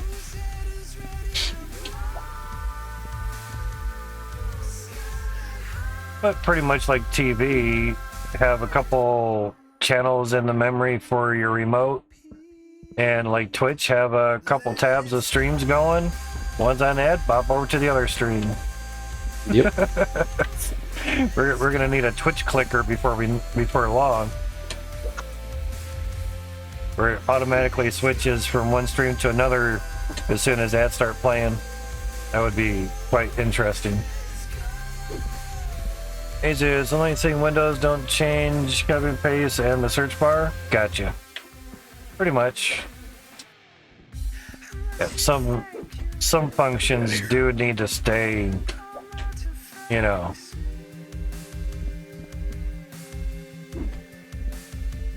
So the lantern with being on the buffalo is not a good thing. Yeah, I see it bouncing around a little bit. Yeah. Huh. Yeah, it looks like they got to work on that a little bit. Yeah, which I mean, the mounts are something still new, so there were only 2 or 3 updates into them being in the game. Right. Okay, I see your stamina's going down. Is that stamina of the animal? Yeah. Okay. Yeah, he's got its own stamina. Crazy. I was wondering about that. I'm like, how much faster is it going to be with an animal versus not? But the animal can carry, so does it really matter how fast you go? I'm going to say no if it's for a big mining trip or something. Yeah. Bringing back ingots, like from a star cave. Yeah. Yeah. How was the gopher for a lot of that stuff? Yeah, sure. And if we get the alteration bench level 2, then we can make the advanced some kind of other bench to make the 2nd tier saddle. You can't ride it, but it holds a whole lot more equipment. Oh, okay. Interesting.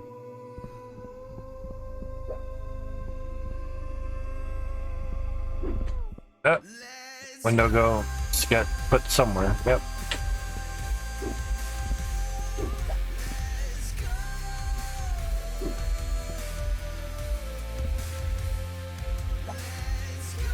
Yep, ad's starting soon. I can look over at OBS 15 feet away. talk about eye strain. Look at 3.5 feet away and then 15 feet away. Oh man. The first job I had, I don't know, a few days, a week later, whatever, started getting these massive ass migraines. We couldn't really explain it. Went to an eye doctor, because it's usually eye strain or whatever that causes migraines.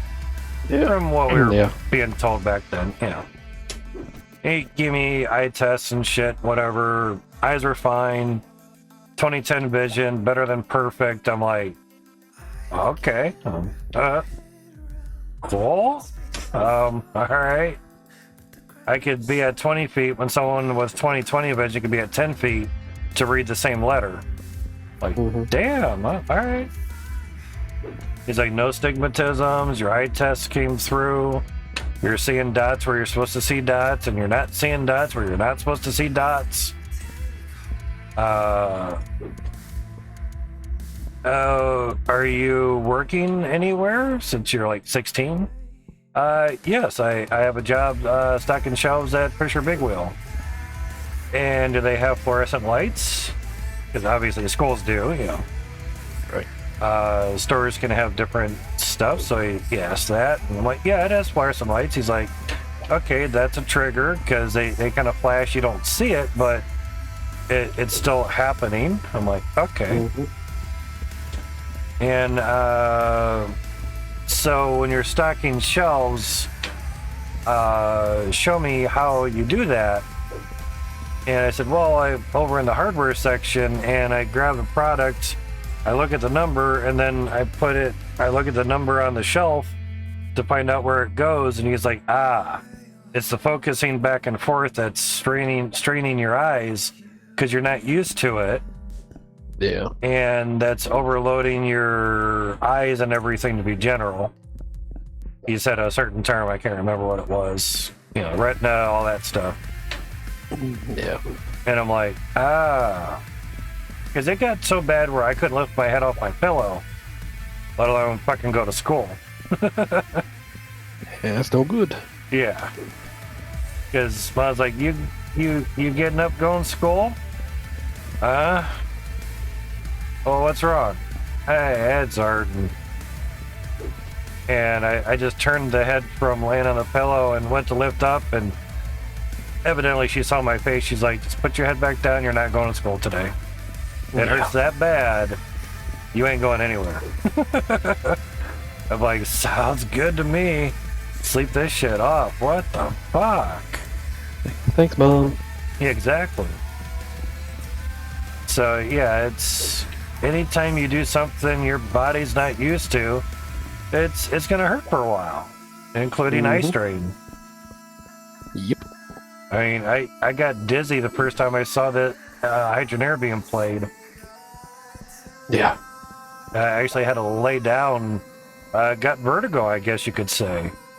And it was just like, I gotta lay down, guys. I can't watch this anymore. Oh my god, I mean, I still did, but it was just like, wow. Yeah. Like, Satisfactory messes with my fear of heights. Whew. Oh yeah. I get it. I get it on that. Being college, being home, other times, exactly, it's exactly. So yeah, it's just all, you know, we keep stressing, do what works for you, go from there. Yep, that's all you can do. Yeah. And the downfall is that common sense does not grow in everybody's garden, so Yep. Gotta remind them. The common sense gardens have been drought for a long time. Some seeds were just never planted. Ain't that truth? And it's not about education level either. It just, you know, book smarts, street smarts, common sense smarts, all that shit. If you didn't learn it, it wasn't taught, you just don't know of it. Yeah, that's all. Yeah. Blazing the radar gives you a general location for the exotic nodes. Yeah. I think there is a scanner for the deep vein, but I don't have it right now. I think we may have used it just to see, Yeah. but in the beginning when the deep veins or the veins were coming out, yeah, when the veins were getting varicosed, yeah, Yeah. they were pretty easy to figure out and find, so Yeah, it they were, wasn't that bad. But if you're on a timed mission, I can see. Yeah. And at the beginning with two, the deep veins were only in caves, so you had to go explore the caves, and now they're apparently throughout the world too. Okay, that makes sense. Because the one out Remember by we the got house, yeah. Yeah, we had that silica right there next to the pond, Right, which it's now right. done. It's drained. Oh, okay. So I think we got about So 200 off. that's not bad. No, Better than nothing. exactly. Gonna have to go find it. Yeah, because the silica is kind of hardish to find. Yeah. And plus, you don't get to set up camp and, just pound through them. You got bears, maybe certain spots. But are there veins and deep veins, or just deep veins, period? I think it's just the deep veins. Okay. That's one thing I couldn't remember, is if there was like two types of veins or not, I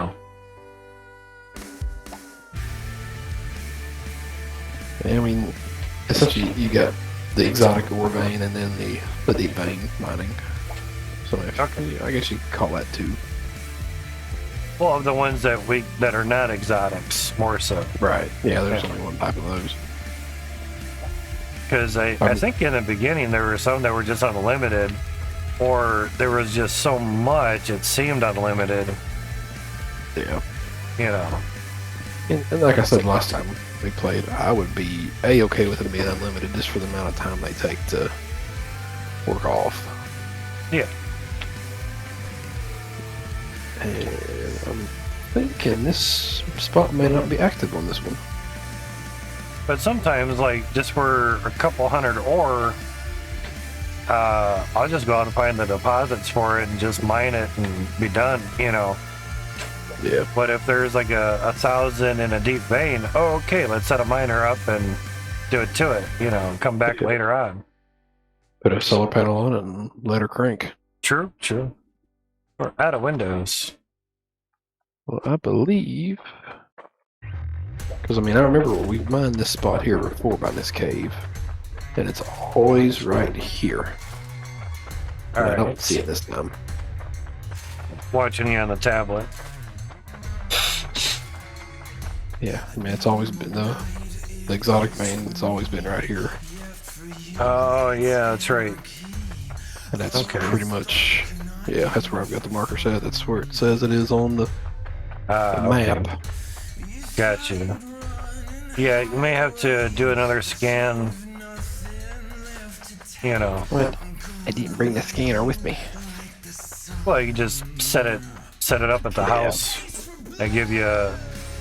You can even do it inside the house. We had to do one inside that shelter when it was snowing on the inside, only for me.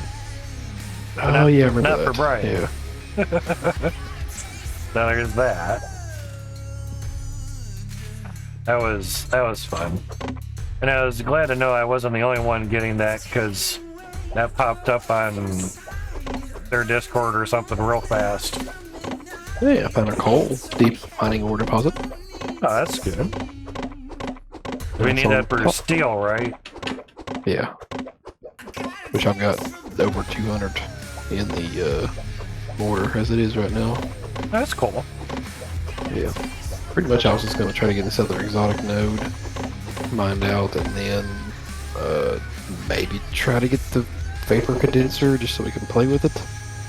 But that takes composites, which takes the electric furnace. Which I wasn't wanting to go down that path. Right. That's a lot of work. Excuse me. On a mission that's only paying out 17 red. Right. trying to adjust the gate on the microphone. I don't get on voice chat too much, you know. Yeah. Gunshot to the worm, hell yeah. Figure I'm gonna come in here, see if there's any exotic ore nodes. Okay. Haven't found any in the caves we've been in yet, so. Yeah, because that would be nice to even just hammer out some exotics, you know. Yeah. Usually don't get like what 12 or 15, but Yeah. Still it's better still than nothing. exactly. Was that 1,300 damage on that one worm with the gun? Third. Shit. Crazy.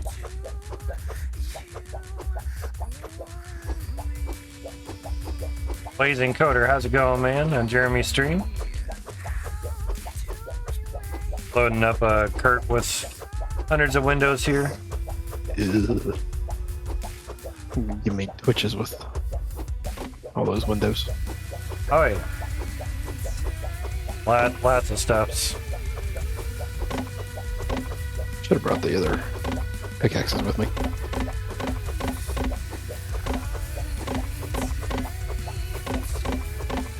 Platinum gold.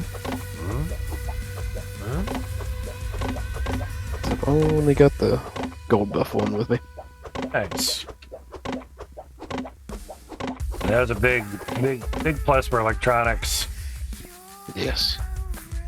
Yeah, because it's off those three right there. It gave me 96 gold. Oh shit, that's nice. I mean, I'm using the titanium pick, which is 140%, plus another 25%. Yeah.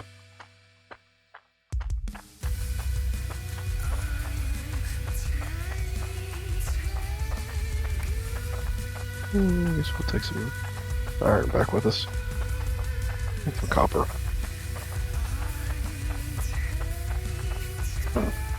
Definitely copper if we gotta do some electronics.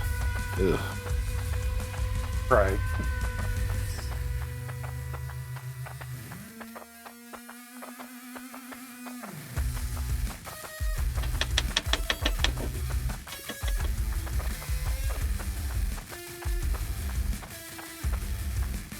Got another 200 windows in the cart. Yeah. Not too bad. Yeah, you'll find that out, Azus, with the mining, that the pole goes up and down quite often. Unfortunately. So, pretty much just get used to it. We did. Yep. So that's why I mentioned just like look at your monthly average, basically. And it's gonna go, even that's gonna go up and down as well. So, no biggies. Not that bad, you know. Azus has a 5600X GPU, or XT, I think, maybe. Yeah, 5600 XT. The 6 gig. And the, I think, 5600X CPU. Nice. 6 pairing core, there. 6 core 12 thread, does about the same mining as my 9900K with the CPU. Isn't bad, you know. That's a really nice pairing. Yeah. Even with that just being a 6 core CPU, you will not be CPU bound with Right. that GPU. That GPU will outperform that CPU. So yeah, it's, you know, I wanted to try to do some mining, and unfortunately, right off the bat, he was on Dagger Hashimoto, and I'm like, oh no, stop. You're not getting any money for that. Stop. You're burning power, dude. Yeah. And it was like 1.2 cents a day. Ew. I'm like, yeah, but you know, you're not gonna get paid that at all. But you know, it's just, and it was like 2 mega hash. Eesh. I'm like, what? Oh wow. Oh, okay, yeah, not only do you're not getting shares, but that blows. It was like 12 satoshis a day or something. Eesh. Fuck that. Yeah, it's kind of crappy.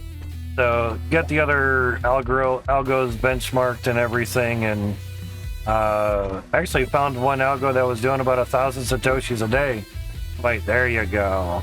That's nice. That's what you want. Maybe 25 cents a day, kind of like what 260 supers are doing, you know. Mm-hmm. But that was maybe during a high pull time because he just started it up after benchmarking, which is usually a little higher than what I found. So no biggies. For the amount of satoshis, I mean, if it brings in 1,000 satoshis a day, that's really good if it stays around there. But most of the numbers were around 700 a day. Mm-hmm. Which is about what 11660 super pulls in on average. Yeah. So there shouldn't be too much of a difference between a 5600 XT and a 60 super. Right. So I said probably about a good 12 cents a day on average. You know, so it's gonna take a while. But did mention that every 1,000 satoshis you'll get a nice hash payout. And that will add to your nice hash wallet. And when that wallet reaches 0.5 of Bitcoin, you can then transfer that out of your wallet to, say, Coinbase, a Bitcoin wallet there, or address. And then you can do with it as you wish. Yeah. You know, so just... because that's the biggest question. Okay, I'm mining. Yeah. When do I get my money? It's a legit question. See? Yeah. Posted 2 pig, one of the offset. Offset the other normal. Okay, gotcha. Gotcha there, Jesus. And if anything, the 1660 supers will be a little bit more efficient just because of power draw. I think when it was on the Dagger Hashimoto, the one screen, the power that was being ran, maybe 60, 70 watts?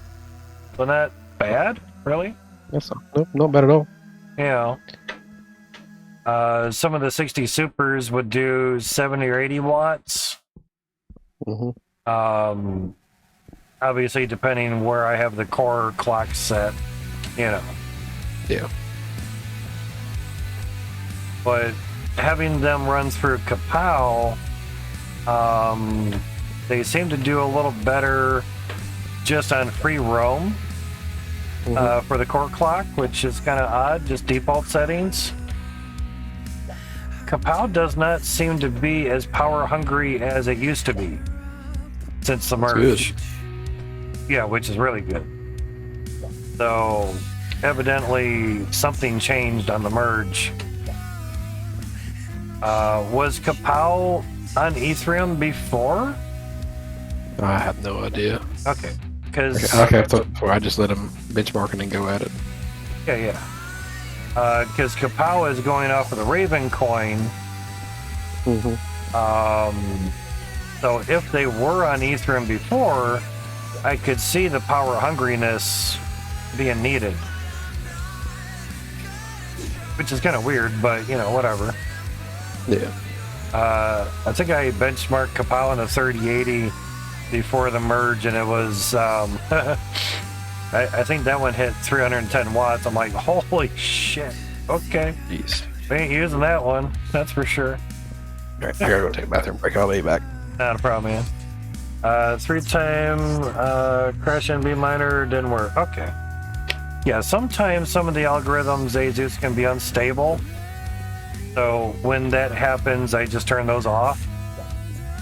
So usually a day or two of mining, you'll find out which ones will work good and which ones won't. And the ones that don't, just turn those off. You know. but always keep an idea of which one gives you the most per day, basically. Because more Satoshis per day is more money for you. It doesn't matter what the hash rate or solutions per second number is within reason. What matters is how many Satoshis of Bitcoin is that going to pull in for you per day on average. You have to remember that's an average on that pool at that moment. And the more that are on the pool, the better it does. Because there's more people finding blocks, and every time a block is found or something, you get a share or something like that. Something block gets done, something you get a share. I don't care if it's counting alien dicks as long as I get my Bitcoin. I could really give two shits what the calculations are literally being used for, you know. Doesn't matter to me. As long as I get my Bitcoin. Had someone ask, it's like, well, who's benefiting from all this mining? Like the algorithms? Oh, that's for, you know, the 1% share that IceHash takes goes back into the algorithms to make them better so they can earn more money, so you get more money. Oh, that sounds like a pyramid scheme. The person was just completely doubtful about everything. And I'm like, okay, but you guys are trying to go balls deep in this helium mining shit, and you don't know jack shit about that at all, and you're willing to buy like $2,000 or $3,000 worth of helium mining machines, but you're giving me shit on something I've been using for over a year? You guys have a nice day. Let me know how it works out. You know, some people just don't know how to listen to reason, and that's okay. It happens. It's just how it goes. Each their own. Do what works for you. Can't help people that, you know, are gonna naysay everything. Then they do get the helium stuff and they find out that it's complete shit because they aren't near a whole bunch of other helium machines. Yeah, that's the whole thing of the helium stuff, is it works great in big cities because each machine feeds off the other machine. Two-way road, most people are only one-way option instead of an option. Yeah, pretty much. Then they get back to me, it's like, oh, I should have listened to you and just, you know, bought GPUs instead of stupid helium shit. But this dude said he was making like, you know, $500 a month on the helium stuff. I'm like, yeah, and he's also in a big fucking city that also has a lot more of them. He did his homework and research before dumping a couple grand into those fucking things, taking loans out and shit. If the machine is specifically dependent on other machines in your area to work off of, in other words, the more that there's there, the more everybody benefits, and you don't have one for the next 500 miles or something, or even 50 miles, then you have a machine working off of no other machine. Wow, okay. But there's also another saying, a fool and their money are soon departed. So, there's that too. Be the fool. Do your homework. So I listened to Jeremy, said, you know, it's like, hey, you get into the GPU mining versus the ASIC mining, application-specific integrated circuit, I believe is what it was, or component. Those generally only mine one algorithm and that's it. They can't switch between algorithms like GPUs can to give you the most amount for that day and everything.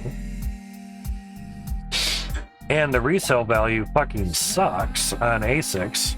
Because once they become inefficient power-wise, using more money than they're making out of power, you can't resell them, so you got to burn the cost. Where GPUs, so you can resell the GPU to someone that's, you know, doesn't have a lot of money for a GPU, and they can game on it. You can't game on the ASICs. So there's pros and cons to everything. And once I learned how loud an ASIC miner is, that sealed the deal right there. They make enough money, I can forego, you know, writing off, say, a $900 cost for an ASIC miner. You know, if it makes you $9,000 a year or something, okay, cool. You know, take a tenth of that off. Okay, that's the cost of the machine. Cool. Made me $8,100 that year. Sweet, awesome. I'll buy, you know, 8 more of the machines and off you go. Roll it back into it. But with the GPU stuff, you can sell that on eBay to somebody and go from there. Somebody will buy it. Or do like a giveaway and just give it away on stream or something. Because the GPU is more than paid for itself over a few times already.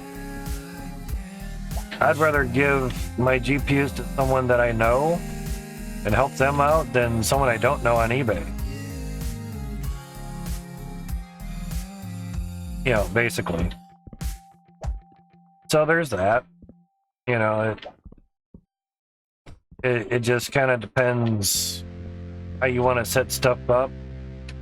And plus, for the sheer noise that the ASICs make, like a fucking vacuum cleaner. That's how loud the fans are.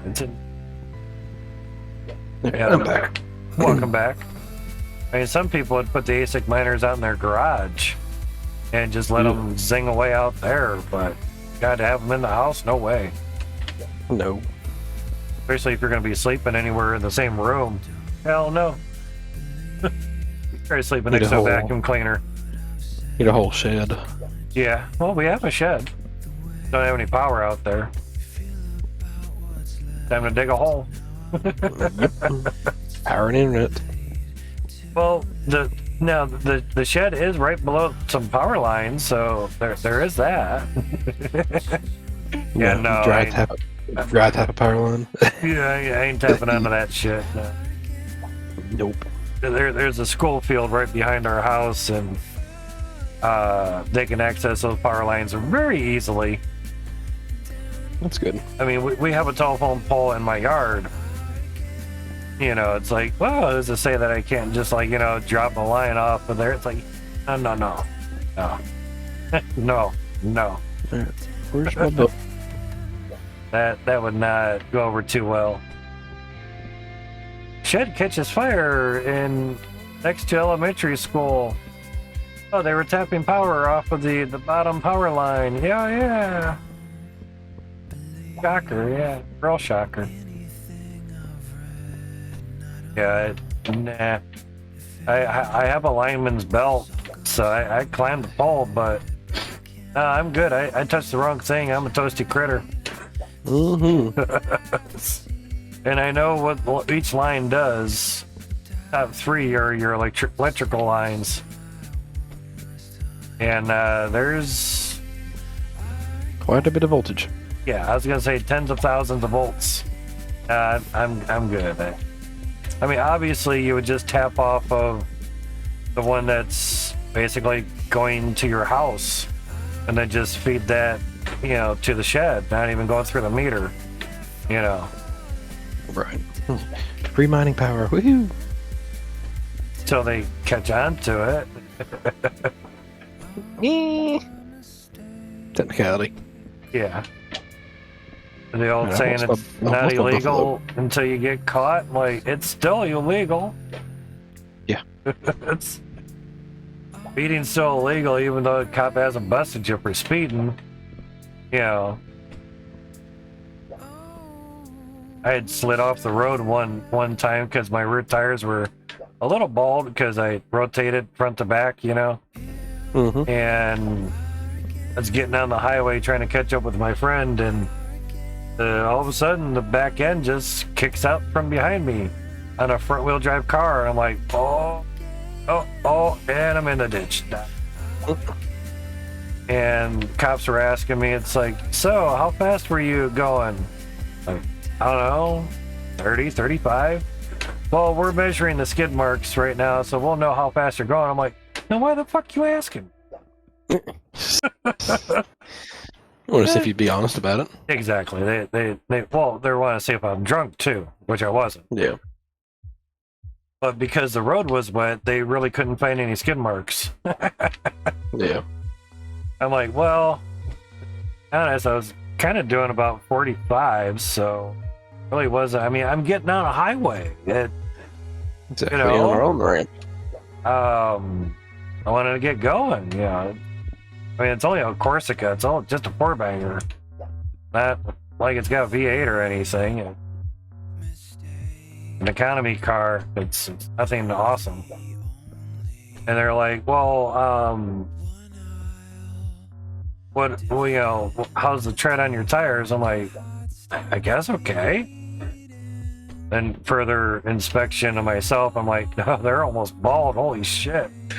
Whoops. Yeah, that do it. Oh, son of a bitch. I had to have 2 tow trucks to pull me out of that ditch. Because it was in the clover leaf of the highway. Yeah. And we had rain for like 3 weeks in a row. Ew. The stady's like, a 4-wheel drive truck lifted couldn't get out of there.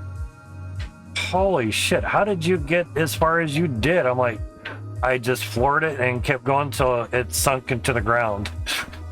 And he's like, yeah. Hey, you're up to your frame. Yeah, you're there good. My buffalo died. Ah, that's not good. I'm assuming you got eaten by a wolf. Oh, that could be. Well, how long did it take for it to, say, get old enough to ride, I guess? No, they was able to ride that next time I played within just a couple minutes, really. That's pretty quick. Crazy. Only bad thing about it is, though, I've got 231 copper and 12 iron ore in it right now. Okay. I'm maxed out.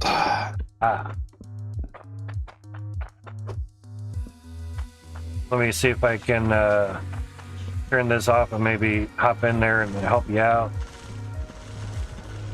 Because if that animal dies with all that stuff in there, I'd hate to have you lose all that. Yeah, and the decay's down to 5%, so it's about to go away anyway.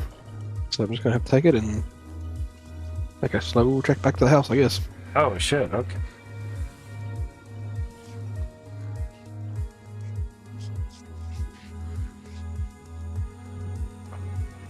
Well, let's see how much Cloutium we are. 763, that's not bad. For 36 drills running. I did notice that the IP program for the camera, that did lose about 3 FPS on Hydroneer. Crazy. Okay. I guess because it's a direct feed, you know, in a sense. Yeah. And it's using so much CPU somewhere, something, less FPS. Right. Yeah, we're over 15,000. That sucks. Okay. We want 15,000 weight bars here. Can.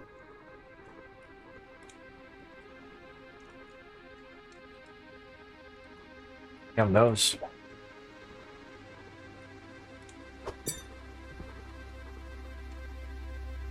Coming on. Don't do it. Don't Yeah, I do know. it. I'm trying to blow my nose though.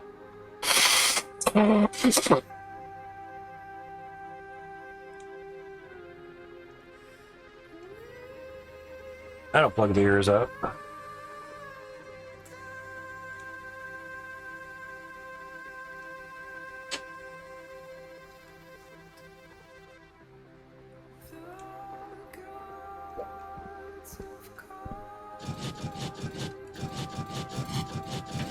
Hmm?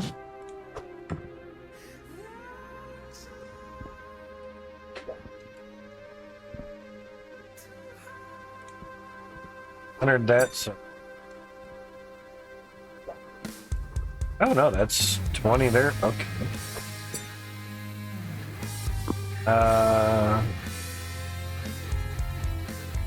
Actually, we need to remove.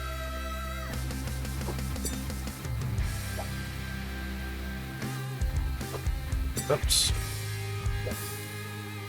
Like all the bouncing thing, but it kind of gets old real fast.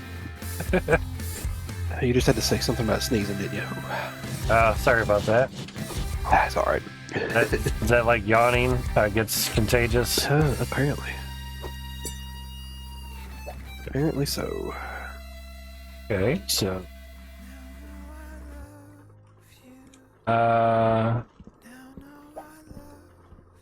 That. How much is that? How much?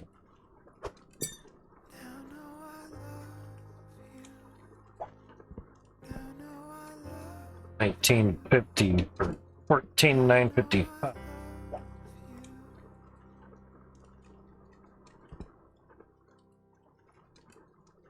Hmm?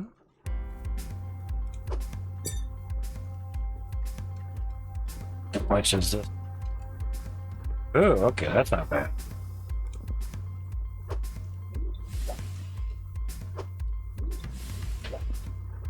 All those in.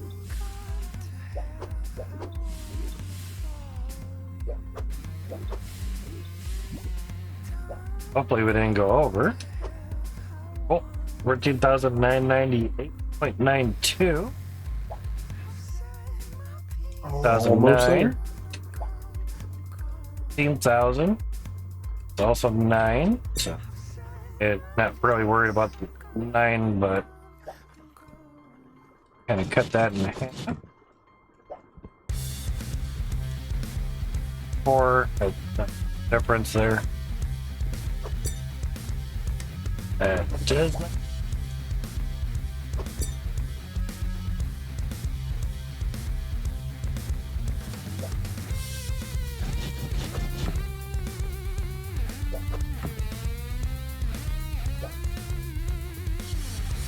1,000.62. That's not bad.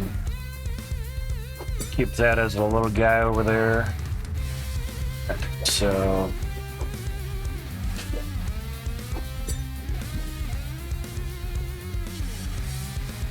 now everything here will be extra.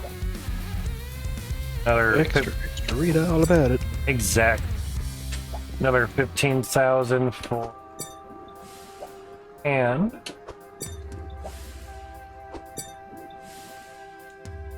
what I say? If I'd like to do stuff, come on, man.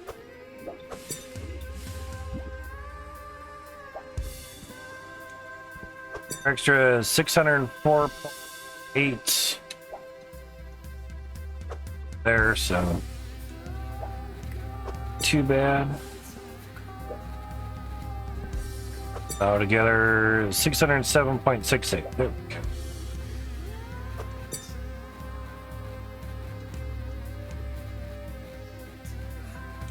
Wow.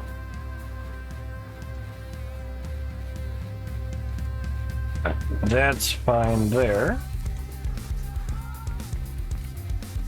So we should have enough for 450 use. Yep. 135,067 Calatium. Crazy. That's a lot. That it is. 27 million coin worth. Whew. Screw it, just go cash it all out. Yeah. Say, hey, let me join your game, yeah?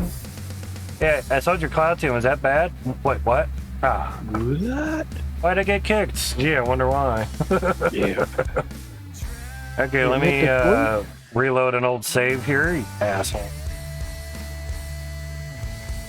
But I do have a 50,000 weight Onyx, which is 12.5 million coin. Nice. And I did separate out the gem compressors. And did find... Did you see the thing I posted earlier? Yeah. Yeah, I saw it. Gotcha. Got another red ruby that got stuck halfway through belt and the gem compressor. One. Fine. Today it's the rubies. Last time it was the sapphires. Maybe if you wouldn't have 1,000 drills going into one spot at a time. Oh yeah. Well, this was just 36 running.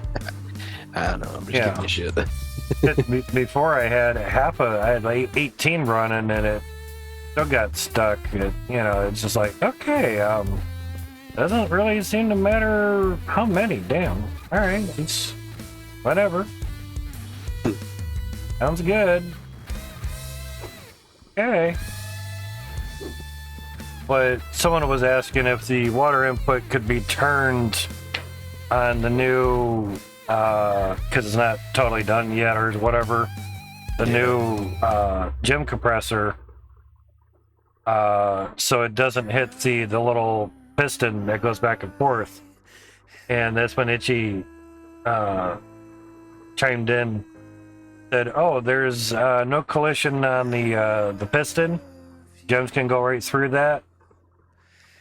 It just looks cooler if the gems drop into it." I'm like, Right. Oh, beats. Okay. Yeah. That's a game changer right there. Yep. Because Max's sole reason for putting the water intake on the side, or at least where the arm is for the gem compressor, is to make you have to engineer. Oh my god, it's half the game's name. Have to engineer and think, how can I make this work? Rather than just stick it at the end of the conveyor belt and go up, Yeah. How dare he do that? Exactly. So, my guess is maybe it was like, well, let's just make that piston no collision,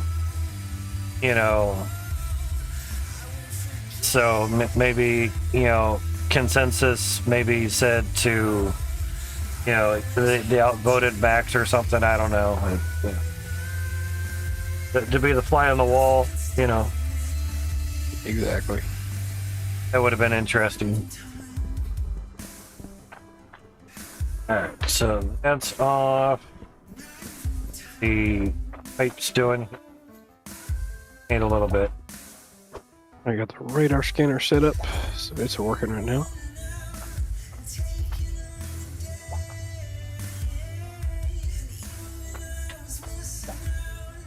Tool bags. I think I'm almost out of tool bags. Yep. Gonna need some more tools. Especially out of tool bags. Uh-oh, what are you gonna do? Go buy 100 more.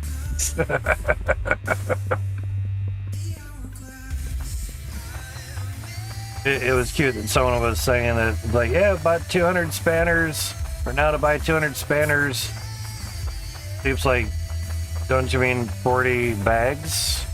Yeah, but 40 bags just doesn't sound very awesome.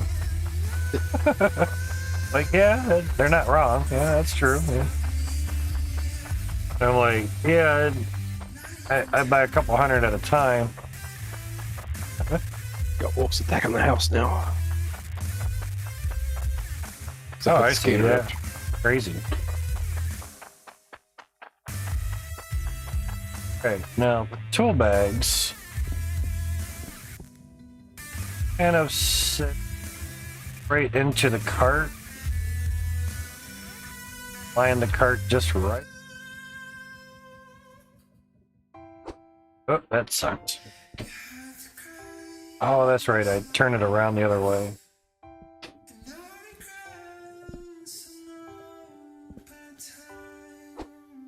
Wonder if that's why I had the other thing there. Crouched? No.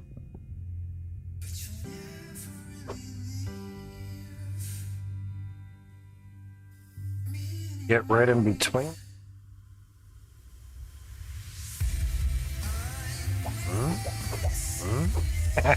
I'm actually looking through the cart to put the tool bag in the cart. Nice.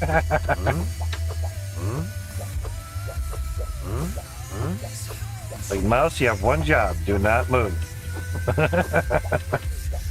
Or they'll be grabbing a cart. At least the tool bags on level ground can go right into the cart. You don't have to jump or anything. Yeah, that's good. So I'm starting to think that's the only exotic node on this map. It could be. You ran the scanner yet? Yeah. Then I ran it twice and the map didn't update any. Ah, okay. Gotcha. What spot did you run the scanner at? Maybe. Just curious. Inside the house, but it was already inside the other circle. So you think I should move it to another spot? Yeah, you might want to go outside that other cell. Okay. Sometimes they go 7 or 90 degrees, or at the very least, a little bit outside, obviously, the other cell. Basically to try to get a triangulation of it, so to speak. Right. Even though that should denote 3 scans. But, you know.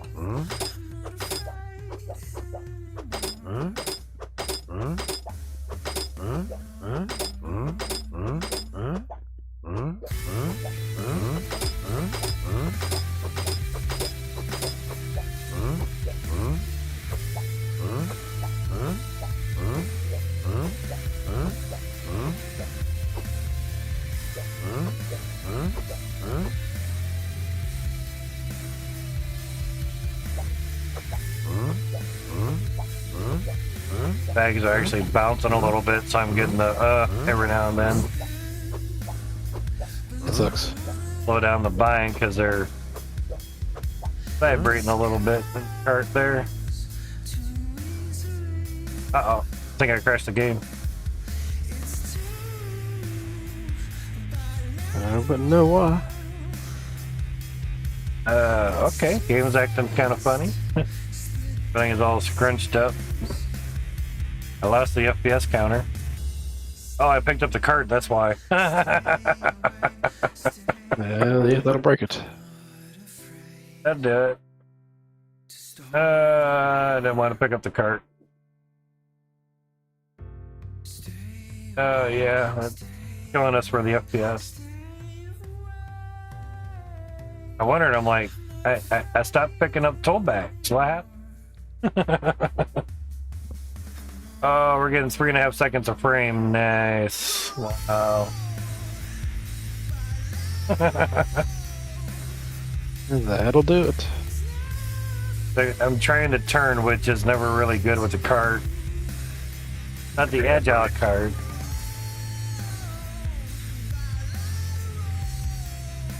See if I can set the cart down now. Because even the description little window on the bottom left was like a 1/4 inch wide. Yeah. That's good.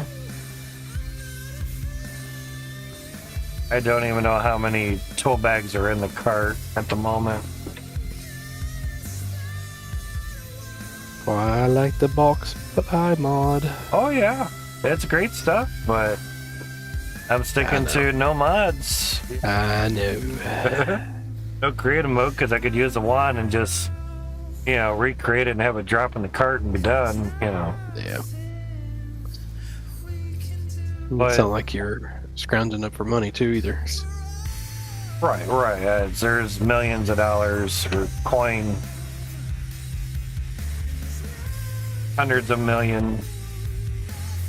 I turned in a bunch of gold bars and received like $210 million of coins or something. It took 11 seconds for that one frame just to drop the cart. Jesus. Okay, there's 42,020 coin worth of tool bags. Hey, Scotty. How you doing, buddy? They're 220 coin a piece, so pretty much like 200 bags. Jesus. Okay.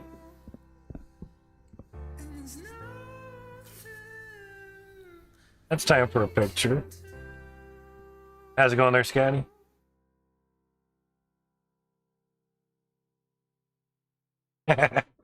Definitely my picture because you can see the angle of the funnels in the background. Oh yeah, that's a good shot for Hydroneer. That's for sure.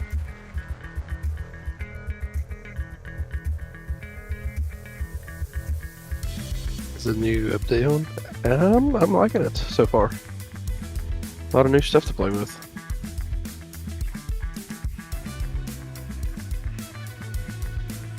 Oh, I missed that friggin' wolf.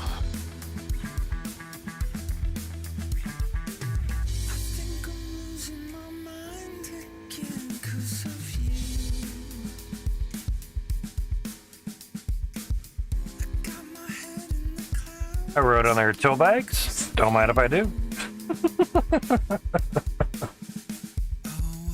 Someone's gonna love that at some point. 1,500 damage on a wolf. But eat by a big bird. Yeah, it sounds like one of the bosses. Oh, that's not good.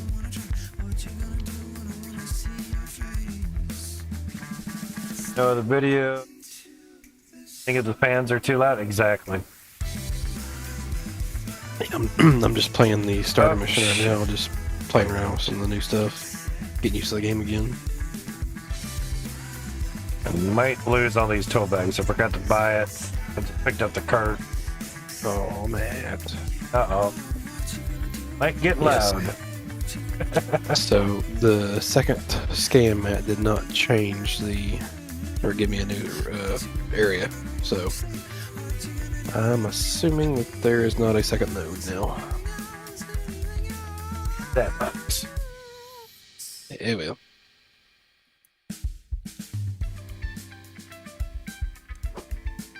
Yep. Just lost them all, but I saved right before I did that. Sons of a bitch. I think it's the new mower. Okay.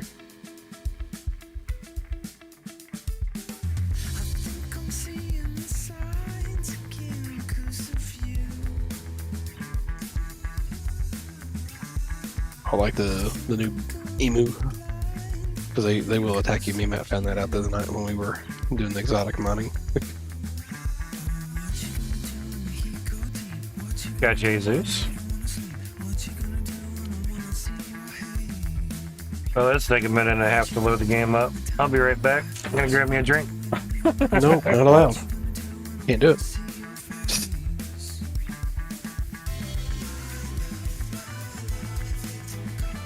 Matt's big moa is out. It was out in the water. I don't know where he went to now. But my buffalo got killed when I was out doing the cave trip. I had to go to the bathroom and he came back and he's dead, unfortunately.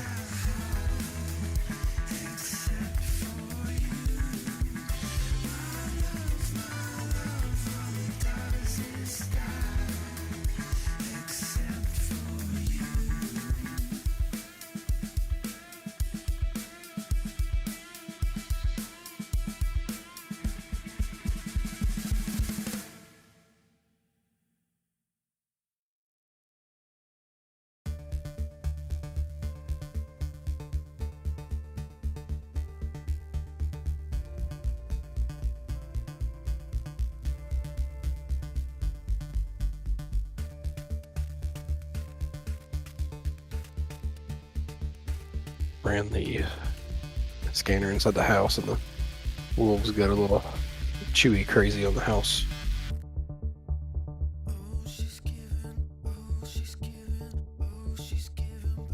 should have it all done there.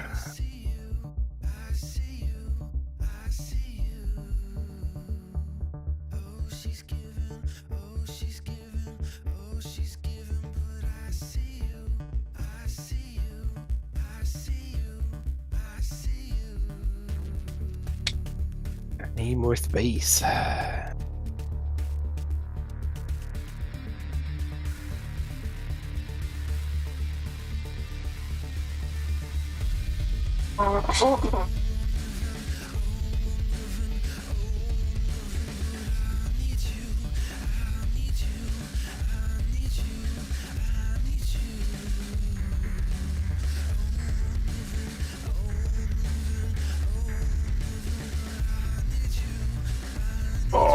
Okay.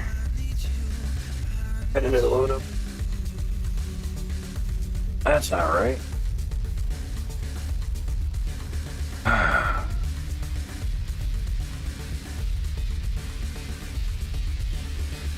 Okay, that's. Let's see.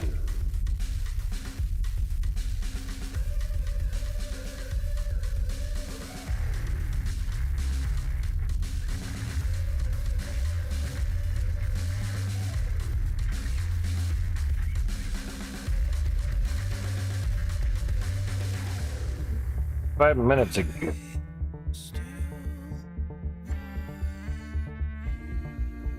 Eleven 17 there. I wonder. Load up off of that.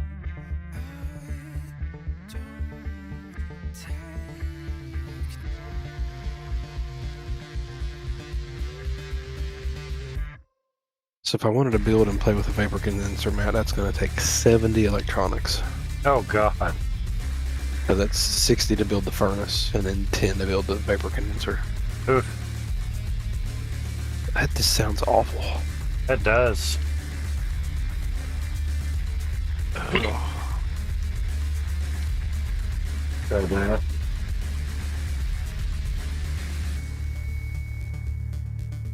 What did the solar panels used to produce on power? Do you remember?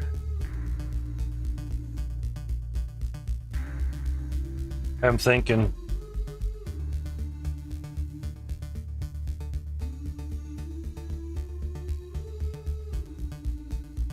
$50, $300. I know it's a wide range, but that's all I can think of at the moment. Them and $250? the biofuel generator are both 5,000 now. Okay. So the refrigerator takes 500 to run. The material processor takes 2,500. The electric deep mining drill takes 2,000.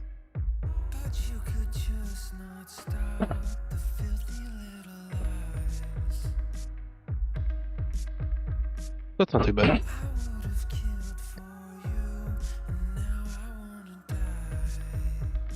Oh wait.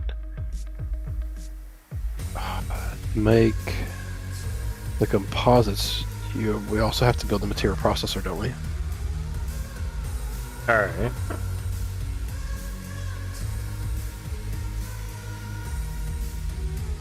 Waiting on the game to load again. It came back with nothing on the cart. Oh. Probably just going to be nothing on the cart every time because I didn't technically buy them. So basically the cart's just going to be there with nothing on it. Son of a bitch. Memory. Yeah. Yeah, I don't. Go ahead. All I was going to say is it's been taking about a minute and a half to load the game up. So yeah, I don't think I'm gonna go after the vapor condenser, and not by myself right now. Ain't no way. What was that used for again? It goes over those enzyme geysers that I posted a picture of. Okay. Because you can get exotics off that, but that's 10 electronics for the condenser, 60 electronics for the material processor, and 60 electronics for the electric furnace. Okay. And I'm just not, because you got to make 20 composites to build the condenser. And you got to have the processor and the electric furnace to do that. Plus, I'd have to build a generator or solar panel. Crazy. So yeah, I'm not doing that. I'm thinking that I'm gonna call it quits on this mission and just collect out the crap. Yeah, it just depends. You know, that's what I was thinking. Is like majority of the stuff that's already needed is done, except just load the pod with whatever and be out. You know. Yeah, I mean, this one's very basic. You could speed run it in an hour if you wanted to. No, okay. Even on a brand new character, it took me less than an hour to do this mission the other day. All right. But a lot of that time was just spent trying to get to level 5 to build the full shelter. Yeah. But remember, your MXC axe is in the machining bench. Okay. So when you do pop in to collect your exotics.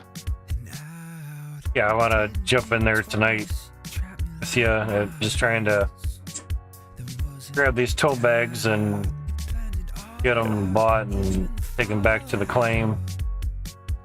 Yeah, I think I'm gonna call it on this one and then get another one going. Gotcha. 30 grand worth of tow bags this time, but I made sure to buy them. Oh, there you go. That's always a good option. I just gotta figure out what other mission I want to do. True.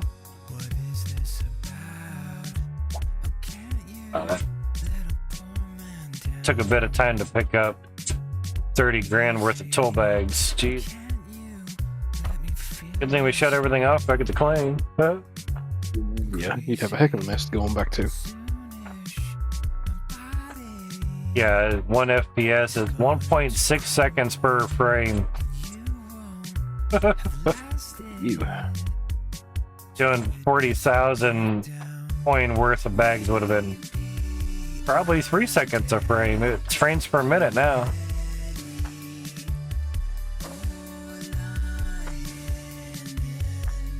But last time I did this, I probably played on the game 10 times without having to make another tool bag run, so That's true.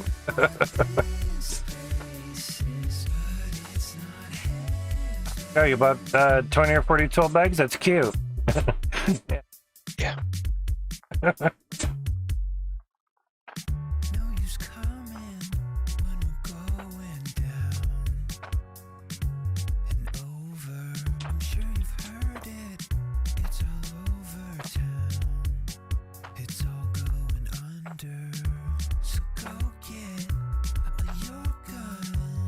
The longest save load time so far, Steve was trying to help somebody's account to load it up so they could actually play it, you know, or their save.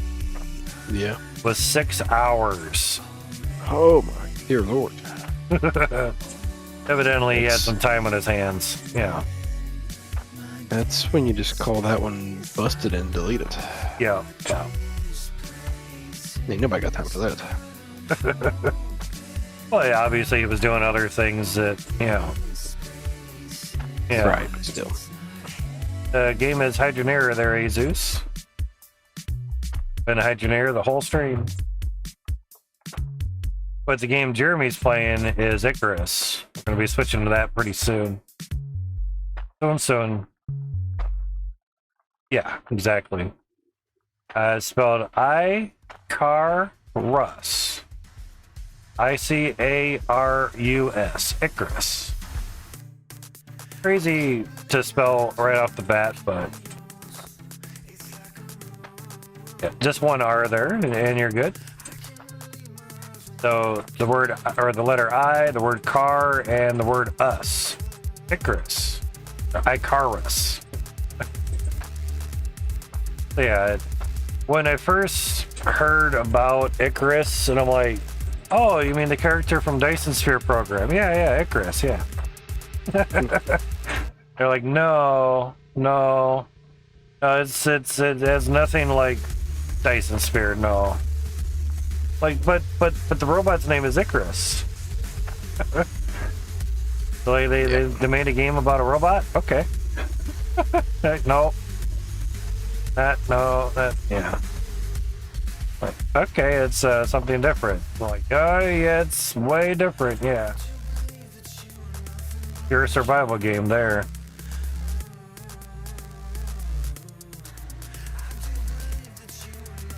Try to let go of the cart here. There we go. Fit into wherever you... My frames game. You going? Okay, there it is. Don't want the tool bag, want the cart. Thank you.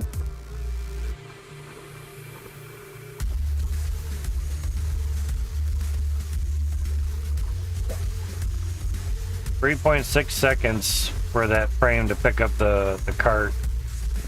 Yikes. Jeez. I learned the patience from playing games on the Commodore that would take gotcha, EJ. Huh? You're the one not getting to sleep, not her, so I don't know why she's pissed. Both there, Azus. A single and multiplayer for Icarus. Mm-hmm. Yep. Don't have to buy a server or anything, which is very nice. It's done very well. There's a lot of people that work on the game. And for the most part, the servers are pretty stable too, from being free. And when they're not, they're on it real fast. Yes, they I are. told her I need to help a friend mod his channel. There you go. Throw me under the bus, EJ. I get you. Yeah, I get you. Beep, beep, beep. Modding here is just a step above VIP for the most part. But, you know, it's not like some channels where, oh shit, you know, the big streamer just started. I gotta go mod. Bye. Okay. You get paid to be a mod? No. I just really helping out there like a lot. Yeah. Is it because there's like 1,000 people in the stream? Is it that?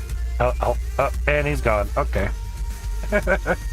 You know, I've noticed that in streams of, say, games that are not super duper awesome,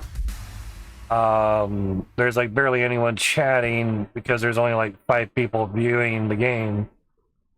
But when, or even 100 people, 100 viewers, and there's like no one talking. But Right. get another streamer that has 100 viewers, chat's rolling like a freaking list, you know. It's, to me, one of those things of, well, if I chat in this, I can have like 99 other people see what I'm typing. That's what I'm kind of thinking too, is it's you know, it's that reaction part or whatever, you know. It's interesting though, you know. Cloudium is empty there, cool. And we should have, yep, 135,000. Okay, so all that's fine. I basically saved while I was at the store with an empty cart because it had 40 grand worth of tool bags in there, but since I Alt F4'd after saving it without buying, I saved before Alt F4'ing because if you save back to menu, it, you know, it saves where it saves. So yeah. Making sure I came back to the correct save and everything. So it should be in fine, and all the tool bag things are topped up, ready to go. So 150 tool bags, it's not too bad. 40 grand would be 200 of them.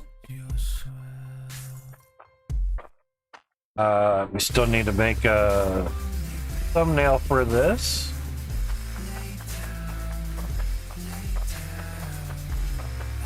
Try to get up on here, and that's too far. Shit. Didn't have to jump. All right. Let's change the time of day.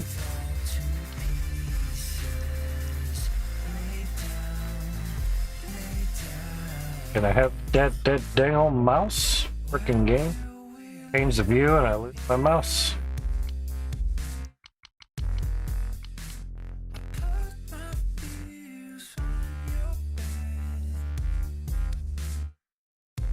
We stay at this height, so that's good.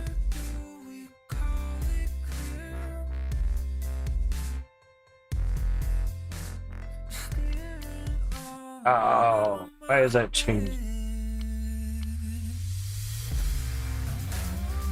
Pressing A is it? Yeah, A goes up and goes down, but for some reason, first press A started changing the filter. Crazy shits. Game, you noobs. Never. Yeah, partial controller support. No kidding.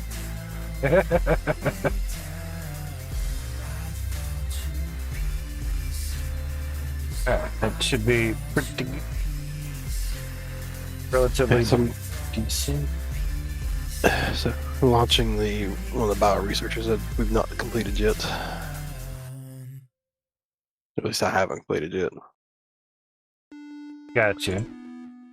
So, Yeah. there's one exotic deposit with it, and there's 3 potential spots for it, according to the Icarus Intel map. Gotcha. So big sin.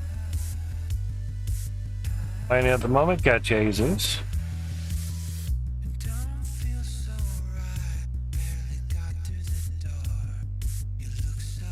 $0.15 a day for just the CPU mining. That's about right. Yeah, it's not bad, really. You know.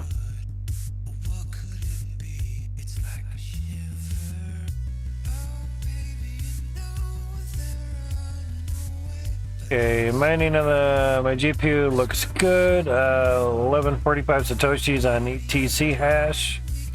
That's Ethereum Classic. 32 mega hash, that's not bad.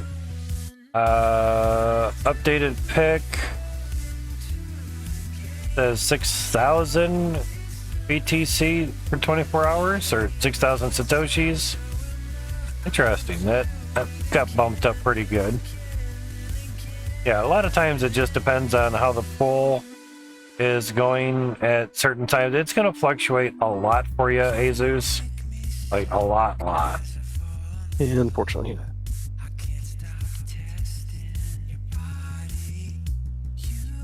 But sometimes that's a little bit of the fun, is just seeing how it fluctuates and all that. But what it really comes down to is how many shares you actually get. So to me, the algo switching is good and great, but if it doesn't stay there long enough to bring in at least a few shares, it's kind of pointless doing the switching. Yeah, it only stays there for a minute and only brought in 2 shares, but if you could have spent that minute on the other algo and brought in 10 shares, yeah. It just kind of all depends. Yeah. 6 of one, half dozen of another, whatever works better for you, technically.